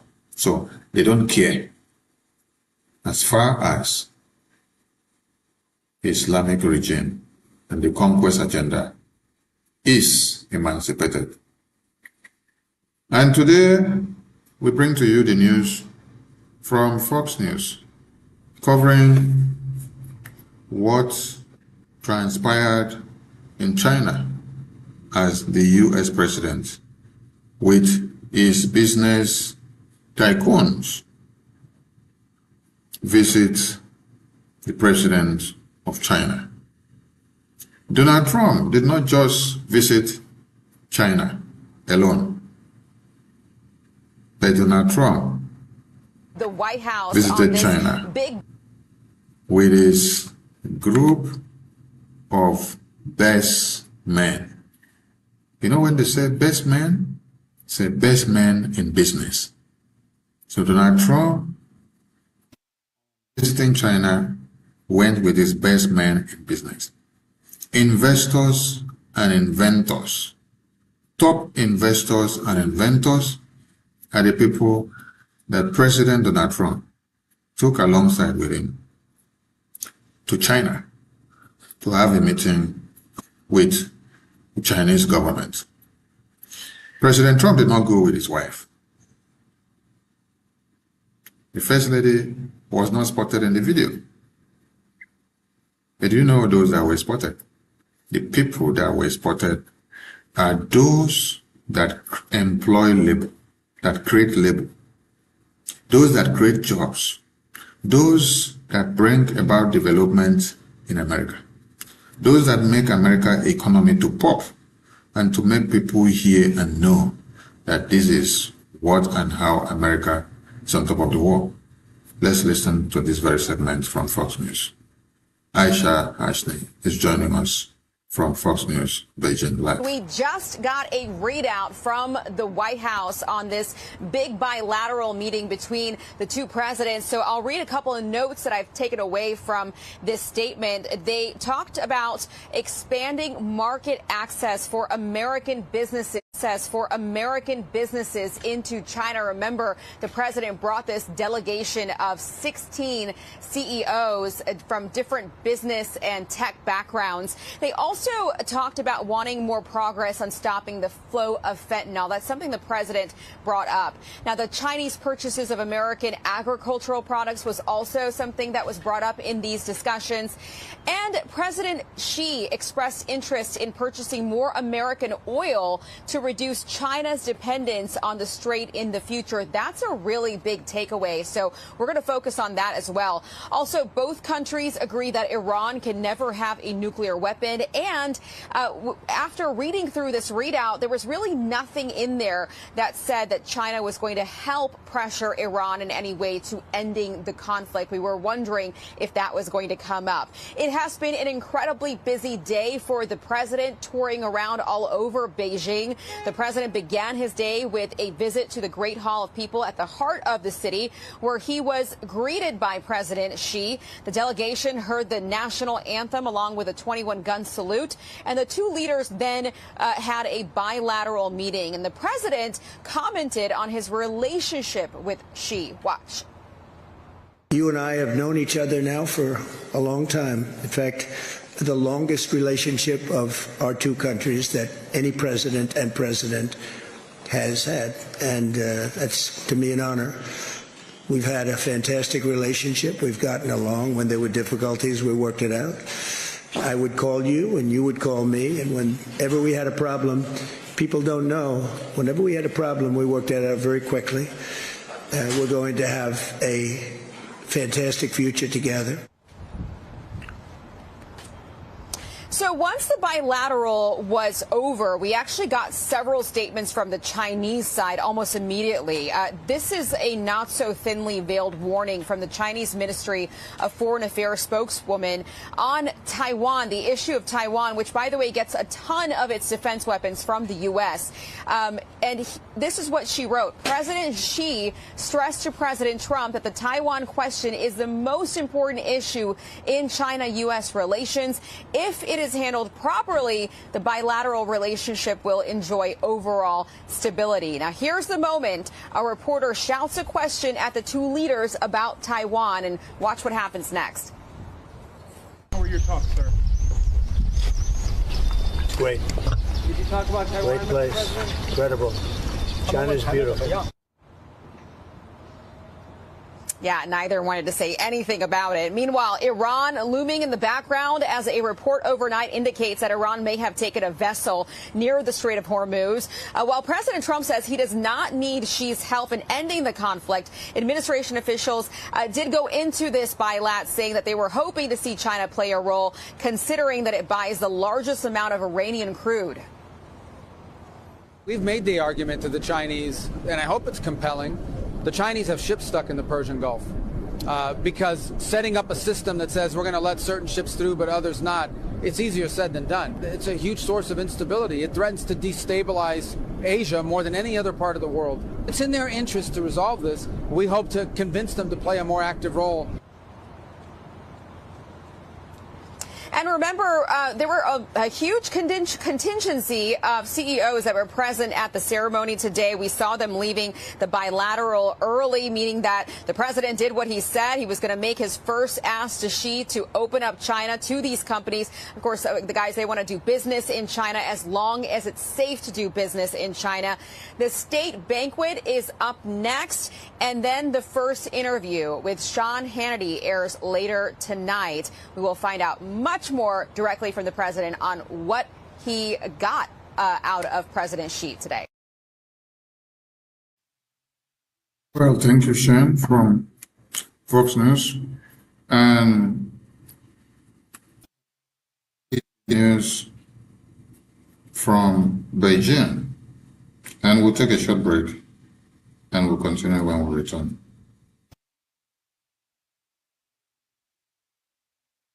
Great people of Biafra.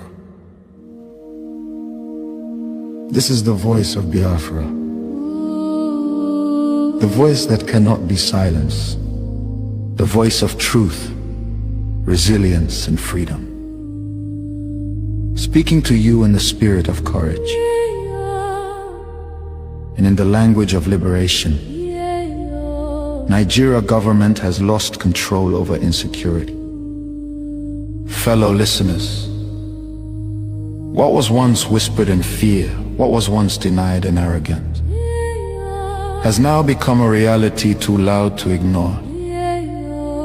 A nation staggering under the weight of its own contradictions is rapidly losing control over insecurity. From the north to the south, from the east to the west, the land trembles, not from natural disaster, but from man-made chaos. Communities abandoned, villages raided under the cover of darkness, highways turned into corridors of fear. Citizens left to fend for themselves. In a country where the government once promised protection, the question now echoes across the land. Where is the government? Where are the security forces? Where is the accountability?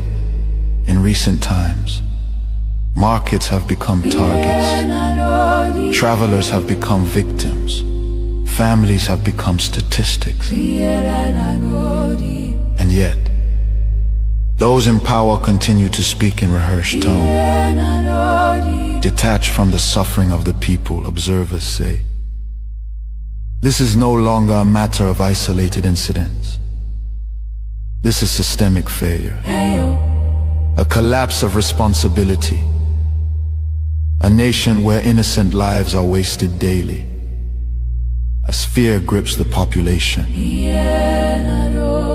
a new reality emerges. The people have lost confidence. Trust has been eroded. Hope has faded. But here, on this frequency, we do not deal in fear. We deal in truth. And the truth is this. A government that cannot protect its people has failed its most sacred duty to the people. Listen. Remain vigilant. Remain aware. Remain strong. Nigeria has failed its citizens, and in awareness lies survival. This is a wake-up call. You are listening to the voice of Biafra, where truth lives and freedom speaks. Biafrans stand firm until justice speaks louder than silence. And stay safe. God bless Biafra Republic. God bless Biafra Republic, government in exile.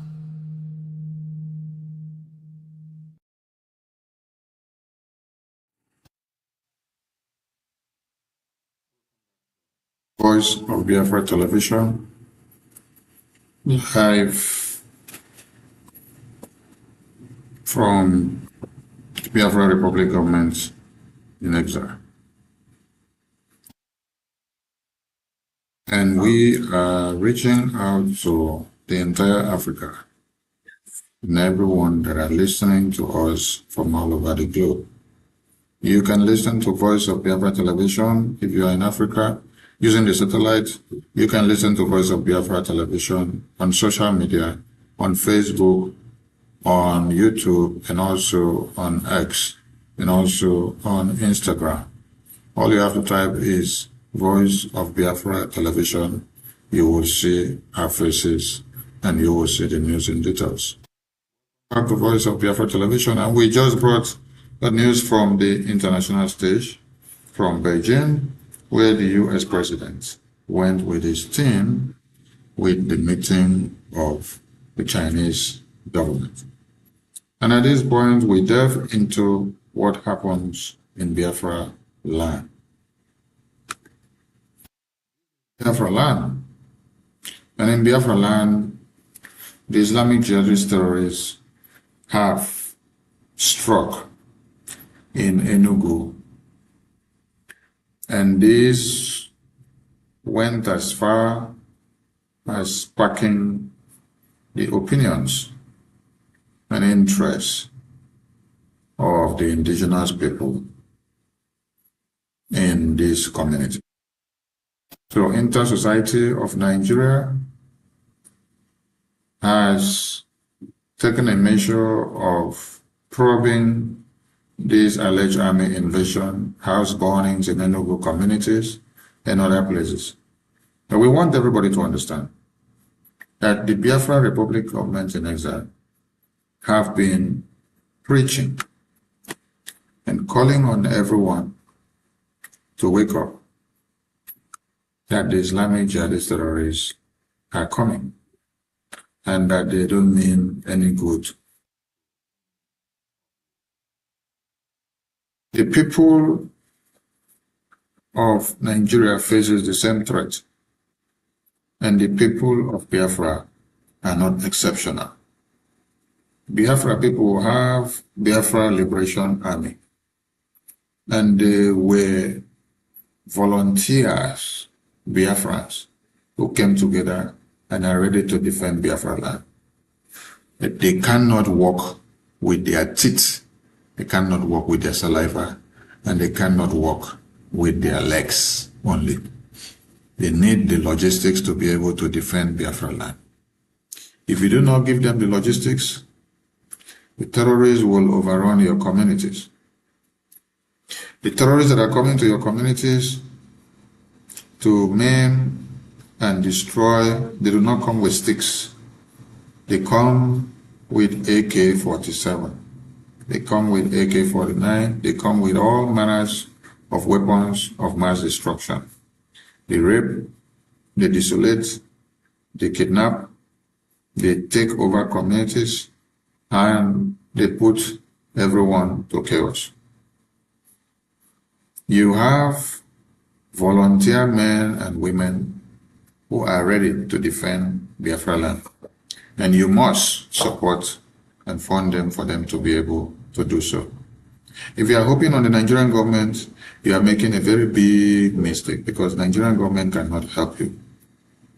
Nigerian government cannot save any situation for you, because the Nigerian government are the same people working together with the Fulani terrorists, going about burning your houses, cutting off heads of babies, women, and children.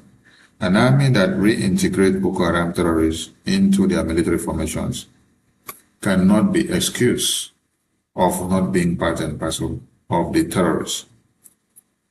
So, Inter-Society Association of Nigeria, or civil society for liberty and human rights, they can only do research and publish.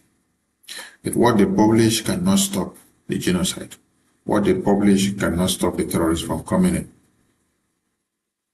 You do not expect one person to use the little dime that he has to procure all the logistics that will be able to defend Biafra land. It's not enough. And let us also remind everybody that if you are sitting on the fence, hoping that the Biafra Republic government in exile or the Biafra Liberation Army will fall, you are doing yourself more harm than good. The Biafra Defense Forces will continue to exist. The Biafra Republic government in exile will continue to exist. The terrorists have existed and have been slaughtering you long before now, for over 100 years now. You did not have the Biafra Defense Forces then. You did not have the Biafra Republic government in exile then. So if Biafra Republic government in exile and Biafra Defense Forces, as a child of necessity, came out to give you service of humanity, all they need from you is your financial support. Give them the support that they need so that they can be able to defend your land. Cooperate with them and send out the terrorists. Nigerian government have nothing to give you. Nigerian government only work to do what? To emancipate Islamic Sharia Jihad law. While the Biafra Republic government in exile, the Biafra Defense Forces, their sole aim and objective is to see that Biafra is fully restored and recognized, and that Biafra land is defended at all costs from the hands of the terrorist occupiers that have come to take your lands.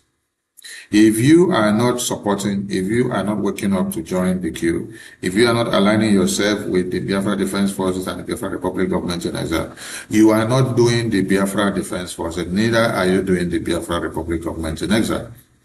You are doing yourself, because the terrorists will continue to invade your communities.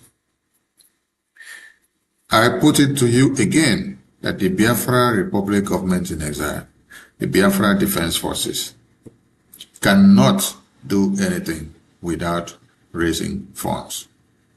And if you think that when you hold back your funds from the Biafra Republic government in exile or from the Biafra Defense Forces in the homeland, that you are doing this government of Biafra Republic government in exile or the Biafra Defense Forces, you are not doing them. You are doing yourself more harm than good.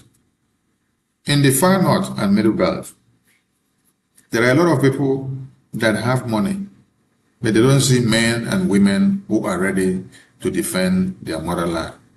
And they are crying and looking for who will stand to defend their land for them. So if you have the Biafra Republic government in Israel and then you have the Biafra Defense Forces, whose sole aim is to put their lives on the line, to see that your lives are protected and defended, you should have been the happiest man on earth to throw in everything that you have to support them. For those of you that are causing chaos and deceiving people and making them to go awry in your attitude and your actions, you better stop. The more you do this, the more you give room to the terrorists to invade your communities. Yes, when the terrorists invade your communities, it will not harm Biafra Republic government in Israel. It will not harm the Biafra Defense Forces. But it will harm you in your communities. It will harm your people back home. So we are calling on everybody to come together, bring your funds to support the Biafra Defense Forces, the Biafra Republic government in exile, if you want their homeland to be defended.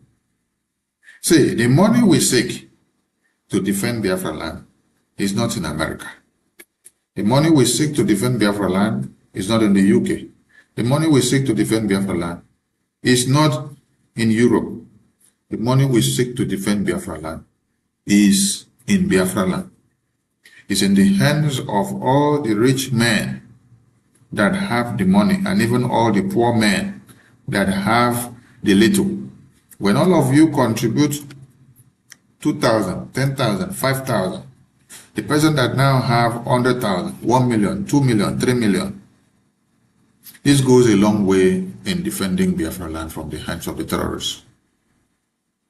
If you're waiting for money to come from America, you are doing a very big disservice to yourself. Yes. Because if Boko Haram terrorists kidnaps any of your brothers or sisters today in the homeland, you will go and 100 million naira as a ransom to pay. You will go and look for 200 million naira as ransom to pay. You go and look for 300 million naira as ransom to pay. You go and look for 500 million naira as ransom to pay. You will look for 10 million naira as ransom to pay. Because when they now send video and photos of that your brother or sister that has been kidnapped, you will run round to look for money to pay so that you get that your brother or that your sister out. We take a short break and we continue when we return. Great people of Biafra. This is the voice of Biafra. The voice that cannot be silenced. The voice of truth, resilience, and freedom. Speaking to you in the spirit of courage and in the language of liberation. Nigeria government has lost control over insecurity. Fellow listeners, what was once whispered in fear, what was once denied in arrogance, has now become a reality too loud to ignore. A nation staggering under the weight of its own contradictions is rapidly losing control over insecurity. From the north to the south, from the east to the west, the land trembles, not from natural disaster, but from man-made chaos. Communities abandoned, Villages raided under the cover of darkness. Highways turned into corridors of fear. Hey, welcome back. And as we continue on this very segment, this is Voice of Biafra Television Live. And we are talking about the Islamic Sharia conquest in Nigeria, which has expanded to every part of Nigeria. And if you are seated on the fence and you are not taking anything serious, you are doing yourself more harm than good, because babies, women, and children are being slaughtered on a daily basis. So to the Biafran community, inter-society and civil and human rights law, probing the army invasion of Enugu community and burning and killing, which they are doing in collaboration with the Fulani terrorists. That is for media and investigation probing. And that would not stop the Boko Haram terrorists and the Nigerian army terrorists in uniforms to slaughter your babies, women, and children. This has happened for many years. Operation Python Dance was carried out in this very place that we call Biafra territory. Operation Odokachi is ongoing. Operation Python Dance 1, 2, 3 happened in this same Biafra territory. Onitsha Massacre happened in the same Biafra territory. Udi Massacre happened in the same Biafra territory. We also have the massacre in Emene. We also have the massacre in Izombe. All these genocides happen in this Biafra territory. We also have the one that happened in has happened recently in Anambra, in Uli, in Iyala, in Umutanze. So if it is by inter-society writing about and doing investigation, that it is good, and we commend them for going in there to carry out the investigation and the probe.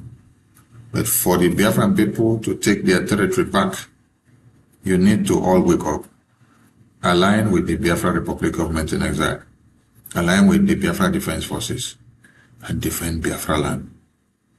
Like I said, the money that is needed to defend Biafra land, you have it there in Biafra land. You pay tithe and offering to your church pastors and bishops every day you go to church. You also pay taxes to Nigerian government on daily basis when you go to the market. These are all the money that you use to fund Nigeria terrorism against you. Rather be paid to the Biafra Defense Forces, the Biafra de facto government in the homeland, to defend Biafra land, with BDF who are readily available to defend your land. But when you are invariably supporting the terrorists, you are digging your graves. And for those that think that Biafra Republic government in exile will fail, or Biafra Defense Forces will fail, when you don't give them your money for them to sustain and to do the work, you are making a very big mistake. The terrorists will come for you, they will kidnap you, they will maim you, they will take over your communities. And you will still go and pay them the ransom. At the end of the day, they will still kill you after taking the ransom, and they will still take over your communities. So why spend your money on what you know is not useful? Support the Biafra Defense Forces, support the Biafra Republic government in exile, so that you will be safe. Now, this is the fate of some people that visited Nigeria, and they serve as company owners and NGOs. They benefited so much from Nigeria for the past 50, 40, 30, 20, 10, 15, 19, 5 years ago. Even till date, their NGOs are still fixated in Nigeria, and they are still enjoying the show. Now that they see that the Biafra Republic government in Israel have taken the cause of the Christian genocide to America, they are angry that their business empires are grumbling with our actions. The question is, why didn't you speak up or bring the genocide of Christians in Nigeria for the past 20, 15, 35, 19, 15 to 20 years that you have been benefiting from the blood of Christians in Nigeria to America? You run the business of NGO, you bring the money, you make, you enjoy, and everywhere sweet, and you grow big belly. Your NGO continues to grow very fat, and money is coming into your pocket. Never a time did you bring out the genocide happening in Nigeria to tell the entire world for them to go after it. You waited until when the Biafra Republic of Nigeria took the step. Then all of you went caca.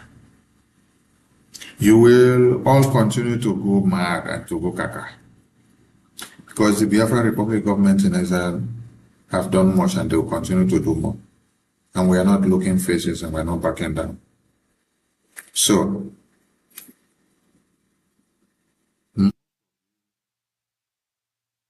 held accountable for what you've done. And do not think that Biafra or Biafra Republic government in Israel is your footstool, or it is the opportunity where everybody comes to try to use up the opportunity they have to become relevant. No, it is not accepted. That is why we say, if you do not understand our code and our template, anybody that wakes up in the media tomorrow and decides to do what he or she is doing, without coming against our code of conduct, our template of Biafra Republic government in Israel on how we are getting this Biafra, we have no problem with you. But when you wake up, you now want to come and interfere and to destroy what we are doing, we will bring you down. Yes. And the God of Biafra will disgrace you. The only government of Biafran people that speaks for the people of Biafra is the Biafra Republic government in Israel. He is the mediator between the Biafran people and the American people, and causing Nigeria pain, causing Nigeria pain in the U.S. lawmakers' chambers in America. Our awareness to the U.S. lawmakers will continue. Now let's delve into another segment as we draw close to this very program. We take a very short break and we return with the next.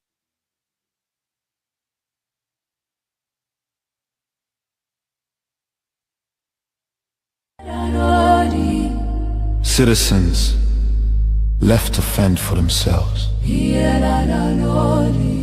In a country where the government once promised protection, the question now echoes across the land.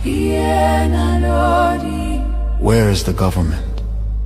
Where are the security forces? Where is the accountability? In recent times, markets have become targets. Travelers have become... Families have become statistics. And yet, those in power continue to speak in rehearsed tone. Detached from the suffering of the people, observers say, this is no longer... The government of Nigeria do not care what happens to the Nigerian people. But here comes a reference. The American circle. The video you're about to watch is coming from the U.S. lawmaker who had happened to visit Nigeria to see what they are doing about the Christian genocide.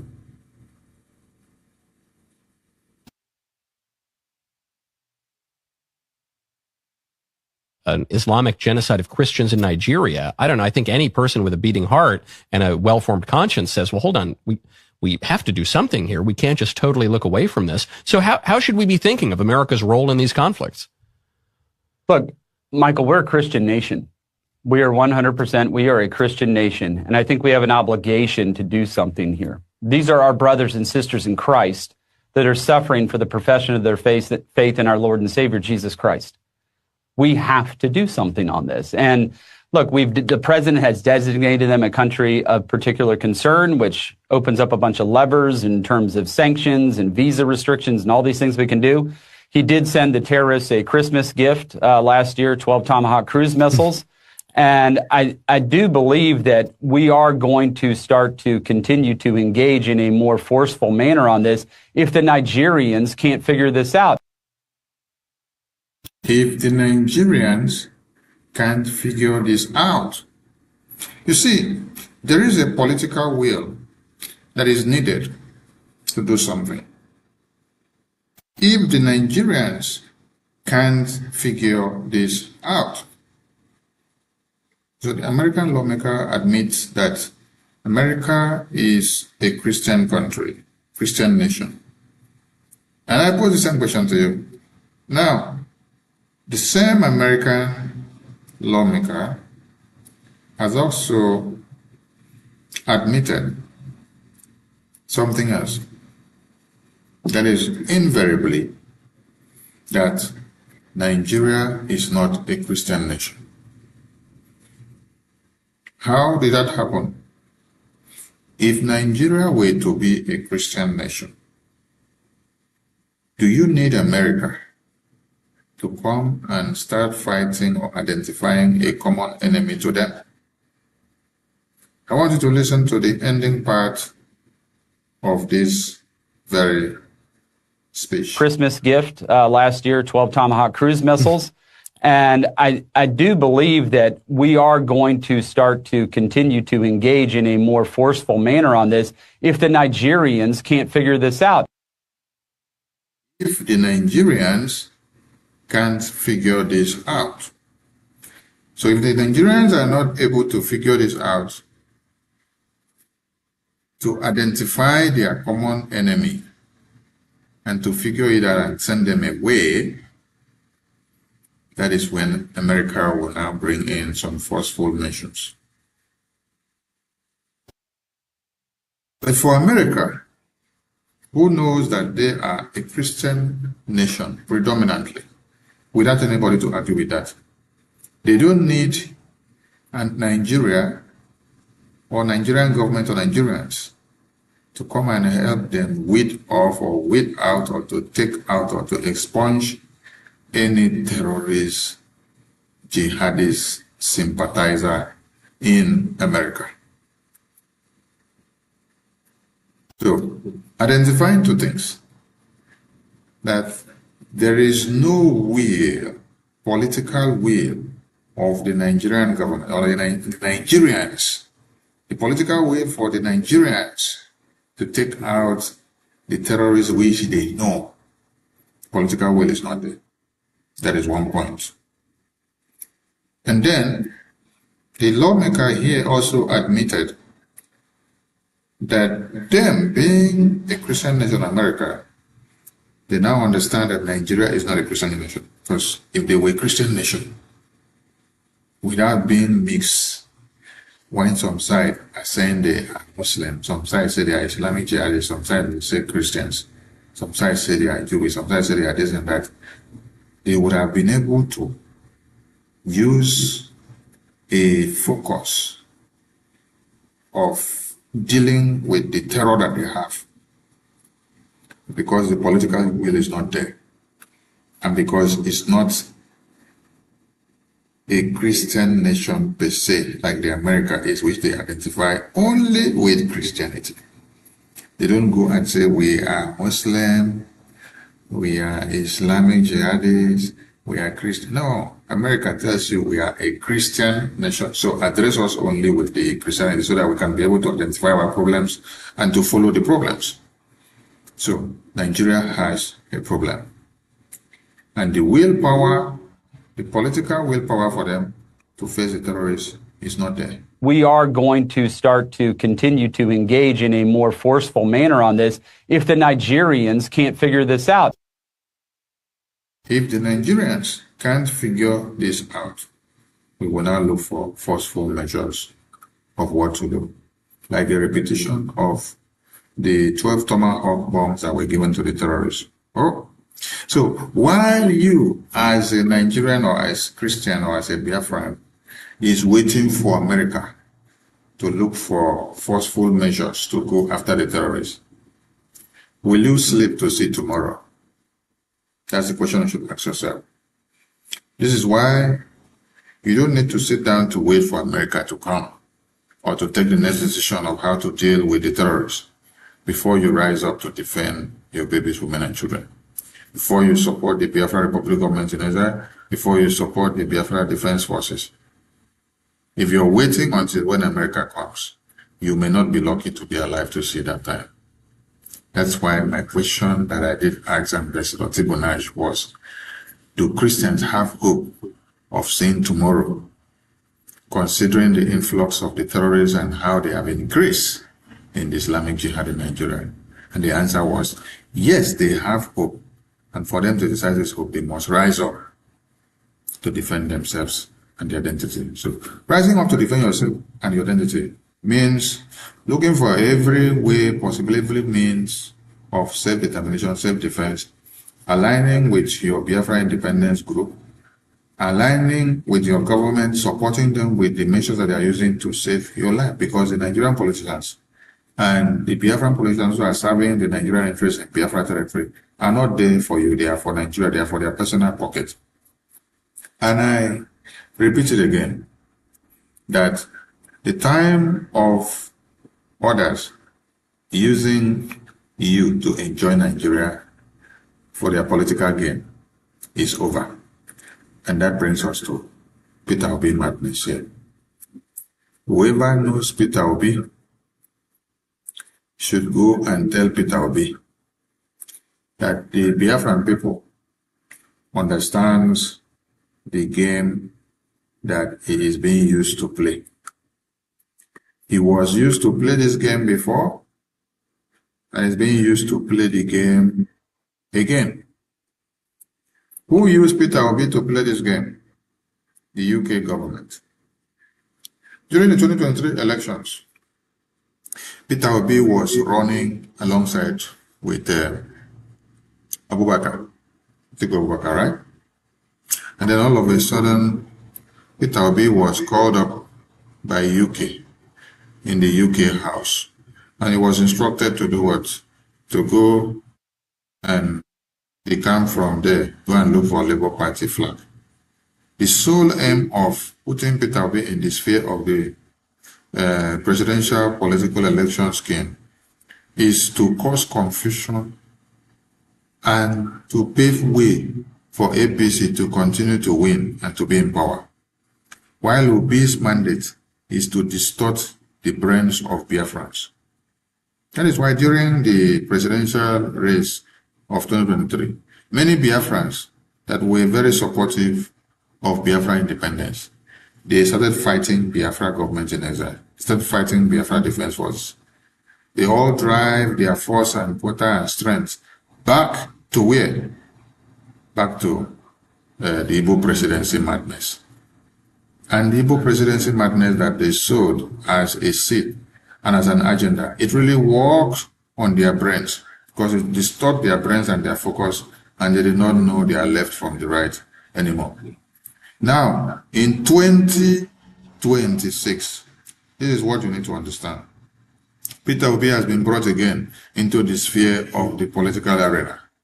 And the main game and the main agenda, the main thing that was done before is the same thing that is being sent to come and do again.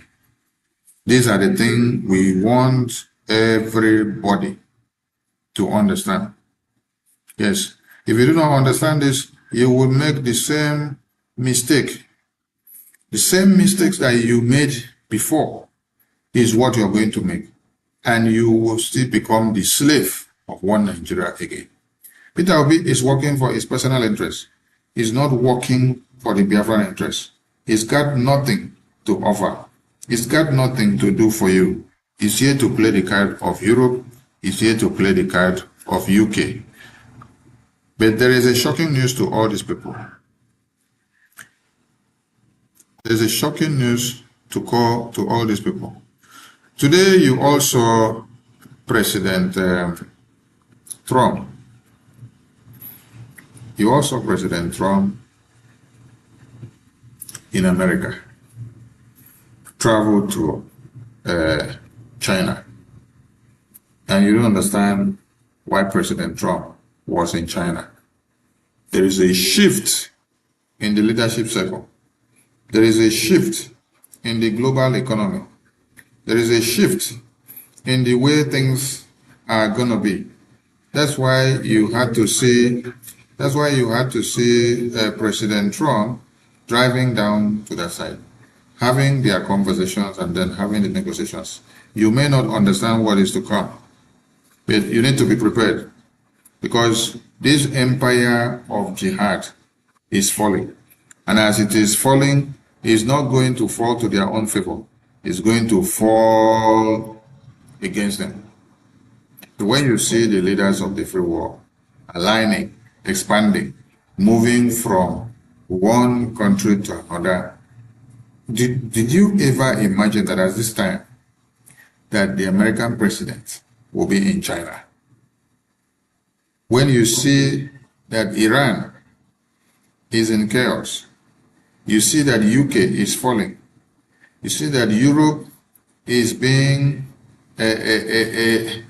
drowned on a daily basis,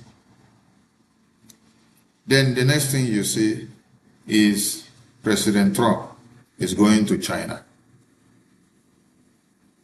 So any game that the UK government is playing against your lives in Nigeria, it's a time that is coming to an end, which you all have to make use of that very opportunity. And you don't have to miss it. Yes. You don't have to miss any of it. You have to key in and to make sure you see what is happening. So, when you see Peter Obi playing this game of UK card, please go and educate Peter Obi that there will be no elections in Biafra land. Biafran people will resist the election with everything in their blood.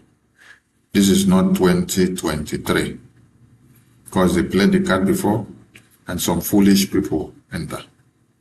And I wouldn't be surprised to see more foolish people that will still fall for this scam. Yes. When you fall for this scam again, maybe it is when you are in your graves that you will realize that you were taken for a fool. This is Voice of Biafra. We bring you the news as it comes, undiluted. Thank you all for joining Voice of Biafra Television. Support Biafra Republic Government in Exile and key into every activities that are coming. Tomorrow by 9 p.m., the Voice of Biafra Television will be hosting the Prime Minister of the Biafra Republic Government in Exile. This very program, and do not miss out, because it's going to be interesting and going to be updates from the Prime Minister of the Biafra Republic Government in Exile. Biafra is here, and every Biafran needs to key into what we are doing.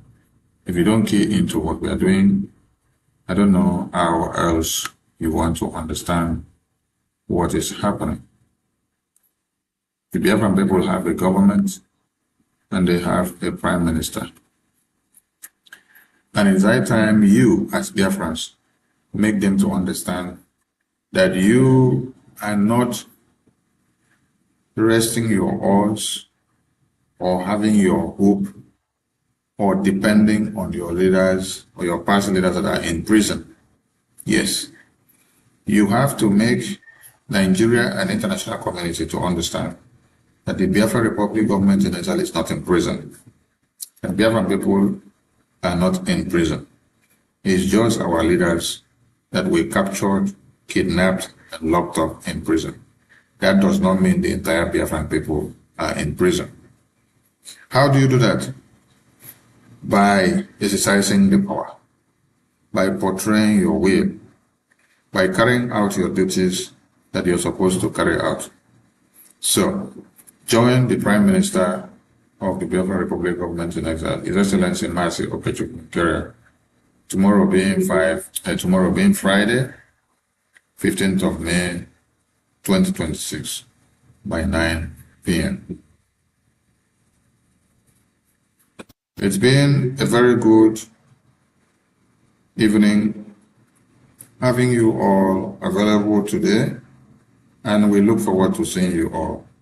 This is Voice of Biafra Television. Thank you.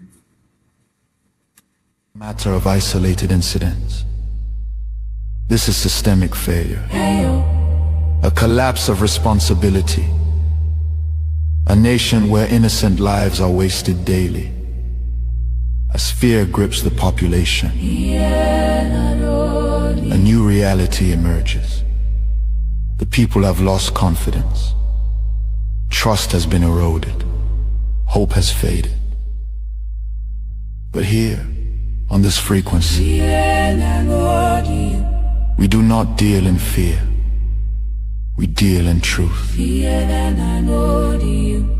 And the truth is this: a government that cannot protect its people has failed its most sacred duty to the people. Listen. Remain vigilant. Remain aware. Remain strong. Nigeria has failed its citizens, and in awareness lies survival. This is a wake-up call. You are listening to the voice of Biafra, where truth lives and freedom speaks. Biafrans stand firm.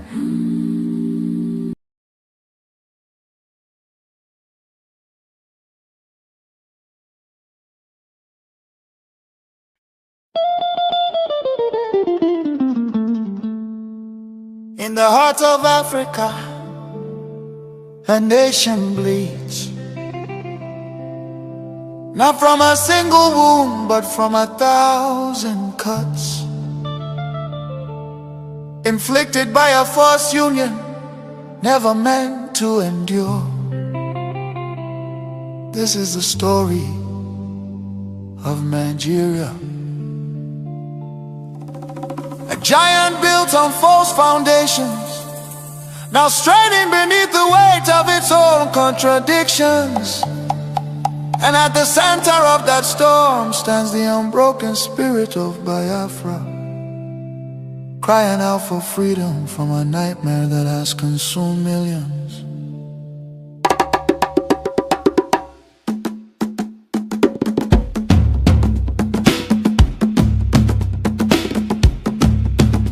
It began with the rivers of blood in 1966. Thousands of Biafran men, women and children, professionals, traders, students and families who had built lives across the Federation, became targets in the northern city, fueled by ethnic hatred and religious hostility. Mobs descended upon innocent civilians.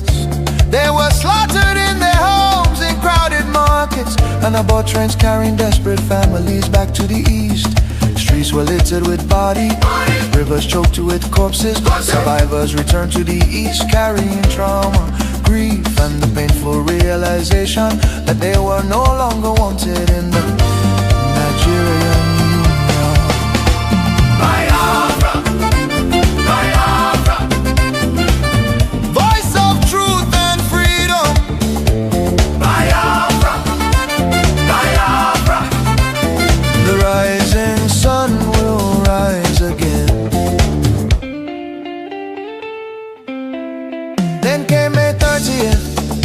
1967. A desperate act of survival. What followed were 30 months of unimaginable devastation.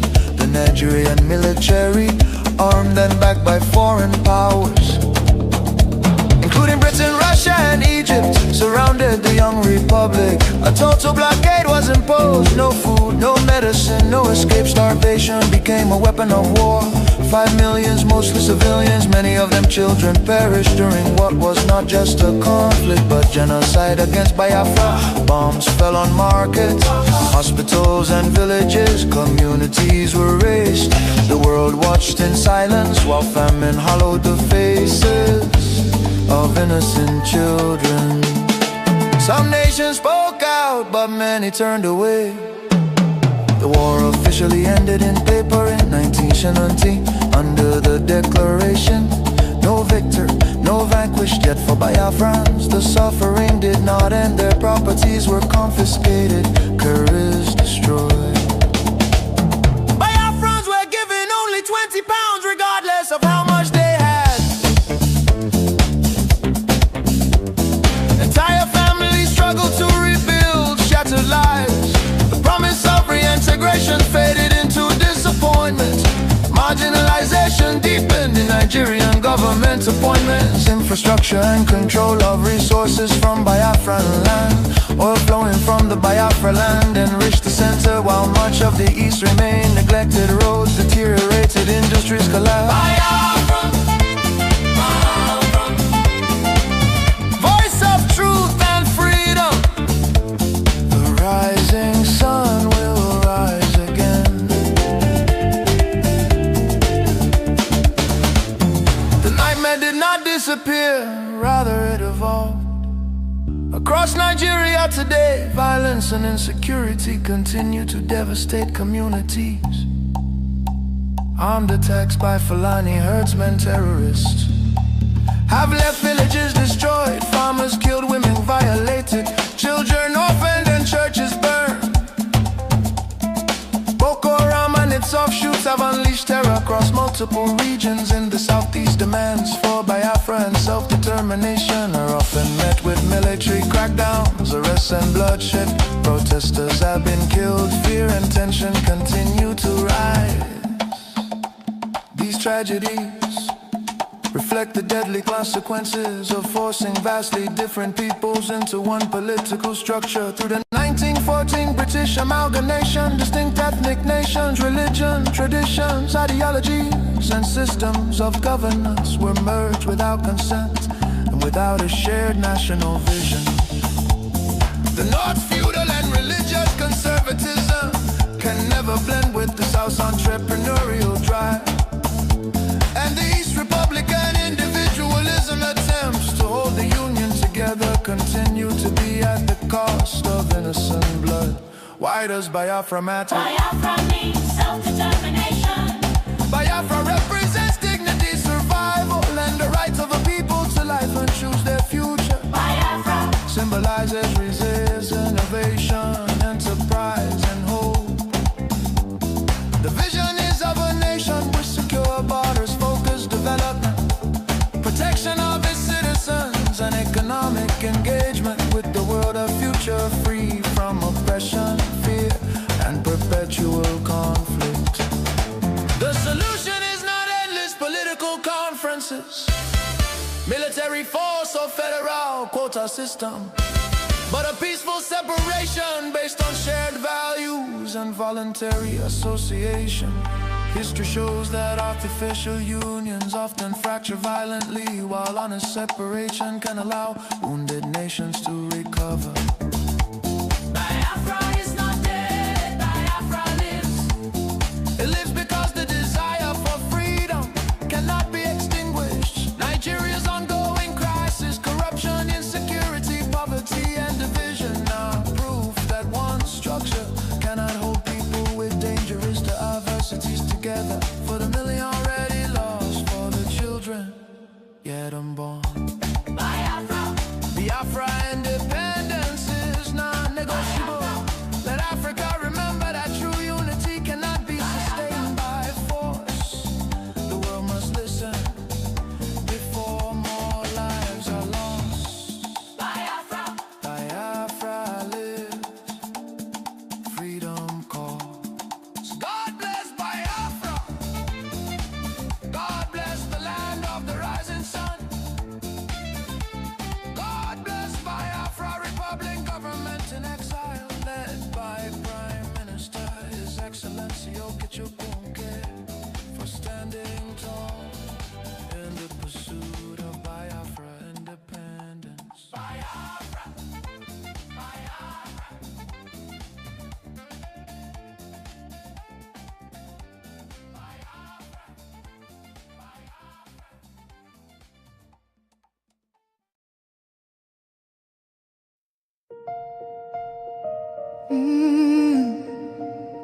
Can you hear the cry from the broken land, from the wounded hearts? Nigeria, they bleed, people they cry, tears for the ground, nobody asks why. Over 7,000 souls don't fall every single day, we still there call. Churches burning, hope fading fast.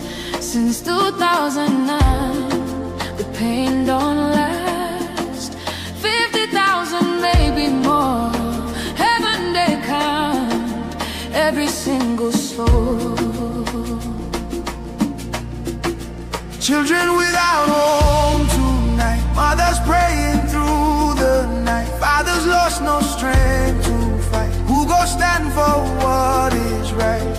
Oh, stand for love, stand for life. Be the answer in this time. You can have to wipe their tears, you can calm their fears. Give a hand, don't turn away. Be the light in darkest day.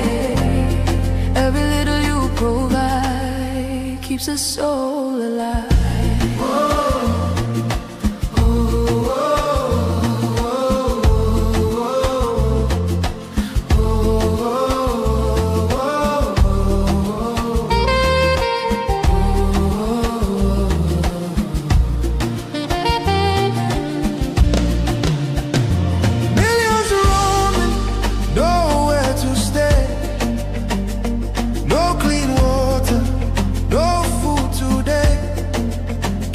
Voices crying in chains, silent echoes filled with pain. 19,000 churches gone,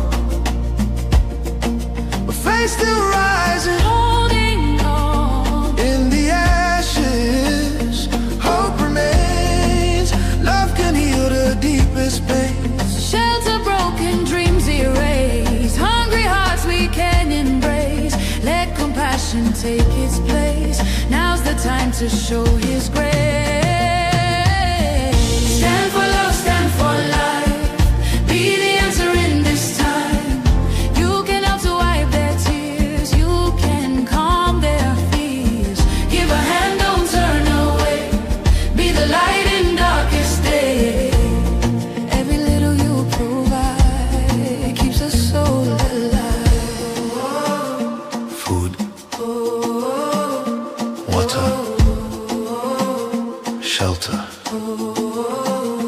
hope. You can be the miracle they pray for. You can change a life today. No matter how small it seems, your love can rebuild their dreams. Together we can make a way. Keeps us all alive. A wake-up call. You are listening to the voice of Biafra, where truth lives and freedom speaks. Biafrans stand firm until justice speaks louder than silence. And stay safe. God bless Biafra Republic. God bless Biafra Republic government in exile. Great people of Biafra, this is the voice of Biafra, the voice that cannot be silenced, the voice of truth, resilience, and freedom.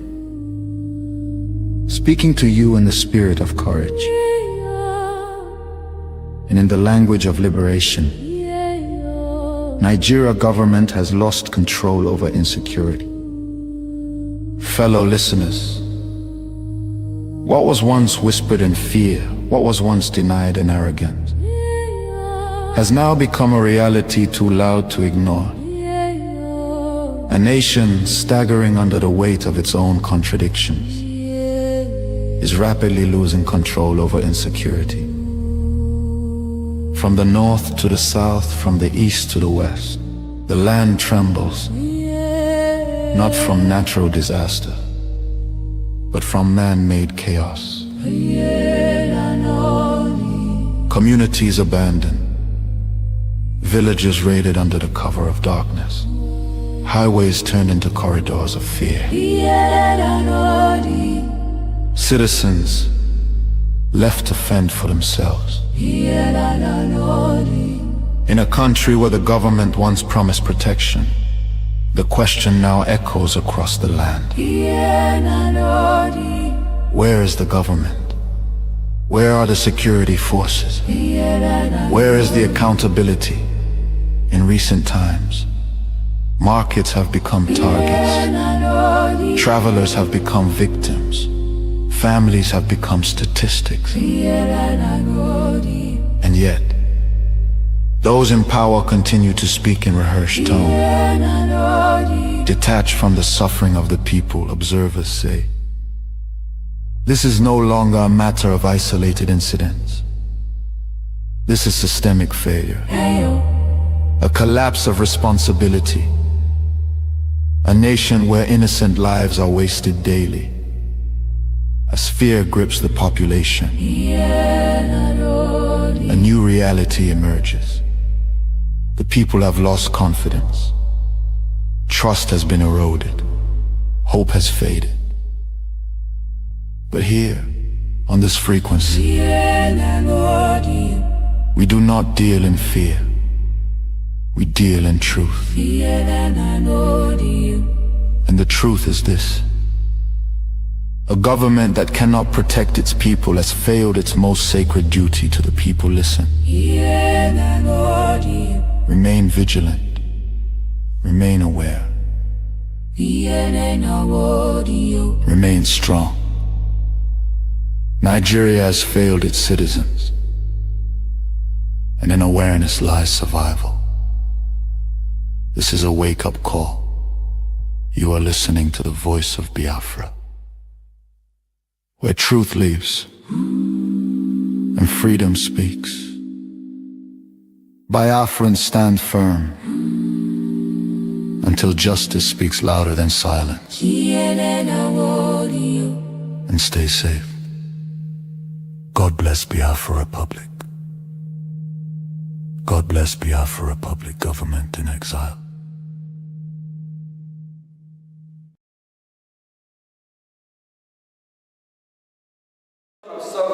That bipartisan act, drafted amidst the triumph of liberal democracy and the multinational world order, following the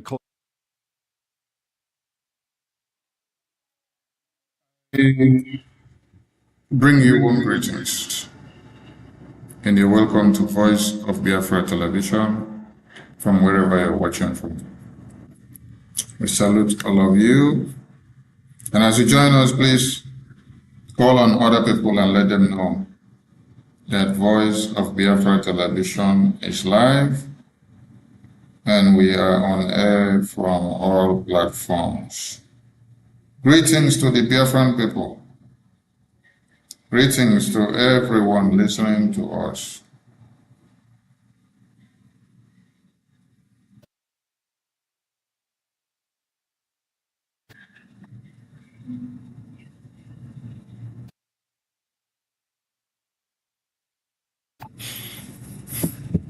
Welcome to Voice of Biafra Television, and in this frequency, we give you the news the way it is. It doesn't matter how many of those that are trying to show themselves against the Christians that are being slaughtered on a daily basis. People of Biafra. This is the voice of Biafra. The voice that cannot be silenced. The voice of truth, resilience, and freedom. Speaking to you in the spirit of courage and in the language of liberation. So in our a new quest for Biafra. Moreover, the administration has not made its Yes, good to have you all back again, and I hope we are coming out very clear. Let's check if we are very clear, if we are loud. All right, we are live and direct on all platforms. We are on Facebook, we are on Twitter, we are on YouTube, and we are also on the Voice of Biafra television, coming out live the entire region of Africa.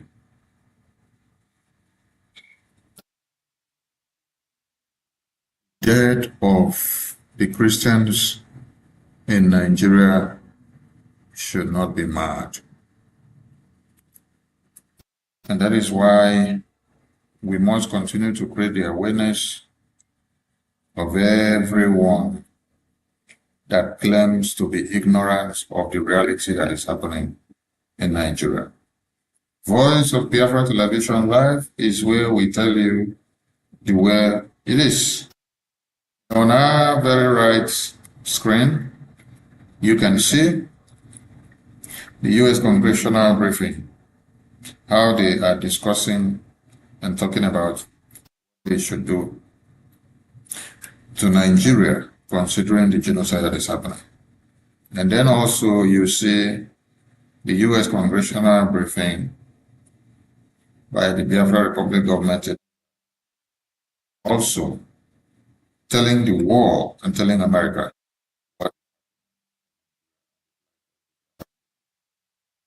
Greetings once again, and you're all welcome.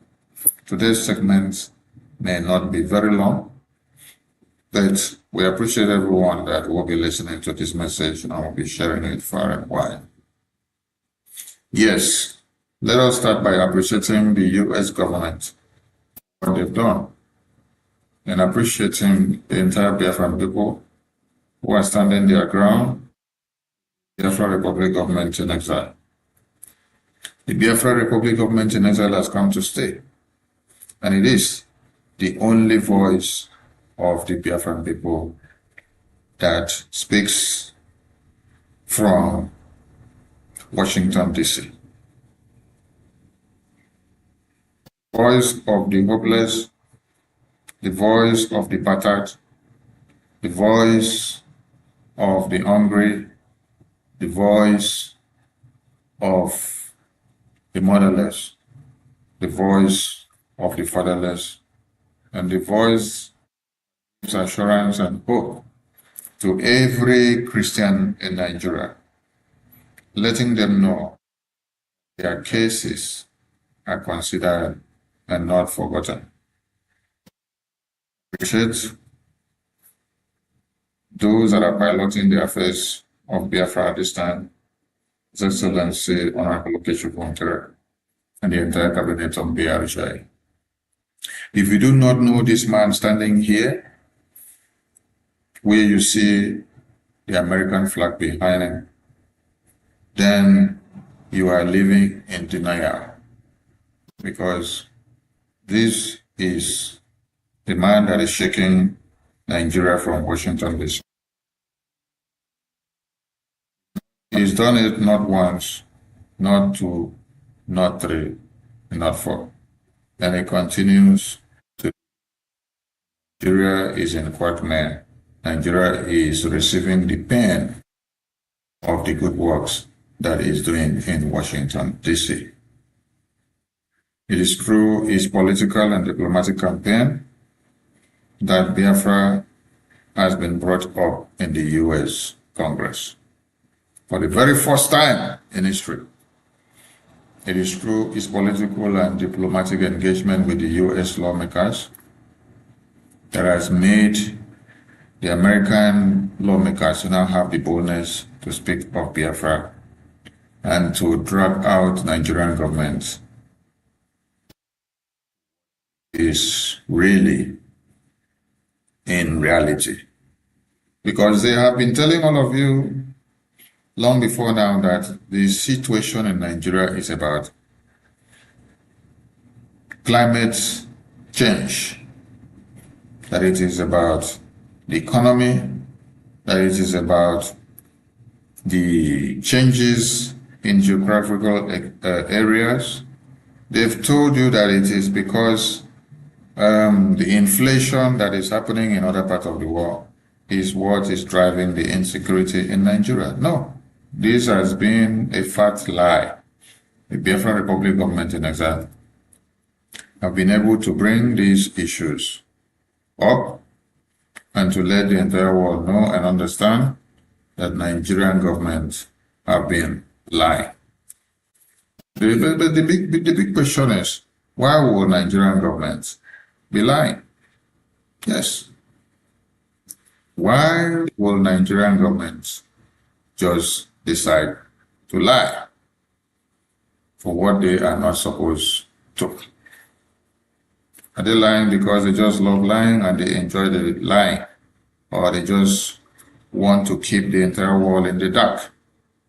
Yes, they want to keep the entire world in the dark because they see it very important that if they do so, nobody will take anything serious that comes out from you that lives in that contraption called Nigeria.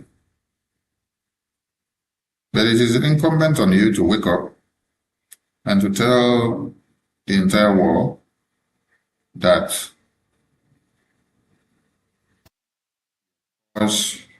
is paramount.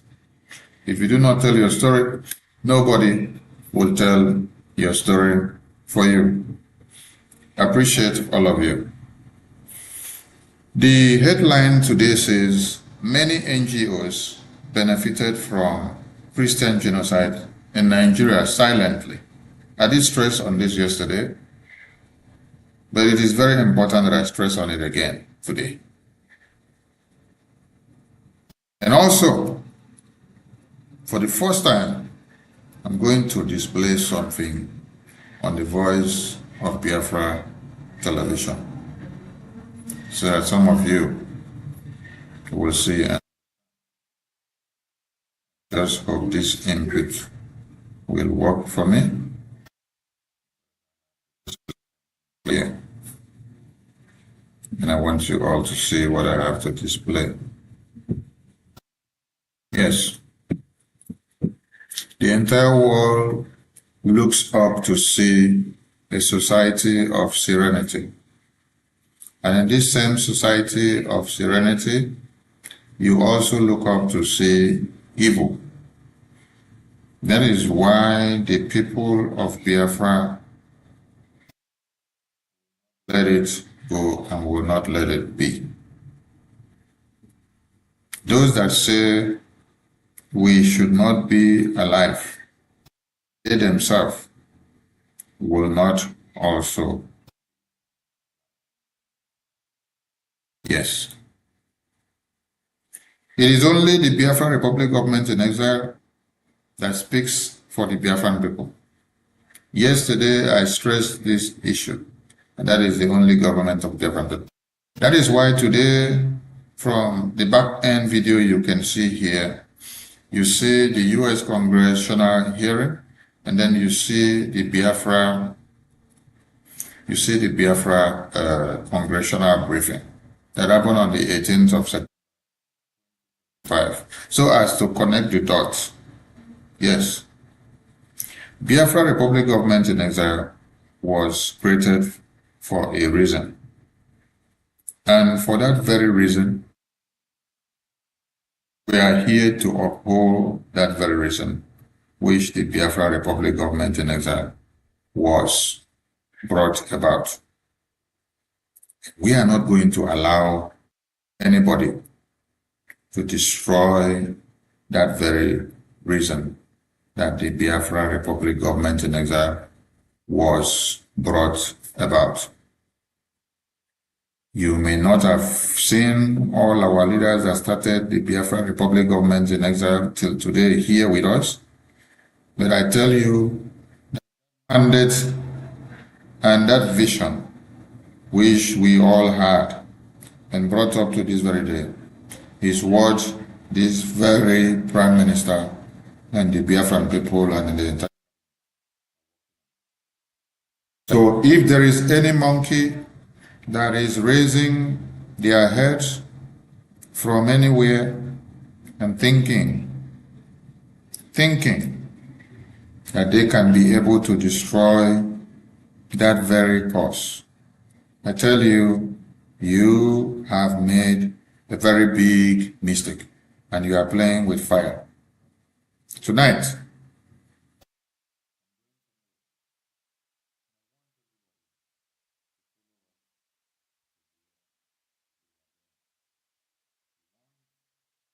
those that are ignorant and are not aware of what they should know to start learning and understand so that they don't fall victims of women that are coming out in sheep clothing and deceiving them in the name of whatever name.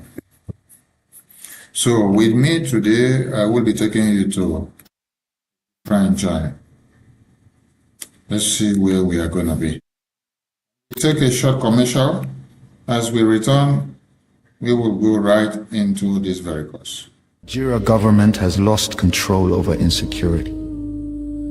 Fellow listeners, what was once whispered in fear, what was once denied in arrogance, has now become a reality too loud to ignore.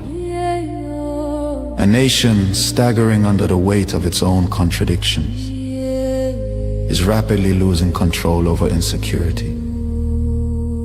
From the north to the south, from the east to the west, the land trembles, not from natural disaster, but from man-made chaos.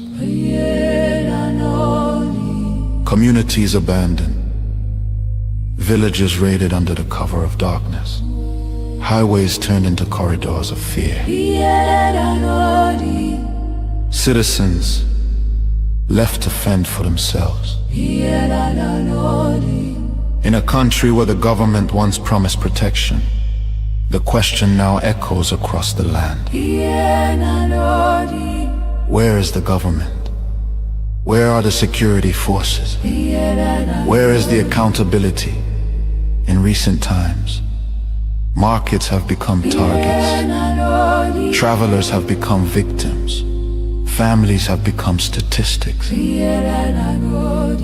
And yet, those in power continue to speak in rehearsed tone. Detached from the suffering of the people, observers say, this is no longer a matter of isolated incidents. This is systemic failure. A collapse of responsibility.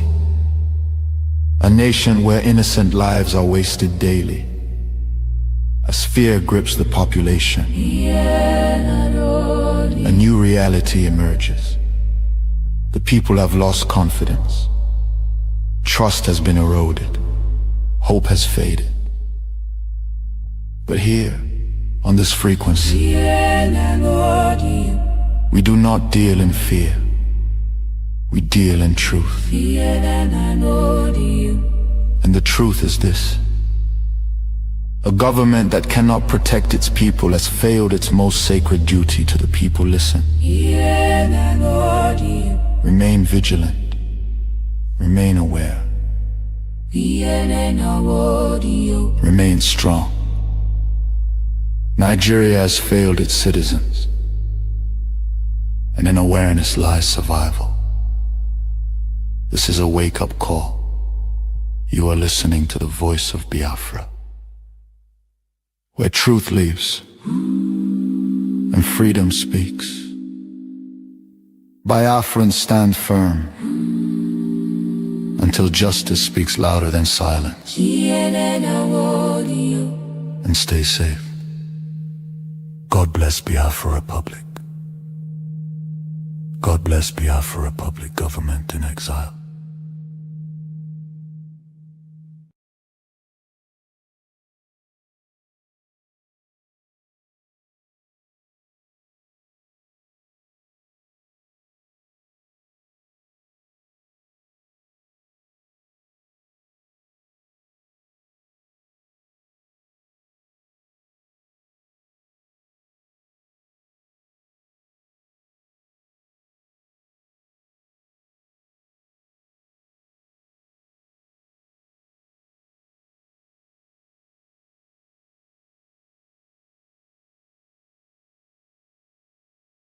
Great people of Biafra. This is the voice of Biafra. The voice that cannot be silenced. The voice of truth, resilience, and freedom. Speaking to you in the spirit of courage and in the language of liberation. Nigeria government has lost control over insecurity. Fellow listeners, what was once whispered in fear, what was once denied in arrogance, has now become a reality too loud to ignore. A nation staggering under the weight of its own contradictions is rapidly losing control over insecurity. From the north to the south, from the east to the west, the land trembles, not from natural disaster, but from man-made chaos. Communities abandoned, villages raided under the cover of darkness, highways turned into corridors of fear. Citizens left to fend for themselves. In a country where the government once promised protection, the question now echoes across the land. Where is the government? Where are the security forces? Where is the accountability? In recent times, markets have become targets. Travelers have become victims. Families have become statistics. And yet, those in power continue to speak in rehearsed tone. Detached from the suffering of the people, observers say, this is no longer a matter of isolated incidents. This is systemic failure. A collapse of responsibility. A nation where innocent lives are wasted daily. As fear grips the population, a new reality emerges. The people have lost confidence. They're stating that if we attack Come back to Voice of Biafra television, where you get the news undiluted the way it should be. Yes, as I delve into the next segment of the program, what you have to see, and we have to address this issue so that Biafrans that must have been deceived will now know where they are and know what they should focus on. Yes. First and foremost, this is Canon Takano. This is Canon Takano. I want everybody to look at it very well. This is Canon Takano. Yes. And I want this to be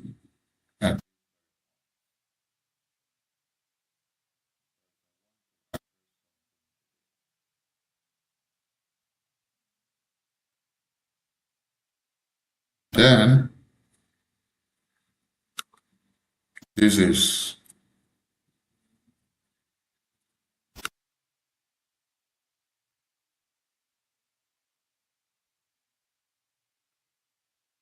I want everybody to look at what we have on the screen now. And I believe my voice is coming out loud.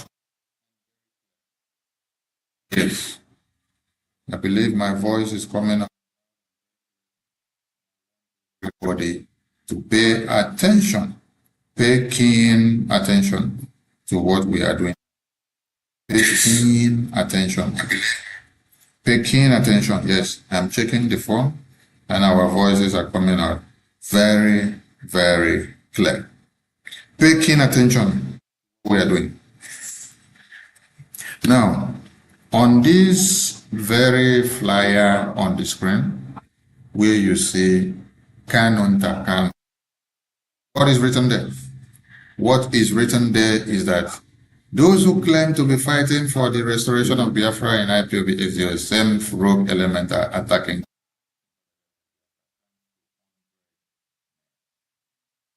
Yes. And then on this other flyer, you see that Nnamdi Kanu's brothers, which is Kanu Ntakanu, the wife, the lawyers, the DOS, Igbo politicians, AVID, and WIC.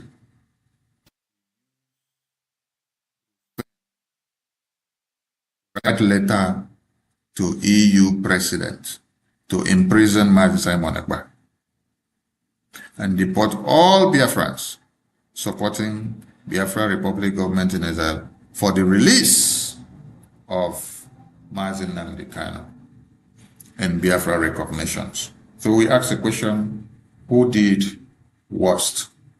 Now, if you haven't seen this letter that we have on the screen before,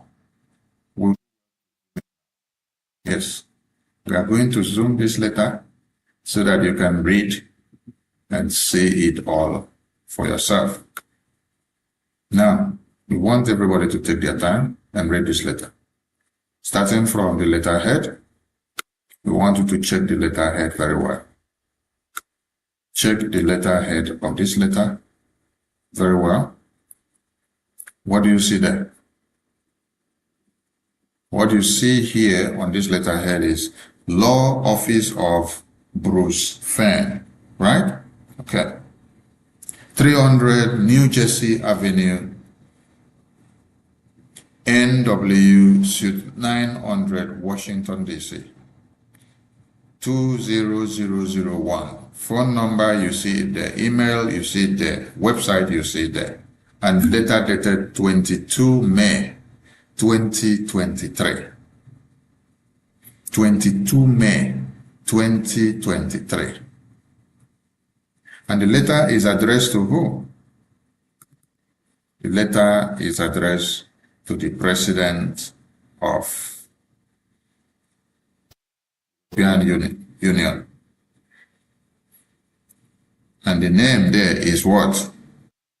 Ursula von der Leyen, President, European Commission. And they put the address there, Brussels, Belgium. They say, Dear President. Now, let us go into the context of the letter. We want you all to read the context of the letter alongside with us. For those of you watching from the homeland, and for those of you watching from all over Africa, this is the first time you are seeing this document displayed here on Voice of Biafra television.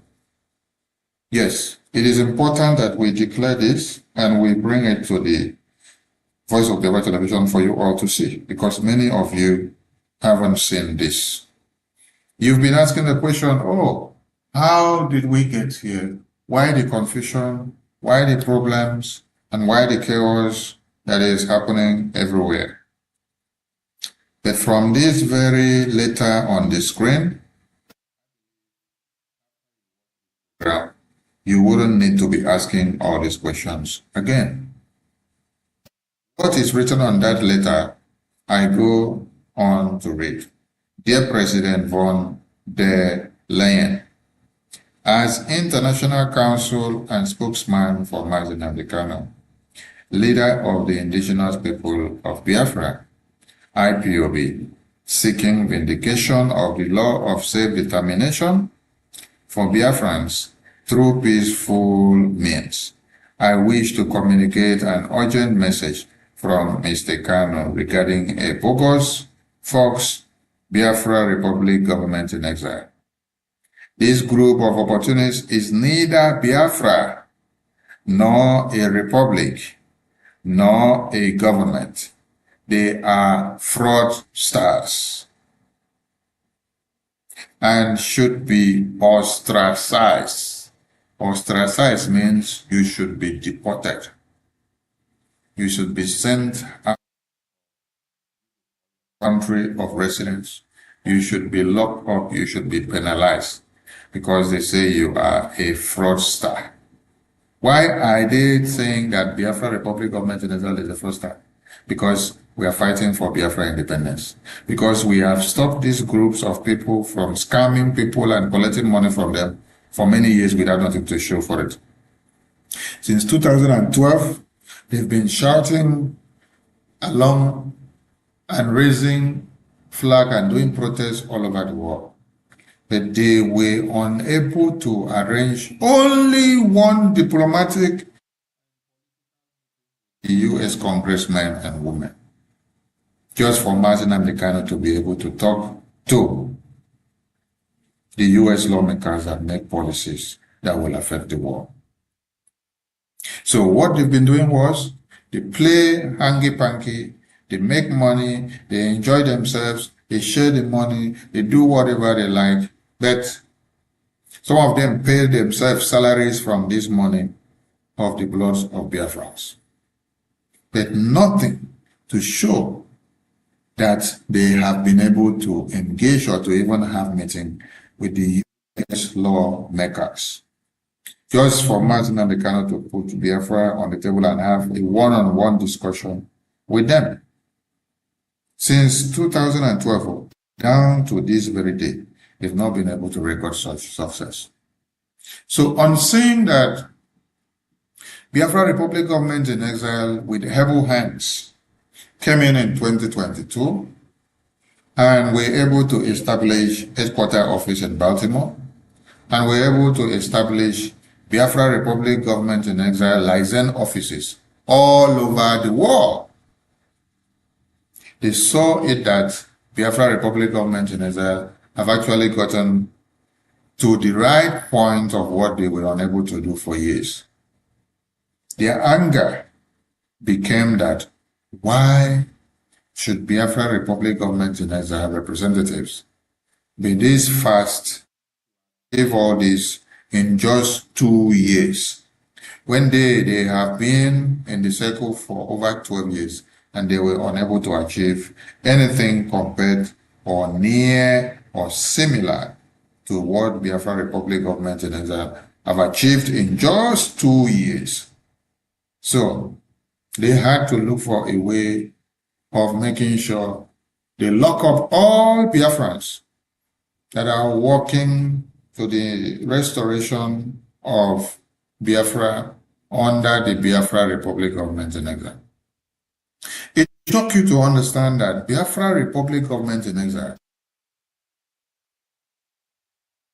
submitted a congressional testimony to the U.S. government, telling them about the plight of the Biafran people, telling them about the Christian genocide in Nigeria, telling them about the kidnapping of Martin Nnamdi Kanu and all Biafrans that have been kidnapped, telling them about the imprisonment of Martin Monagba in Finland that Finland government did in collaboration with the European Union, which is working in line with this letter that these Martin Nnamdi Kanu brothers, Kanu Ntakanu, Bruce Fenn, the lawyers, the attorneys, and the entire family of him and the DOS, Walibo Congress, AVID, and all groups that are all over this world who are the enemies of Biafra restoration. They came together, they wrote this letter, they sent it to the European Commission.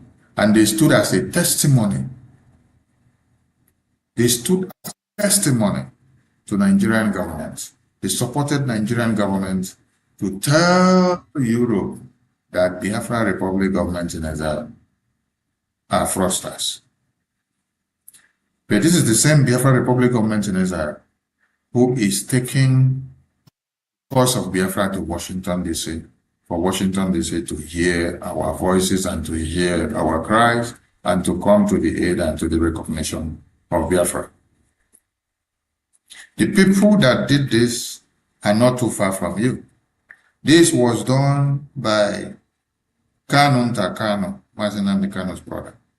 This was done by Emmanuel Kanu, Martin Nnamdi Kanu's brother. This was done by the wife of Martin Nnamdi Kanu, Uchechi Kanu. This was done by DOS.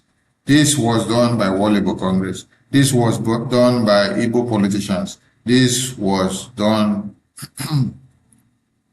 by World Igbo Congress, Organized Igbo, AVID groups, and all the groups of criminals who do not want Biafra to come, but they want to be making money and continue to shout all hail Biafra from January to December and from the first year to the 20th year. So when you see that Martin Monagba is in prison today, Kanu, the brothers of Nnamdi Kanu, they hired a lawyer and then they wrote this letter and they said Nnamdi Kanu is the one that ordered them to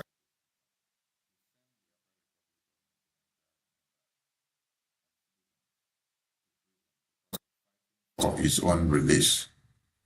Yes, and because of fighting for the restoration of Biafra and the recognition of Biafra. We are reading this letter to you today for you to understand why. They staged a protest in Finland. They gathered in Finland in 2023. And then they submitted this letter in the same 2023. Yes, this letter you see here was submitted in 2023. You can see the date today, May 22, 2023. And then they staged a protest. And in that protest, they carried a placard which they rated the Biafra Republic government in exile is a fraud. Who did they use to do this? They used Bruce Fein. That is why you see that the Biafran people got so vexed when they see that anybody has made his or herself a willing tool and useful to be used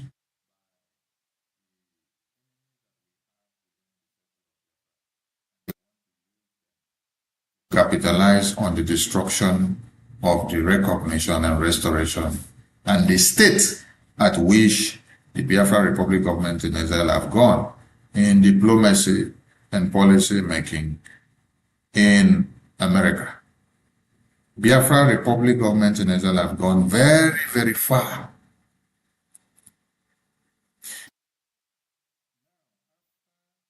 Kanu Takanu wrote this letter with his brothers and the DOS members and World Igbo Congress and Ohanese and Igbo politicians.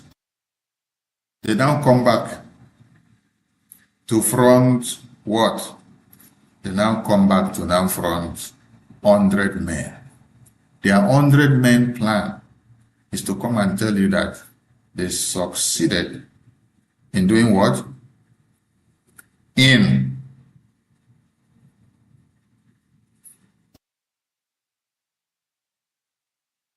tell you that they succeeded in doing what?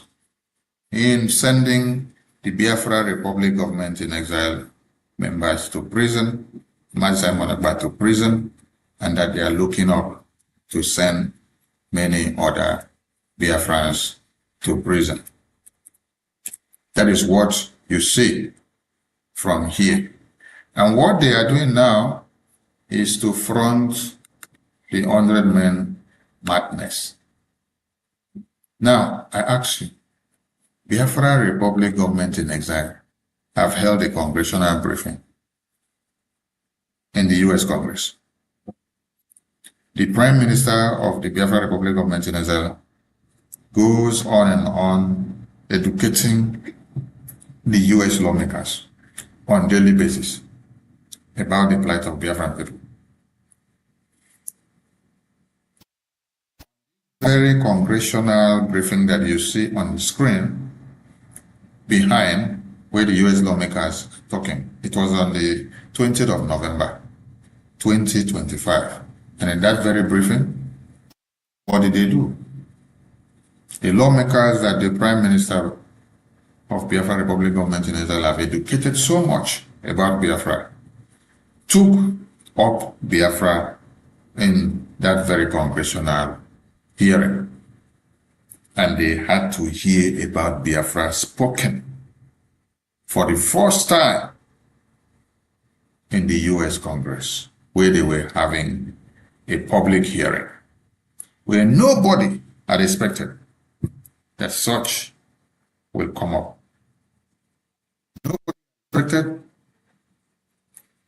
that such will be coming up in the US congressional briefing. So it shocked everyone to have seen that Biafra was spoken of in the US Congress on 20th of November All glory to the Biafra Republic government in exile.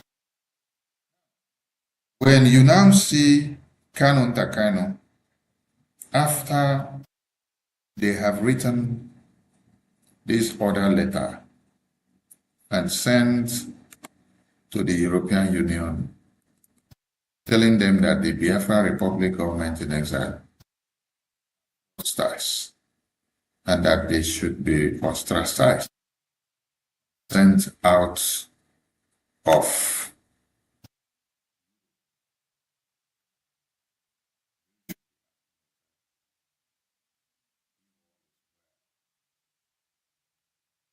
these people. Yes. You should be asking yourself, if all is well with them, what they now front is 100 men. And with this nonsense 100 men, the same way that you have them attacked Mazen first letter, is the same way that they have carried his name and his face and put on this Bible.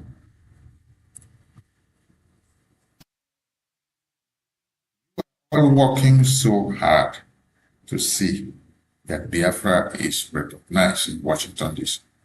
I want all of you to ask Kanu Takano and ask Emmanuel Kanu and ask Ejimako and ask Maxwell Okpara and ask Bruce Fenn, and ask the wife of Mazen Amdekano, and ask Walibo Congress, and ask Wanese, and ask all these groups of lunatics what they had done or what they had achieved. Let them tell us what they had achieved for the past 12 years that they were shouting IPOB, one family. They were just doing protests and going about with flag, shouting IPOB, one family, carrying the biggest of flag and making noise everywhere. Until now that the Biafran people decided to come together and then form a government. They are not happy that there is a government, and it's not just a government, but a proactive government that is doing something. Many of you have fallen for this trap of 100 men.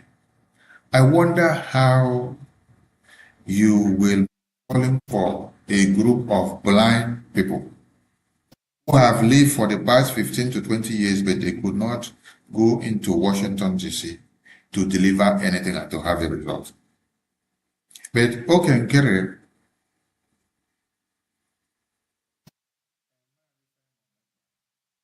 and the Biafran government in exile started going to what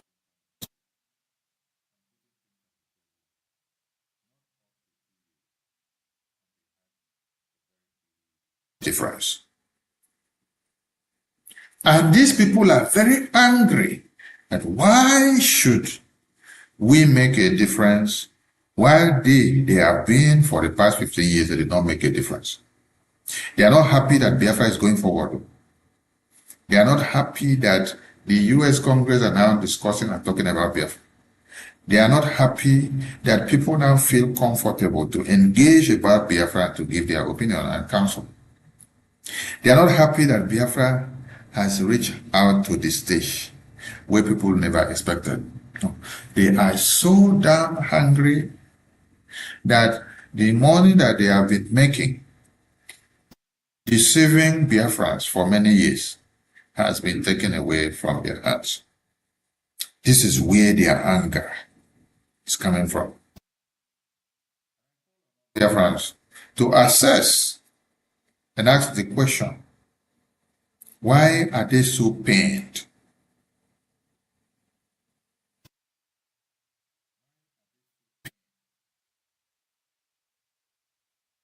So pained, and who will help them out? Pain in them is so much that they don't know what to do and they don't know how to be able to hide it. Because we are not stopping them from doing what they were supposed to have done. If they were doing well, I tell you, we wouldn't have had Biafra Republic government in exile to come in to make a difference. It's only when you are making no difference, that is when another people will tend to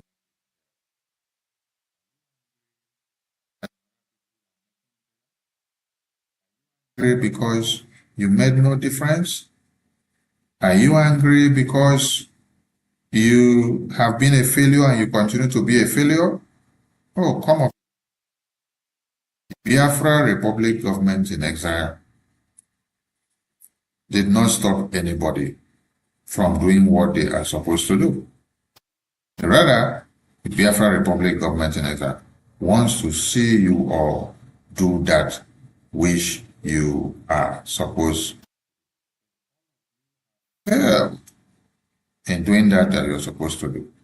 Instead, what you're doing is to look for the downfall of Biafrans, the downfall of the good work of the Biafra Republic government in exile in every way possible.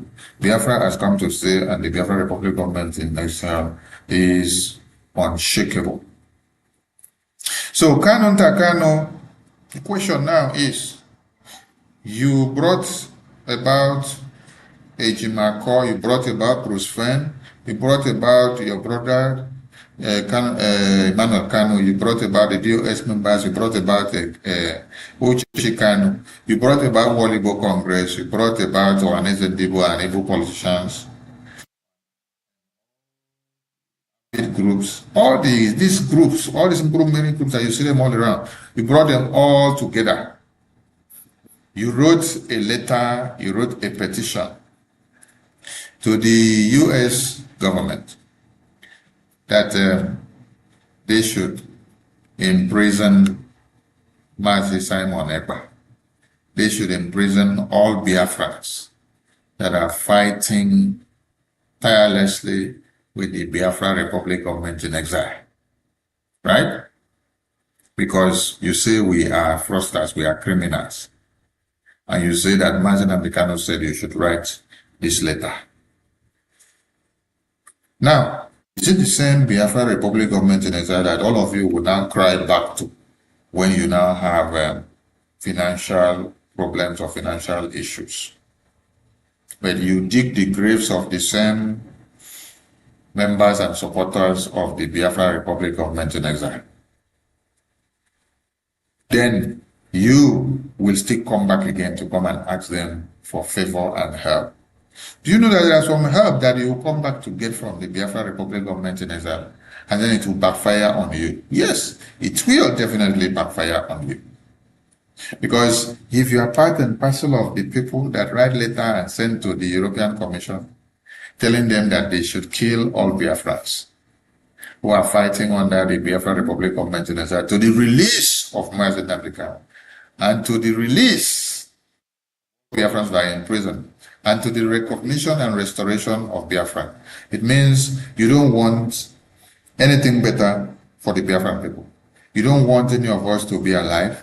You don't want us in peace. You want all of us in pieces.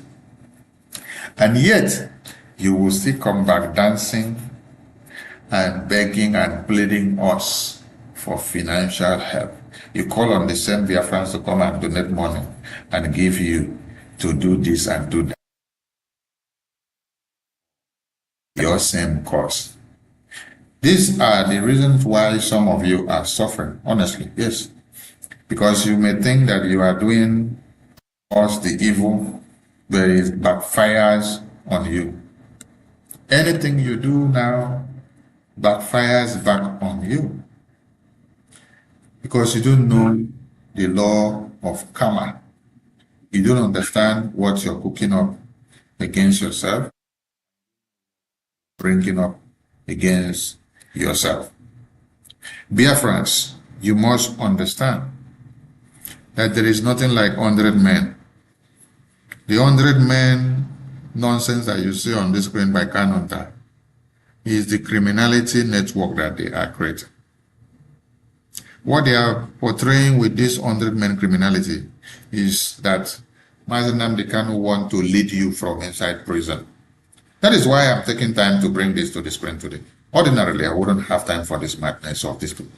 But it is pertinent and important that we don't ignore some things, especially on the Voice of Biafra television.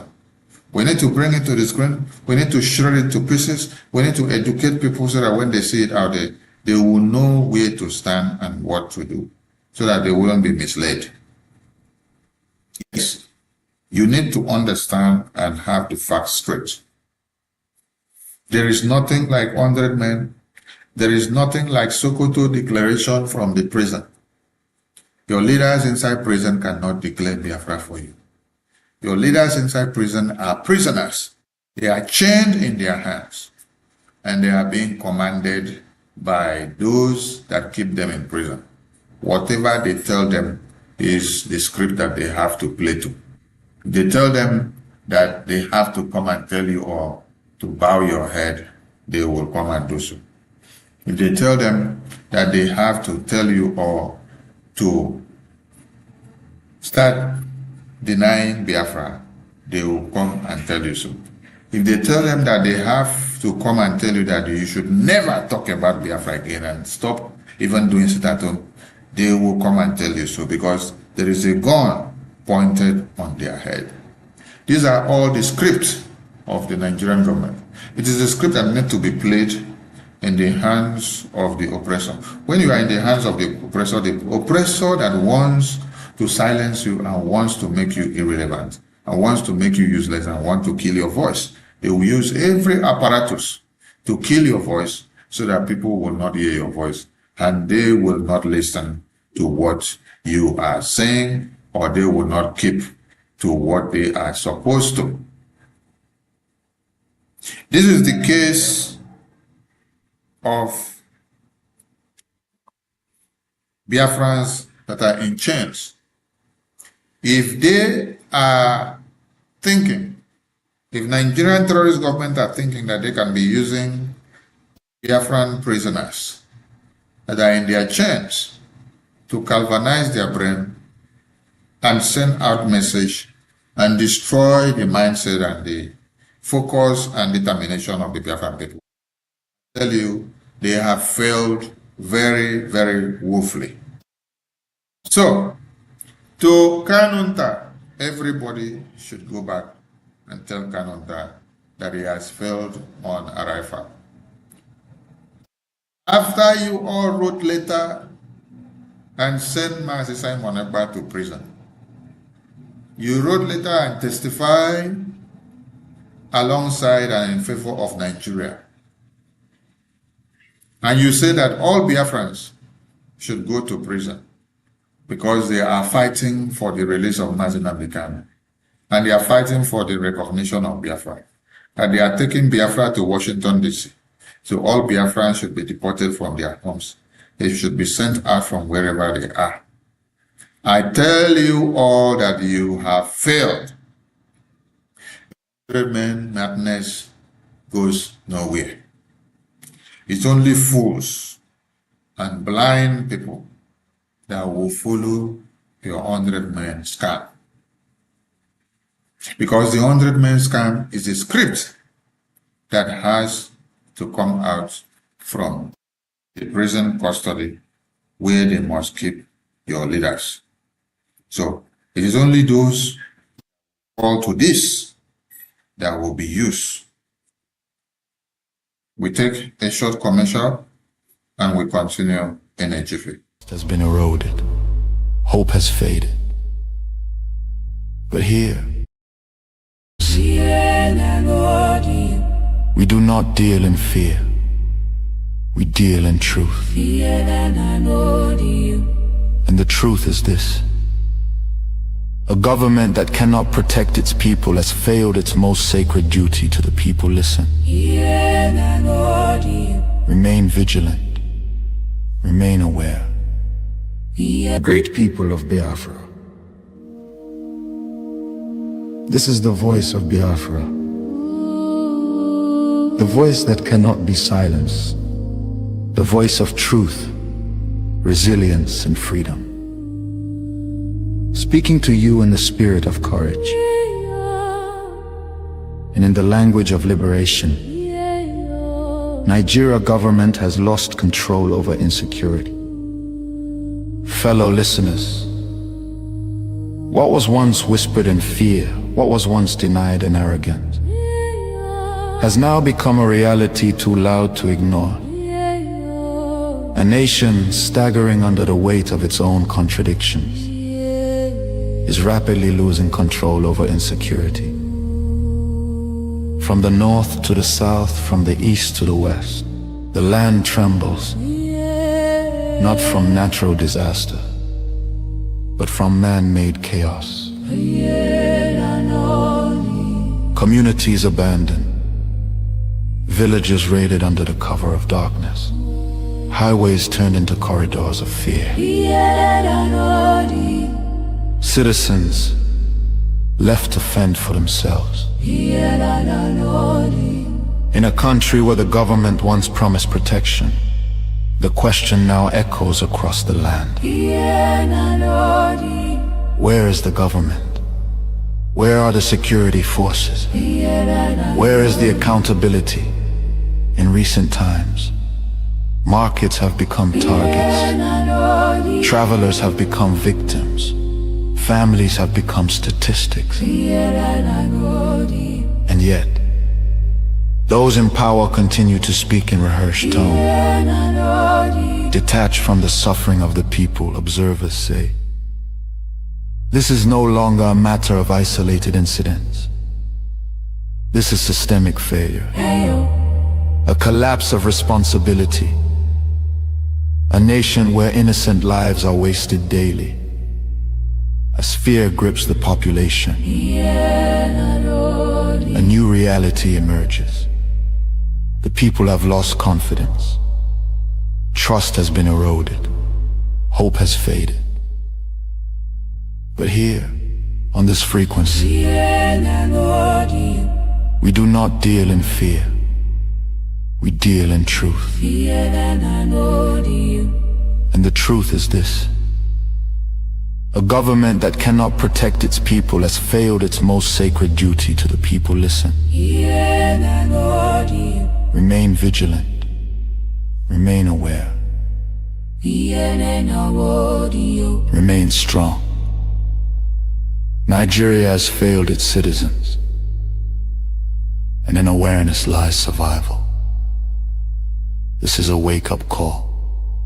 You are listening to the voice of Biafra, where truth lives and freedom speaks. Biafrans stand firm until justice speaks louder than silence. And stay safe. God bless Biafra Republic. God bless Biafra Republic, government in exile. Colleague who was on the trip as well, and appreciated her and her time with that. Welcome back to Voice of Biafra Television, where we give you the news undiluted the way it is. Yes, this is what we've been talking about. Taken time to address this today, so that those that are falling victims of this scam will not continue. Before you follow somebody, ask of result. Before you follow somebody, ask of the antecedents. Before you follow somebody, ask of what they've been able to do. Ask them how far is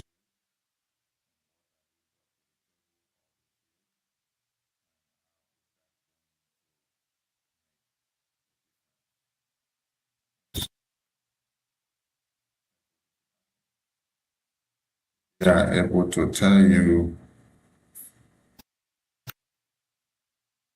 about what they are going to achieve and what they have achieved before now.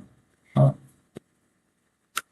you look at their report card and you see that they have done anything to pick off and to follow, then you can be able to. But for these people here that are campaigning and pushing these 100 men, they are the same people that sent Simon Ekpa to prison. They are the same people that came together with World Igbo Congress and Igbo politicians. They testified in the court of Finland against Biafra Republic government in exile. Clapping for them and you're joining them, you are actually clapping for the imprisonment of Simon Ekpa. You're clapping for the imprisonment of all Biafra Republic government in exile members.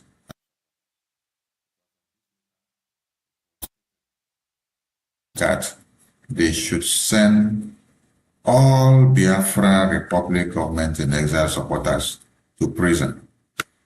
They should extradite them. They should ostracize them. They should send them away from the country that they are. Why? The only crime they said they committed is that they are supporting the Biafra Republic government in exile, them as fraudsters and criminals, and say they are not fighting for Biafra. The people that are saying that we are not fighting for Biafra, we have not seen them been to Washington, D.C. to see the U.S. lawmakers. The people that they say are not fighting for Biafra are actually the people that we see in Washington, D.C. They are the people that we see with the U.S. lawmakers. The people that are having all these meetings with U.S. congressmen and women are no other persons than the same people that they themselves say that are not fighting for Biafra. The Biafra Republic government in exile is the Biafra Republic government in exile that is meeting the U.S. congressmen and women every time, educating them and telling them the plight of the Biafran people. Also telling them about the Mazi Nnamdi Kanu that was imprisoned, that was kidnapped all the way from Kenya, taken to Nigeria. And these people that we talk about, they cannot take Mazi Nnamdi Kanu case or Biafra case to Washington, D.C. to meet the U.S. lawmakers because they don't have what it takes. But they were able to have what it takes to write a letter petition. They should imprison all Biafrans who are aligning or identifying themselves or supporting the Biafra Republic government in exile. So when you are thinking and asking,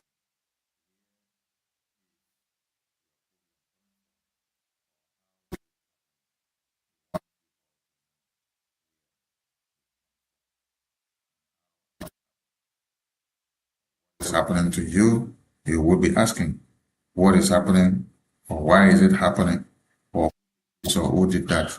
These are the people that did it. The people that you see here that are fronting this madness that they call 100 men. And they say the 100 men, they are bringing the prison. We want all Biafrans who have been deceived by this 100 men madness, who are aligning with them, to remember and to look at this very letter. This letter here on the screen was dated. This letter here, the screen, was dated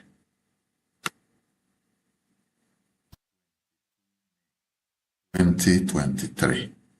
If you calculate the years to today being May 26, you will now see how many years this letter was drafted and sent to the European president.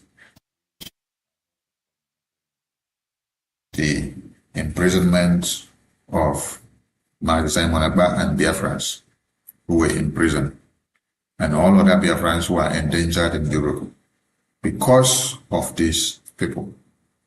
So you that is supporting them, you that is joining this 100-man madness group, know ye that you are joining this group to imprison Simon Ekpa and to imprison all Biafrans and to destroy Biafra Republic of Maintenance. Because the key word here is that everybody that is supporting Biafra Republic of Maintenance, that they are fraudsters. Look at it there. They say you are all fraudsters and that you should be ostracized, you should be deported from your country where you are resident and you are working in Europe. This is what the lawyers of Mazi Nnamdi Kanu did. This is what Kanu, all his group of lawyers. This is what Ejima called it with all his group of lawyers. This is what World Igbo Congress did. This is what AFID did. This is what the Ambassador Group did.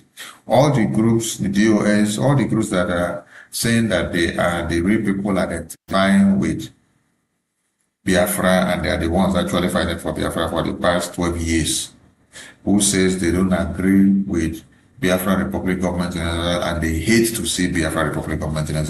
This is what they all brought up together against the people of Biafra. So when you are joining them today, I want you to remember that you are joining them to destroy yourself and you are joining them to destroy Biafra Republic government in exile. So wake up now. We've seen some other posts where they put another photo and another flyer and they say Sokoto Declaration.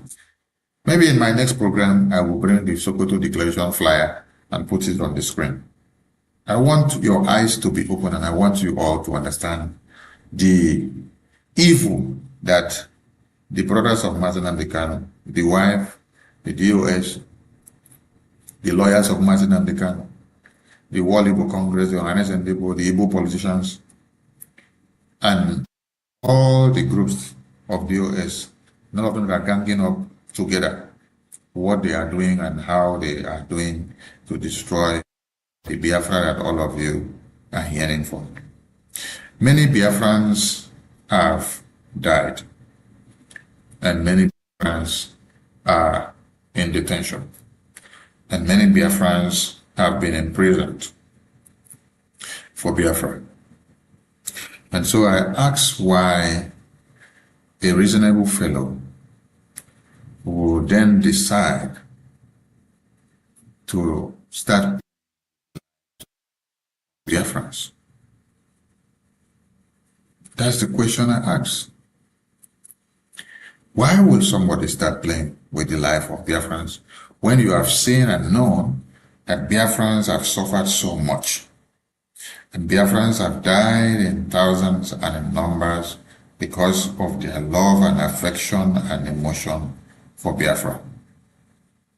And then all you could do is to look for a way of destroying the Biafran people the more. All you could do is to look for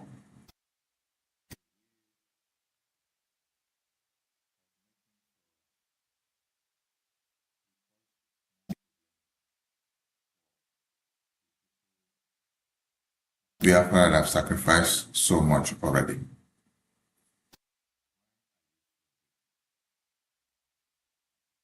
Why are you being so wicked? Why is it that in your own generation over goodwill? Why is it that in your own generation you prefer not to come together as the people of the Somaliland? The people of Somaliland, you see today that all of you are speaking of. They did not have this evil mindset of shattering everywhere and destroying. No, they had the mindset of bringing all together. Looking at the fragile situation of Somalia, they all came together, they made use of their unity of purpose, and they galvanized a common cause. And they were able to drive it down to where you see results coming out. And if they did not do that, they wouldn't have gotten the results that they got. So they worked so hard, they kept their differences aside, they kept their pride and their ego, they kept their ethnocentrism aside, they all came together and made it work. And today, many of you are speaking of the Ambazonia people. You are speaking of the Somaliland. You are speaking of while in Biafra Republic government in exile and while in Biafra cause, we are working so hard to destroy of the Biafra Republic government in exile. What will it profit?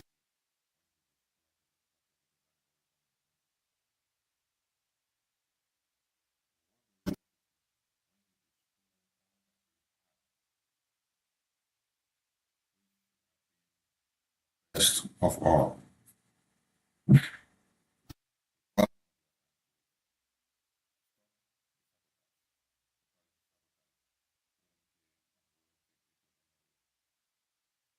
Nigeria is on the crossroad. You sleep and wake up and you see a series of genocide happening in Nigeria today. Have you ever wondered why it is happening so? It is for the appointed time, because Nigeria is about time it gets down to where it should have been.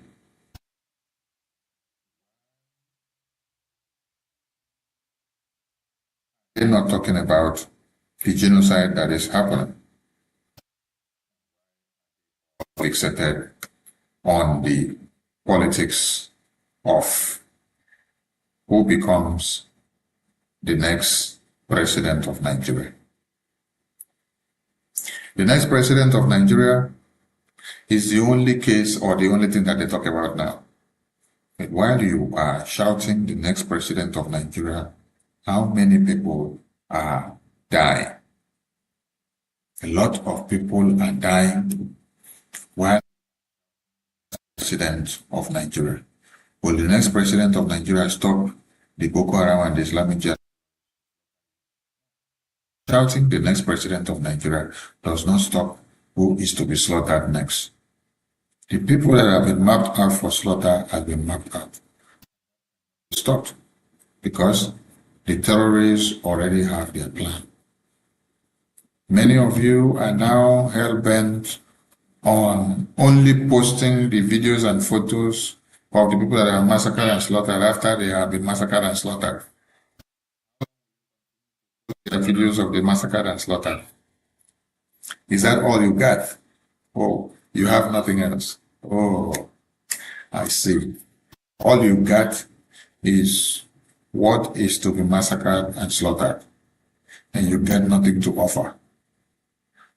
You need to wake up, because when they finish in the next community, your own community will be next. Peter Obi is an agent of Nigeria.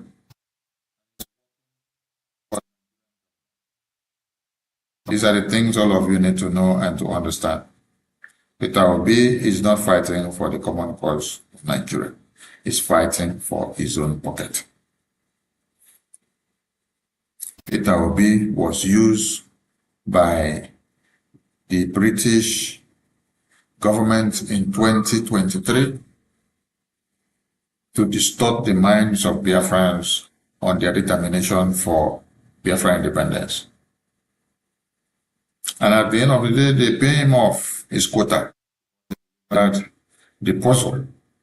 Today again, he has been picked up and mapped out for another quest. This time, they toss him around from Labour Party to ADC. From ADC now you see him in NDC. Very soon you will see him again jump out from NDC to another party. The Northerners have understood that he is playing the game of Britain, and at this time the game is not going to favor them, because the Biafran people have unanimously come to a crossroad and said enough is enough. Is either you let Biafra go, or you get it hot. So Peter Obi must find a way to play the game that he has played in 2023. Ask yourself a very simple question. Why didn't they bring Peter Obi, or you did not see Peter Obi since the time of Buhari, or since the time of Murtala Mohammed, or since the time of Yaradua, or since the time of Goodluck Jonathan? As at that time, how was the Biafran momentum? The Biafra independence momentum, how was it? How did it wax and how far did it go? Has the Biafran people then gotten to Washington, D.C.? Have they gotten a lobbyist and attorney then that speaks for them and become their eye and nose and ear in Washington, D.C.? Have they had the opportunity to put congressional testimony before the U.S. Congress? Have they had the opportunity to appear before the Congress to give a congressional briefing, testifying all that has been happening in Nigeria? And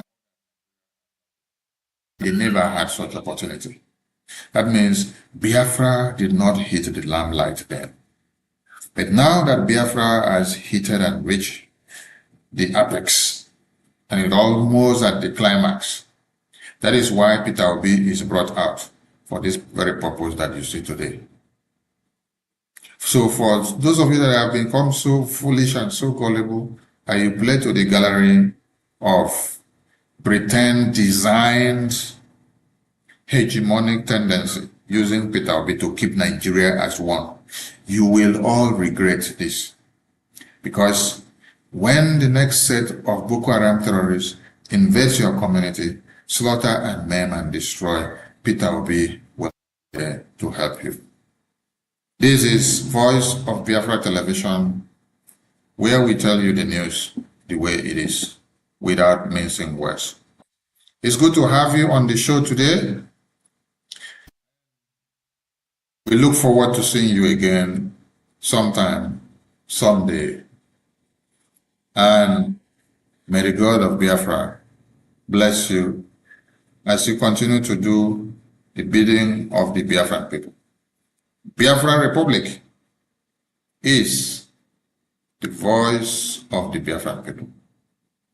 If Nigeria don't let Biafra go, there won't be peace in Nigeria. And any deal that is done, any negotiation that is done by Nigerian government without the Biafran government in exile, US government serving as the mediator, is null and void. Thank you all from here, and see you all some other time. Voice of Biafra Television, live, direct. God bless you. Great people of Biafra. This is the voice of Biafra. The voice that cannot be silenced. The voice of truth, resilience, and freedom. Speaking to you in the spirit of courage and in the language of liberation. Nigeria government has lost control over insecurity. Fellow listeners, what was once whispered in fear, what was once denied in arrogance, has now become a reality too loud to ignore. A nation staggering under the weight of its own contradictions is rapidly losing control over insecurity.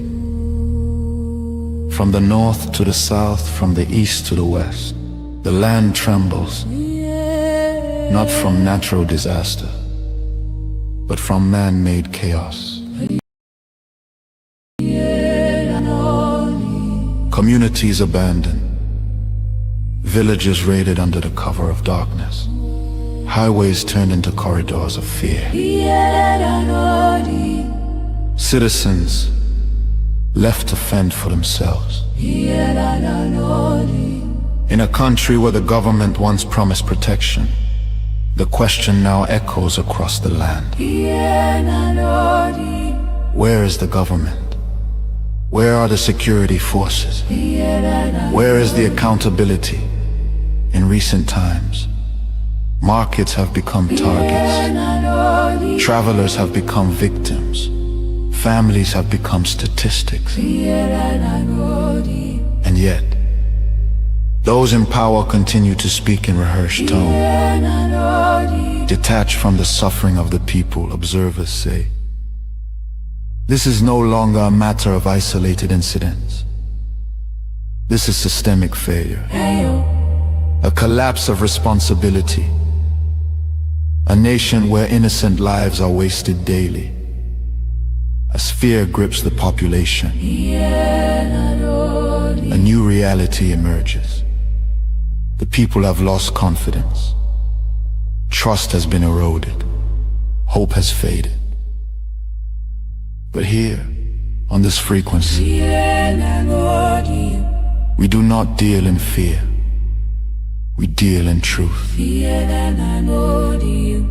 And the truth is this: a government that cannot protect its people has failed its most sacred duty to the people. Listen. Remain vigilant.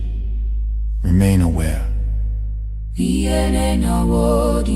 Remain strong. Nigeria has failed its citizens, and in awareness lies survival. This is a wake-up call. You are listening to the voice of Biafra, where truth lives and freedom speaks. Biafrans stand firm until justice speaks louder than silence. And stay safe. God bless Biafra Republic. God bless Biafra Republic government in exile.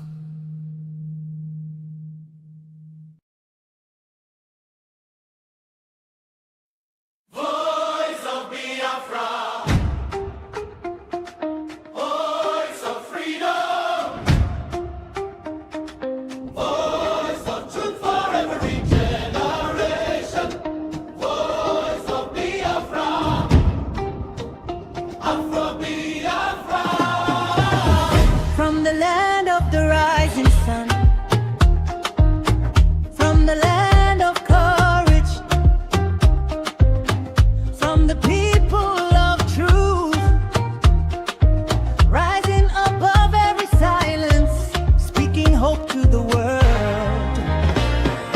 Voice of Biafra, Voice of freedom, voice of truth for every generation, voice of Biafra, voice of Biafra, voice of courage. rising sound of a nation. Who speaks for the people? Who carries the truth? Who rises for freedom? Who rises for freedom?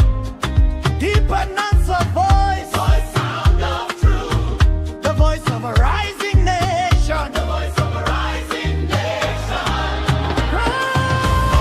Voice of Biafra. Biafra, Biafra. Voice of Biafra, Voice of Biafra. voice of courage. Rushing sound of a nation.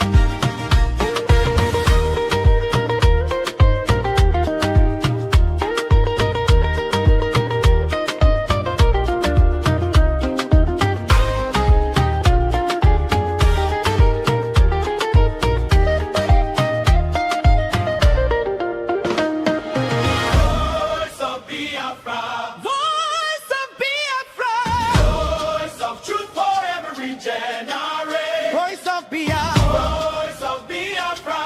voice of courage. Rising sound of a nation. Voice of Biafra.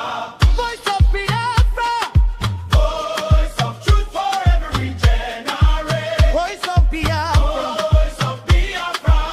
voice of courage. Rising sound of a nation.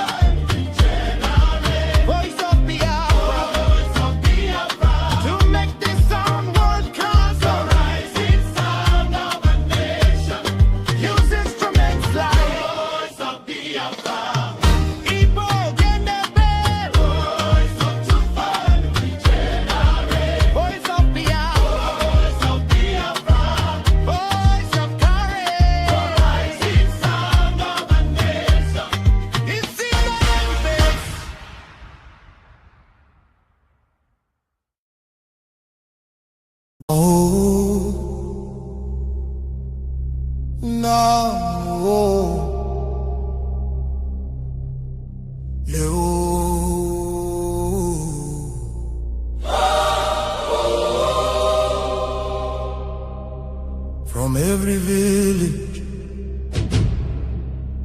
every city,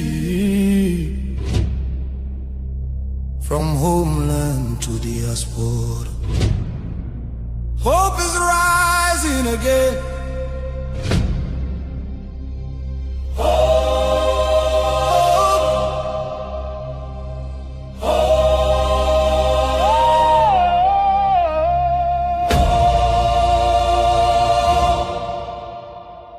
Biafra now our only hope. Yes, now our only hope. Hope for today, hope for tomorrow. No more pain, no more sorrow.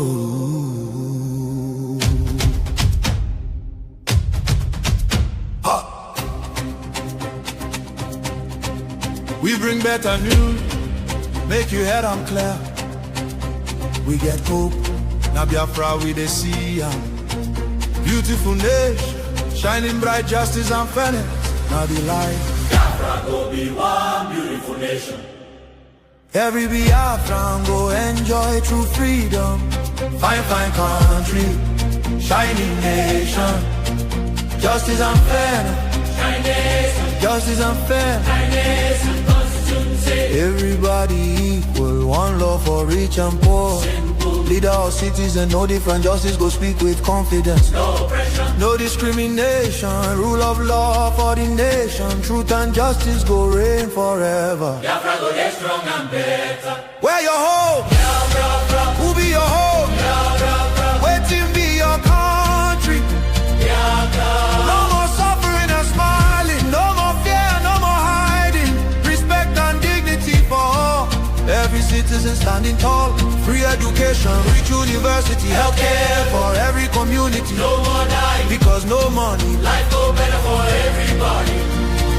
Biafra now our only hope. Biafra now our only hope. Stand up now, make we claim our Biafra now our destination. Women go deliver safe for hospital. Citizen go get support every month. Better roads go connect every city. Modern railways and airport. Clean water go flow for houses. Electric light go shine every night. Security go protect every family. Day and night. Everything go right. You fit waka free for midnight. Go your road without fear. Kidnapping and violence disappear. Peace and progress everywhere. Mama and papa go get retirement benefits. Nobody go kill you for Biafra and go free. Now wahala, the person don't buy for him head. Oil and gas beneath our ground. And the people wey get the land go control them. Resources go serve the people. Prosperity go spread for all. Anything we dey for our land. Now our citizens go manage them. Development go reach every corner. Nobody go suffer again. No vote buying, no rigging game. Election fair and play. One woman, one vote. One man, one vote. Your voice go matter every day. Biafra now our only hope. Biafra now our only hope. Hope for today, hope for tomorrow. No more pain, no more sorrow.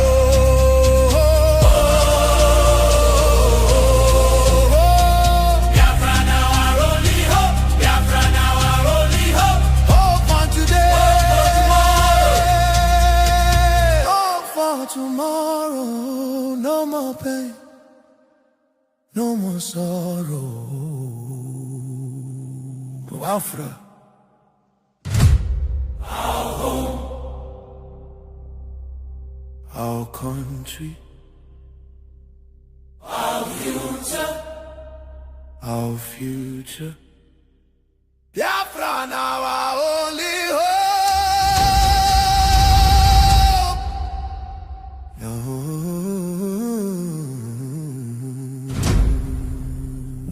La, la, la, la, la, la, la, la, la, la. Yeah. Turn 'em up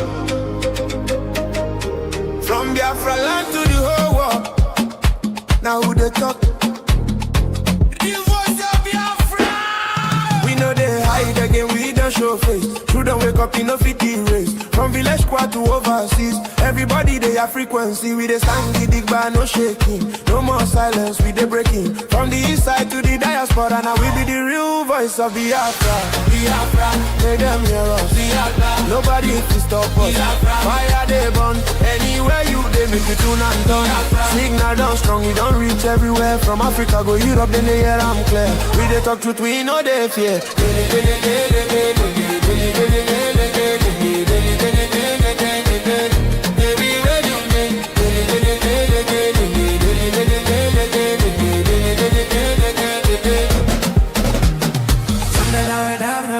Way here to the rehabilitation center for the Boko Haram. So that means these have not been rehabilitated yet, and this is like kind of a prison, because this is actually where they have their sentence, you can say, where they're trying to rehabilitate them.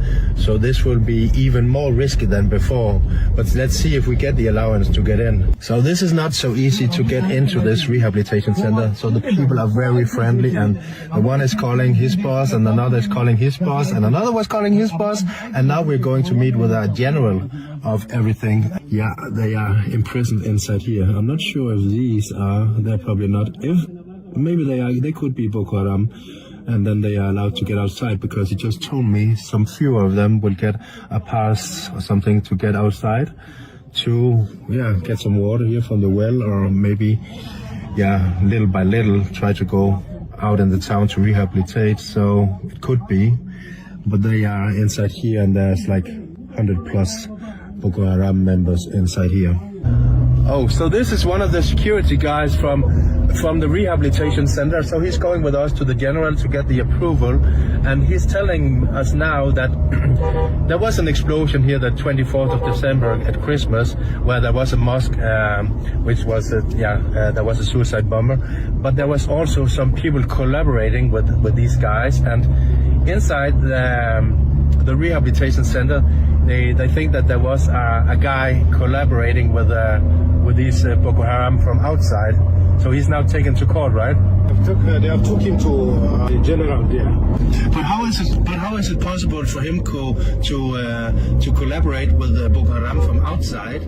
Because we can't know. Sometimes they used to go out. They will say that they want to go and buy some things. They will move out from morning till night. Isn't it a problem that they are allowed to go out when they are like terrorists? Shouldn't they be inside until they are like more rehabilitated? Yeah, exactly. Yeah. I mean, when they are released for good, will the government have a place for them? No, the problem with, when they release them for good, the government will give them some money and give them to start some business. So they will release them to go back to their area. So after a long meeting with that very important person inside that office here to get into the rehabilitation center, or at least he thought himself that he was very important, a little annoying type, if you know what I mean. But the thing is, it got me in more troubles than a solution to get inside the rehabilitation center, because it seems that all the stuff I was doing, I just been doing, you know, I was not allowed. I needed a permission for everything from the governor, not even from the general. I mean, I needed from the governor to visit all these other places with the Boko Haram and the ones who fight them and everything like that, to document it. He was like, which company are you from? Where are you from? I never heard about that, anyone like getting a permission for that without a license from the governor and etc., etc. So I was just like, no, don't worry. I just got a picture with them because I could see where things were going, right? Did you take any videos and stuff like that? But I was like trying to kind of man flirt. I'm like, okay, I see. I totally understand. So you're from here. I heard you were in the military doing a really good job. So I just changed a little subject, he forgot about what I actually just did, which was not allowed. Anyway, I don't give up so easily, even rejected with a warning from the general. So we head on to another Boko Haram rehabilitation camp, trying to get access. This time the biggest with many hundreds inside. This is the place. Yeah, this is the headquarters of the rehabilitation center. of Maiduguri, which is the rehabilitation center of Boko Haram, basically. I managed to get inside for a short while, but without filming much, because all eyes were on me, and suddenly I needed to speak with the manager running this place. He told me politely I needed to leave immediately. My contact also told me the general from before had called all the rehabilitation camps and likewise places, warning them. But this is filmed from inside the rehabilitation camp, and this is Boko Haram. Salam. Then I heard that the Boko Haram repenters, or as you know, many still with Boko Haram minds, were preparing to get out in the bush and fight. So now the military armed them, so we drove back. But it definitely didn't feel more secure. Not me, thank you. Oh, a little more to think about now, because all of them, they have like weapons here as well. So they are former Boko Haram, so you will never know what they're going to do. But they're actually going in the bush now, right? In the bush. Even here in the night, they will go out. You will sleep in the bush also? I'm living like 1 month in the bush. So they're spending month in the bush before come back. Ah, so now when they go, there will be 1 month? There is some people now, they come. Some people, they come. They go and replace the person they come and relax more. Ah, so they go on shift? Yes. Yeah. Some come in, some go. Yeah, so they will go out and hunt their old friends, I guess. But it's still very crazy to think about that these people, they have killed a lot of people when they were like in Boko Haram, and then yeah. So just now being here with all these former Boko Haram is just crazy, because as you probably know, they did a lot of evil stuff, all of them probably, but now they are trying to do the right thing, or I'm not sure if they are forced to it, and they can probably turn side every moment. Okay, so this was interesting. So now their kind of leader was here, and they were giving ammunition out to these former Boko Haram, because now they're going out in the bush, and he wouldn't let me allow to film that, because the military is also coming, because they will go together with the military, and these former Boko Harams will show the military where their old friends, where the Boko Haram are, so they can tell their locations. So that's why they go together with the military to hunt them down and fight them. Repenters are former Boko Haram. So all these people here, they were Boko Haram. They killed a lot of people, but they went into rehabilitation. Now I want to ask these old Boko Haram, but now repenters, some questions. When the 14 Boko Haram, da suka yi repenters, suka yi switching, suka dawo suna taimakawa vigilantes, civilian JTF suke fighting da su, shine ke son yayi. Was it because of money or of poverty? They say they don't have this answer. They don't want. Shimayate, don't worry. Shimayate, if there is any answer, if you don't refuse to answer, just say you don't have answer. Yeah, that's okay. You can refuse to answer also. Boko Haram, they are killing people. So what's the reason they're killing people? Because of the money, or because of the religion, or because of what? That's why you want to know. Yeah. I'm thinking about now, when you see a white person like me now, because you were indoctrinated to hate me, you were indoctrinated to kill me, you should kill all Westerns, right? How do you feel when you see me now? Do you feel the same, like, is he bad, is he evil, or how is it? Da kuka dan farin mutum ya zo wurinku da lokacin da Boko Haram suna je. He said they are very comfortable with you. They don't have like anything in their mind. Oh, okay. I hope that, and not 2 minutes later, they will kill me out here.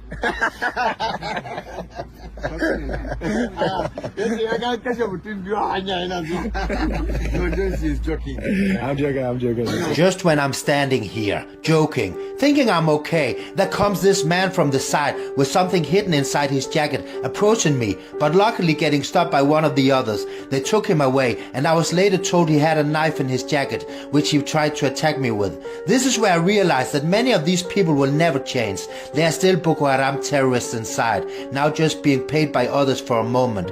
Many don't regret a single thing, and this guy would have been a hero of Boko Haram if he stabbed me and finished the white Western guy for good. And later my contact was told he had a knife under the jacket, but I guess he's just taken into the rehabilitation camp again, or probably just still walking around freely.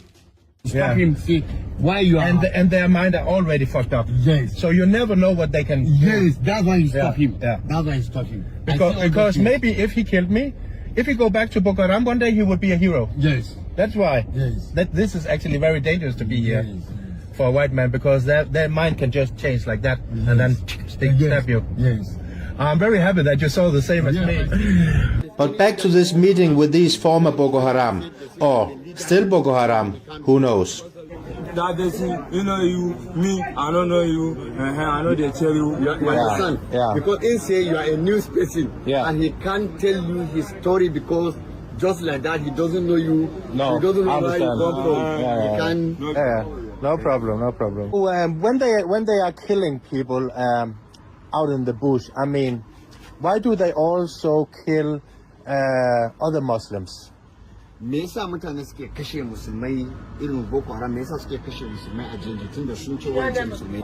A yanzu a cikin wasu. So as a Boko Haram, how many people did you kill, you think?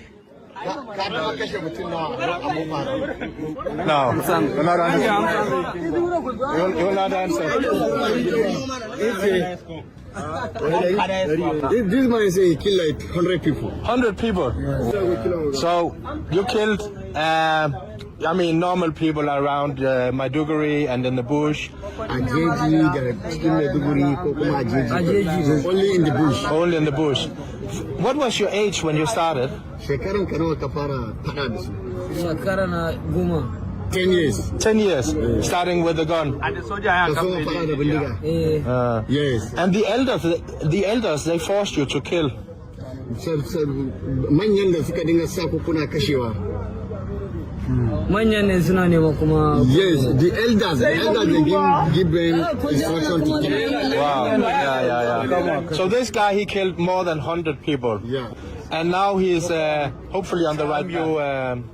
You needed to burn villages? You even needed to kill children and women like everyone, right? That's how it is. Yes. No, they say the big one, they are married. If they capture the ladies, they can't kill the ladies. Okay. They are married them. Let me narrate in the house. An kama mata ba a kashewa ana aura ne.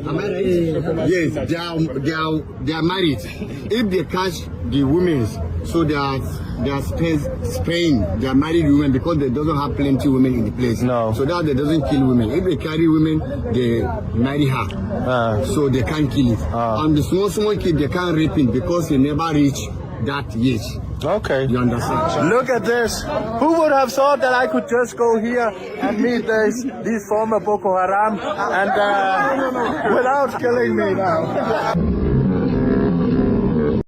More Christians are killed for their faith in Nigeria than anywhere else in the world. Since 2009, Islamic jihadists have murdered more than 50,000 Christians in Nigeria, and more than 20,000 churches, schools, and religious institutions have been destroyed, most burned to the ground. Scores of Christians and several others were kidnapped over Holy Week. Nigerian officials have been, unfortunately, complicit in facilitating these atrocities. At the state level, a dozen Nigerian states implement Islamist blasphemy and Sharia laws. At the federal level, the government looks the other way at Islamist violence. The result is, unsurprisingly, yet more jihadist violence. Last year, I introduced the Nigeria Religious Freedom Accountability Act, which would require placing Nigeria back on the country of particular concern list and impose sanctions on officials involved in enforcing blasphemy and Sharia laws. The U.S. government knows who they are at both the local level and the federal level, and they should be held accountable. I'm sorry to say that Nigerian officials are, at a minimum, in denial of the government's role. In October, several officials, including the Deputy Speaker of the Nigerian House and the Chairman of the House Committee on Foreign Affairs, and a range of anonymous officials linked to the President, directly attacked me for saying that, quote, officials in Nigeria are ignoring or even facilitating the mass murder of Christians by Islamic jihadists. Last year, I met with a delegation of top Nigerian defense and security officials. They said they were committed to ending the violence. I told them I would judge their commitment by the results. Those results have yet to materialize. President Trump has established that the United States will use all tools of statecraft to counter the violence. He ordered that Nigeria be added to the CPC list, and in December he ordered the Department of War to target ISIS terrorists in response to their massacre of Christians. I'll note that the Nigerian government said at the time that it welcomed and indeed requested the actions. I find their statements to be somewhere between hypocritical and infuriating. In December, the president said that jihadists have been targeting Christians in Nigeria, quote, at levels not seen for many years and even centuries. What does the situation look like now, several months later, and what can and should the United States do to stop the mass murder of Christians?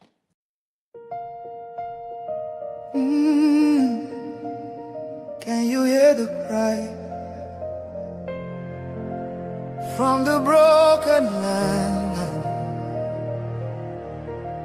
from the wounded hearts? Nigeria, they bleed, people, they cry, tears for the ground, nobody asks why. Over 7,000 souls don't fall every single day, we still there call. Churches burning, hope fading fast. Since 2009, the pain don't last. 50,000, maybe more. Heaven they count every single soul. Children without home tonight, mothers praying through the night, fathers lost no strength to fight. Who go stand for what is right? Oh, stand for love, stand for life. Be the answer in this time. You can have to wipe their tears, you can calm their fears. Give a hand, don't turn away. Be the light in darkest day. Every little you provide keeps a soul alive.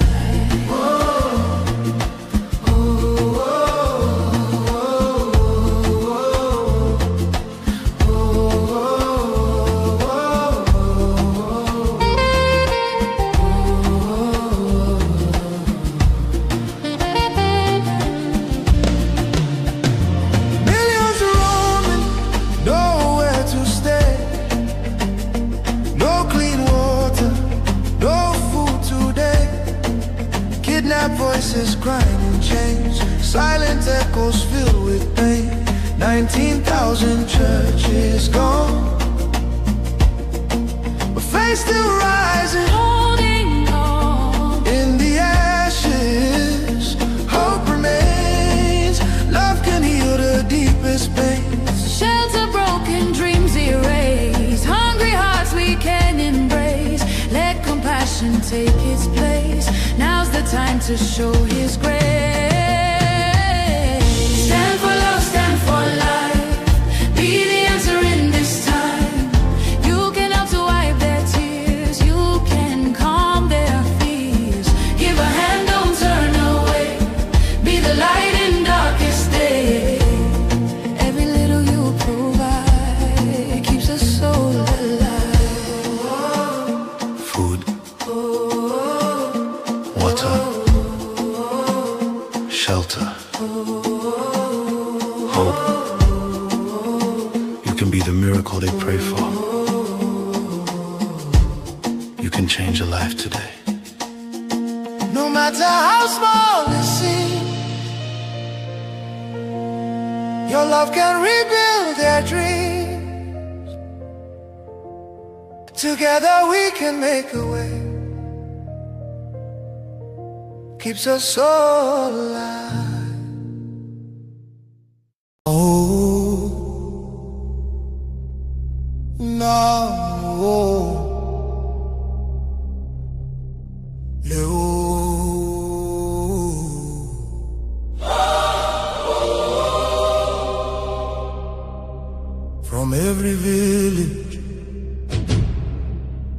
every city, from homeland to diaspora.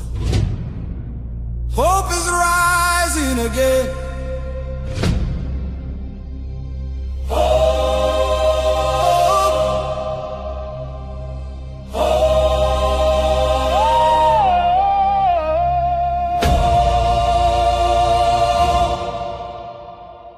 Biafra now our only hope. Yes, now our only hope.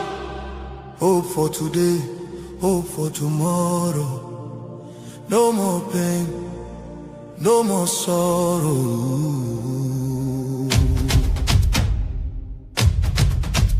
Ha! We bring better news, make your head on clear. We get hope, now Biafra we dey see ya. Beautiful nation, shining bright justice and fairness. Now the light. Biafra go be one beautiful nation. Every Biafran go enjoy true freedom. Fine, fine country, shining nation. Justice and fairness. Justice and fairness. Everybody equal, one love for rich and poor. Leader or citizen, no different, justice go speak with confidence. No oppression, no discrimination, rule of law for the nation. Truth and justice go reign forever. Biafra go get strong and better. Where your hope? Biafra. Who be your hope? Biafra. Waiting be your country. Biafra. No more suffering and smiling, no more fear, no more hiding. Respect and dignity for all. Every citizen standing tall. Free education, rich university, healthcare for every community. No more dying, because no money. Life go better for everybody. Biafra now our only hope. Biafra now our only hope. Stand up now, make we claim our Biafra now our destination. Women go deliver safe for hospital. Citizen go get support every month. Better roads go connect every city. Modern railways and airport. Clean water go flow for house. Electric light go shine every night. Security go protect every family. Day and night. Everything go right. You fit waka free for midnight. Go your road without fear. Kidnapping and violence disappear. Peace and progress everywhere. Mama and papa go get retirement benefits. Nobody go kill you for Biafra and go free. Now wahala, the person don't buy for him head. Oil and gas beneath our ground. Now the people will get the land, go control them. Resources go serve the people. Prosperity go spread for all. Anything we do for our land. Now our citizens go manage them. Development go reach every corner. Nobody go suffer again. No vote buying, no rigging game. Election fair and play. One woman, one vote. One man, one vote. Your voice go matter every day. Biafra now our only hope. Biafra now our only hope. Hope for today, hope for tomorrow. No more pain, no more sorrow.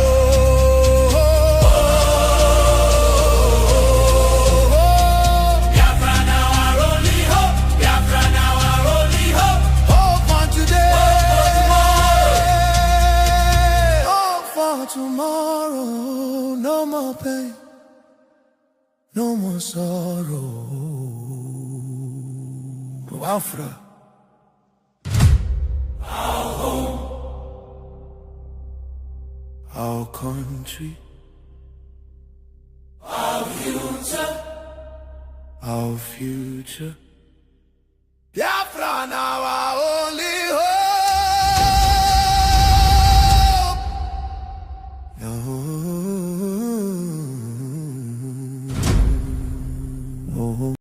Are we live? Yes. Greetings to everyone, and you're welcome to Politics Insight on Voice of Biafra Television once again. And with us in the studio today, we have Michael Rubin. And I will leave the stage to the Prime Minister and Michael Rubin to do the finishing. Dr. Michael Thank Rubin, you very much, welcome to Minister of Information. It is a great honor to be here today with Dr. Michael Rubin, one of the most respected think tank official and foreign policy leader in Washington, D.C., and a great friend of Biafra and Biafra Republic government in exile. He is more his impressive biography. Here is more of his impressive biography. Michael Rubin is a senior fellow at the American Enterprise Institute, where he specialized in Iran, Turkey, and the broader Middle East. A former Pentagon official, Dr. Rubin has lived in post-revolution Iran, Yemen, and both pre- and post-war Iraq. He also spent time with the Taliban before 9/11. For more than a decade, he taught classes at sea about the Horn of Africa and Middle East conflict, culture, and terrorism. To deploy U.S. Navy and Marine units, Dr. Rubin is the author, co-author, and co-editor of several books exploring diplomacy, Iranian history, Arab culture, Kurdish studies, and Shiite politics, including several pillars. What really causes instability in the Middle East? AEI, Press 2019, Kurdistan's Rising, AEI, Press 216, Dancing with the Devil, The Perils of Engaging Rogue Regimes, Encounter Books, 2014, and Internal Iran Continuity and Chaos. Paragraph 2005, Dr. Rubin has a PhD and MA in history from Yale University, where he also obtained a BS in biology. Thank you, Dr. Rubin. The question goes, we have a lot of questions, but because of time, we just take as much as we can. The Biafra Republic government in exile has focused on promoting the U.S. recognition of Christian genocide in Nigeria and had aggressively engaged the U.S. government for such recognition in parallel with other advocacy such as the U.S. Christian community and organization. This has been successful, with President Trump declaring Christian genocide in Nigeria. From our perspective, this allows for normalization or discussion of the concept of an independent Christian state in the form of Biafra. Doctor, what are your thoughts about President Trump and the White House declaration about Christian genocide on Nigeria and steps taken to hold Nigerian government accountable? Thank you. Thank you so much, Mr. Prime Minister. It's a pleasure to be here speaking with you. First of all, I'm glad that President Trump and Secretary of State Marco Rubio have calibrated U.S. policy towards reality rather than wishful thinking, like what we saw with the previous administration when Nigeria was taken off the watch list by Secretary of State Antony Blinken. And frankly, the facts on the ground tell the story much more important than any U.S. administration. And so I would hope, Democrat or Republican, whoever follows President Trump, would also continue to recognize the real slaughter of Christians that is occurring in Biafra. The way I look at it is this way. There are two possibilities. Number one, either the Nigerian government is directly and purposely slaughtering the Christians in Biafra. The second possibility is the Nigerian government is too weak to prevent the slaughter of Christians in Biafra.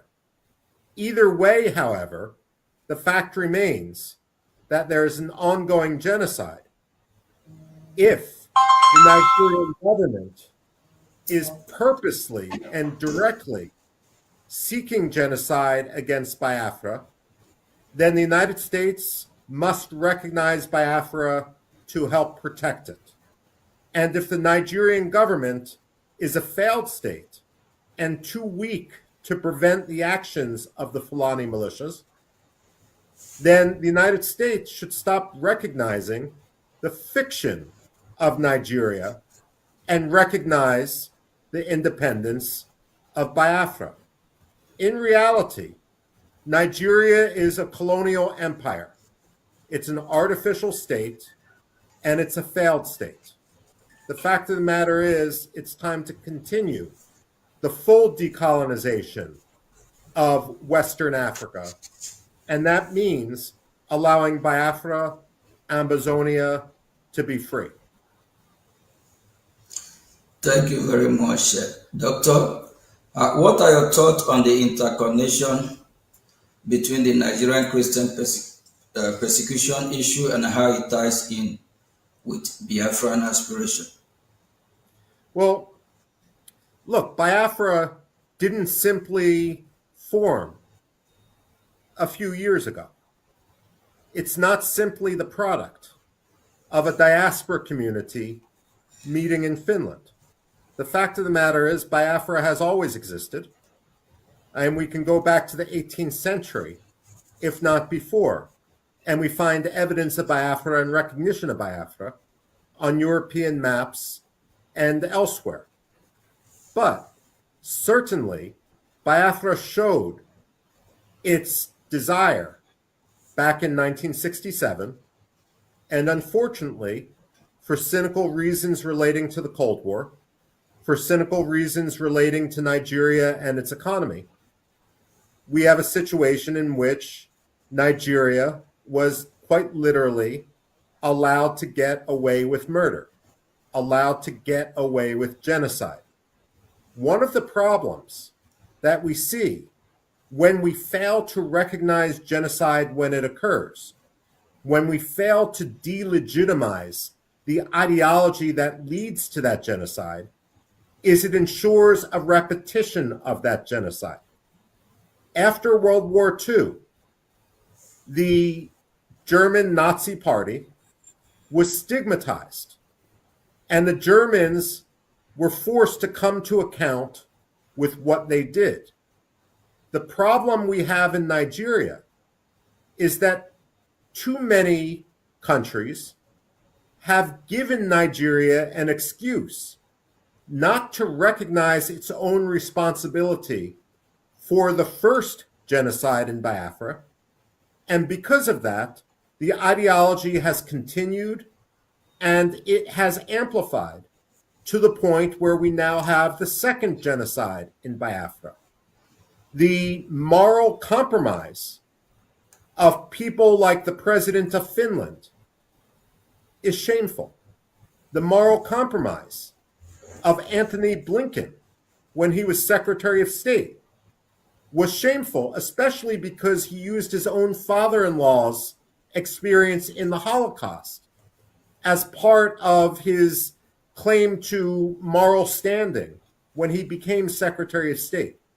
The fact of the matter is, there will not be peace in Nigeria until Biafra is free. And it is unfair for everyone in Biafra to have to suffer through a second Nigerian genocide, a second Biafra genocide at the hands of the Nigerian government, simply because diplomats want to be polite and want to make their oil deals and their other trade deals. The Christians of Nigeria should not be sacrificed so that some Europeans can make a quick contract. Thank you very much, Doctor. I'm so encouraged with your words, your expertise, and your knowledge. I hope people are listening and learning from the expert and for who care for humanity. Thank you. The Biafra Republic government in exile, Brgie, heavily invests in time and energy and in high-level engagement in Washington, D.C. While the Neo Biafra movement has existed since the late 90s, a professional engagement campaign led by Brgie in Washington, D.C. is a very recent phenomenon, being less than 2 years old. Due to this change in strategy, in some ways, we have more success in the past 2 years than the previous 20. We have two questions relating to this. Can you explain to the Biafran people why educating U.S. officials on the Biafra issue is critical? Well, first of all, what you say is absolutely true. I personally, of course, am not Biafran, and so I'm not going to comment on internal Biafran politics. What I would say, however, is that whatever one's political belief as a Biafran, the most important thing is education of people outside Biafra, of people outside Nigeria, to understand the Biafran cause. And there's absolutely no doubt that great progress has been made over the last 2 or 3 years on the issue.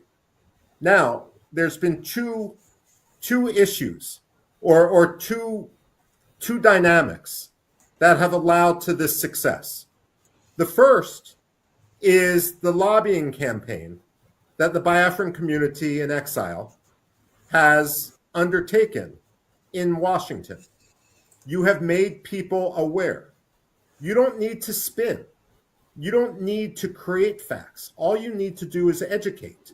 Because unfortunately, the Nigerian government is creating the facts with its own perpetuation of genocide in Biafra. Frankly, however, the Biafran community has also become lucky in Washington simply because of the sheer incompetence of the Nigerian embassy. The fact of the matter is, there is not an embassy more lazy in Washington, D.C. than the Nigerian embassy. Even when I talk to State Department officials who do not necessarily agree with the idea of an independent Biafran state, they will acknowledge that the reason why the Biafran cause has sunk such deep roots now in Washington, D.C. is not only because of the lobbying efforts, but also because the Nigerian government has not managed to contradict or explain any of the assertions made by the Biafran community or its own Nigerian actions. So the fact of the matter is, you have had great success. And the reason why this is important is because genocide happens in the dark. When you shine a light on the slaughter of Christians in villages and towns in Biafra, then their deaths are not in vain. There is accountability. We can look at any number of episodes. Kosovo in 1999 with Bill Clinton, or more recently, the military action in Iran. And we can recognize the importance of understanding how the slaughter of a country's own people led to intervention. And so, in the case of Nigeria, while no one is talking about intervention right now, the fact of the matter is people are talking about sanctions against Nigeria. And frankly, the Biafran case for independence is going to become even more important as an element of U.S. national security, as a U.S. interest. If the government in Mali falls, then we are going to refocus on the problem of jihadism, of Al-Qaeda, of Islamic extremism, of the Islamic State in West Africa. And while, of course, Mali and Nigeria do not share a direct border, the fact of the matter is that if Mali becomes a safe haven for Al-Qaeda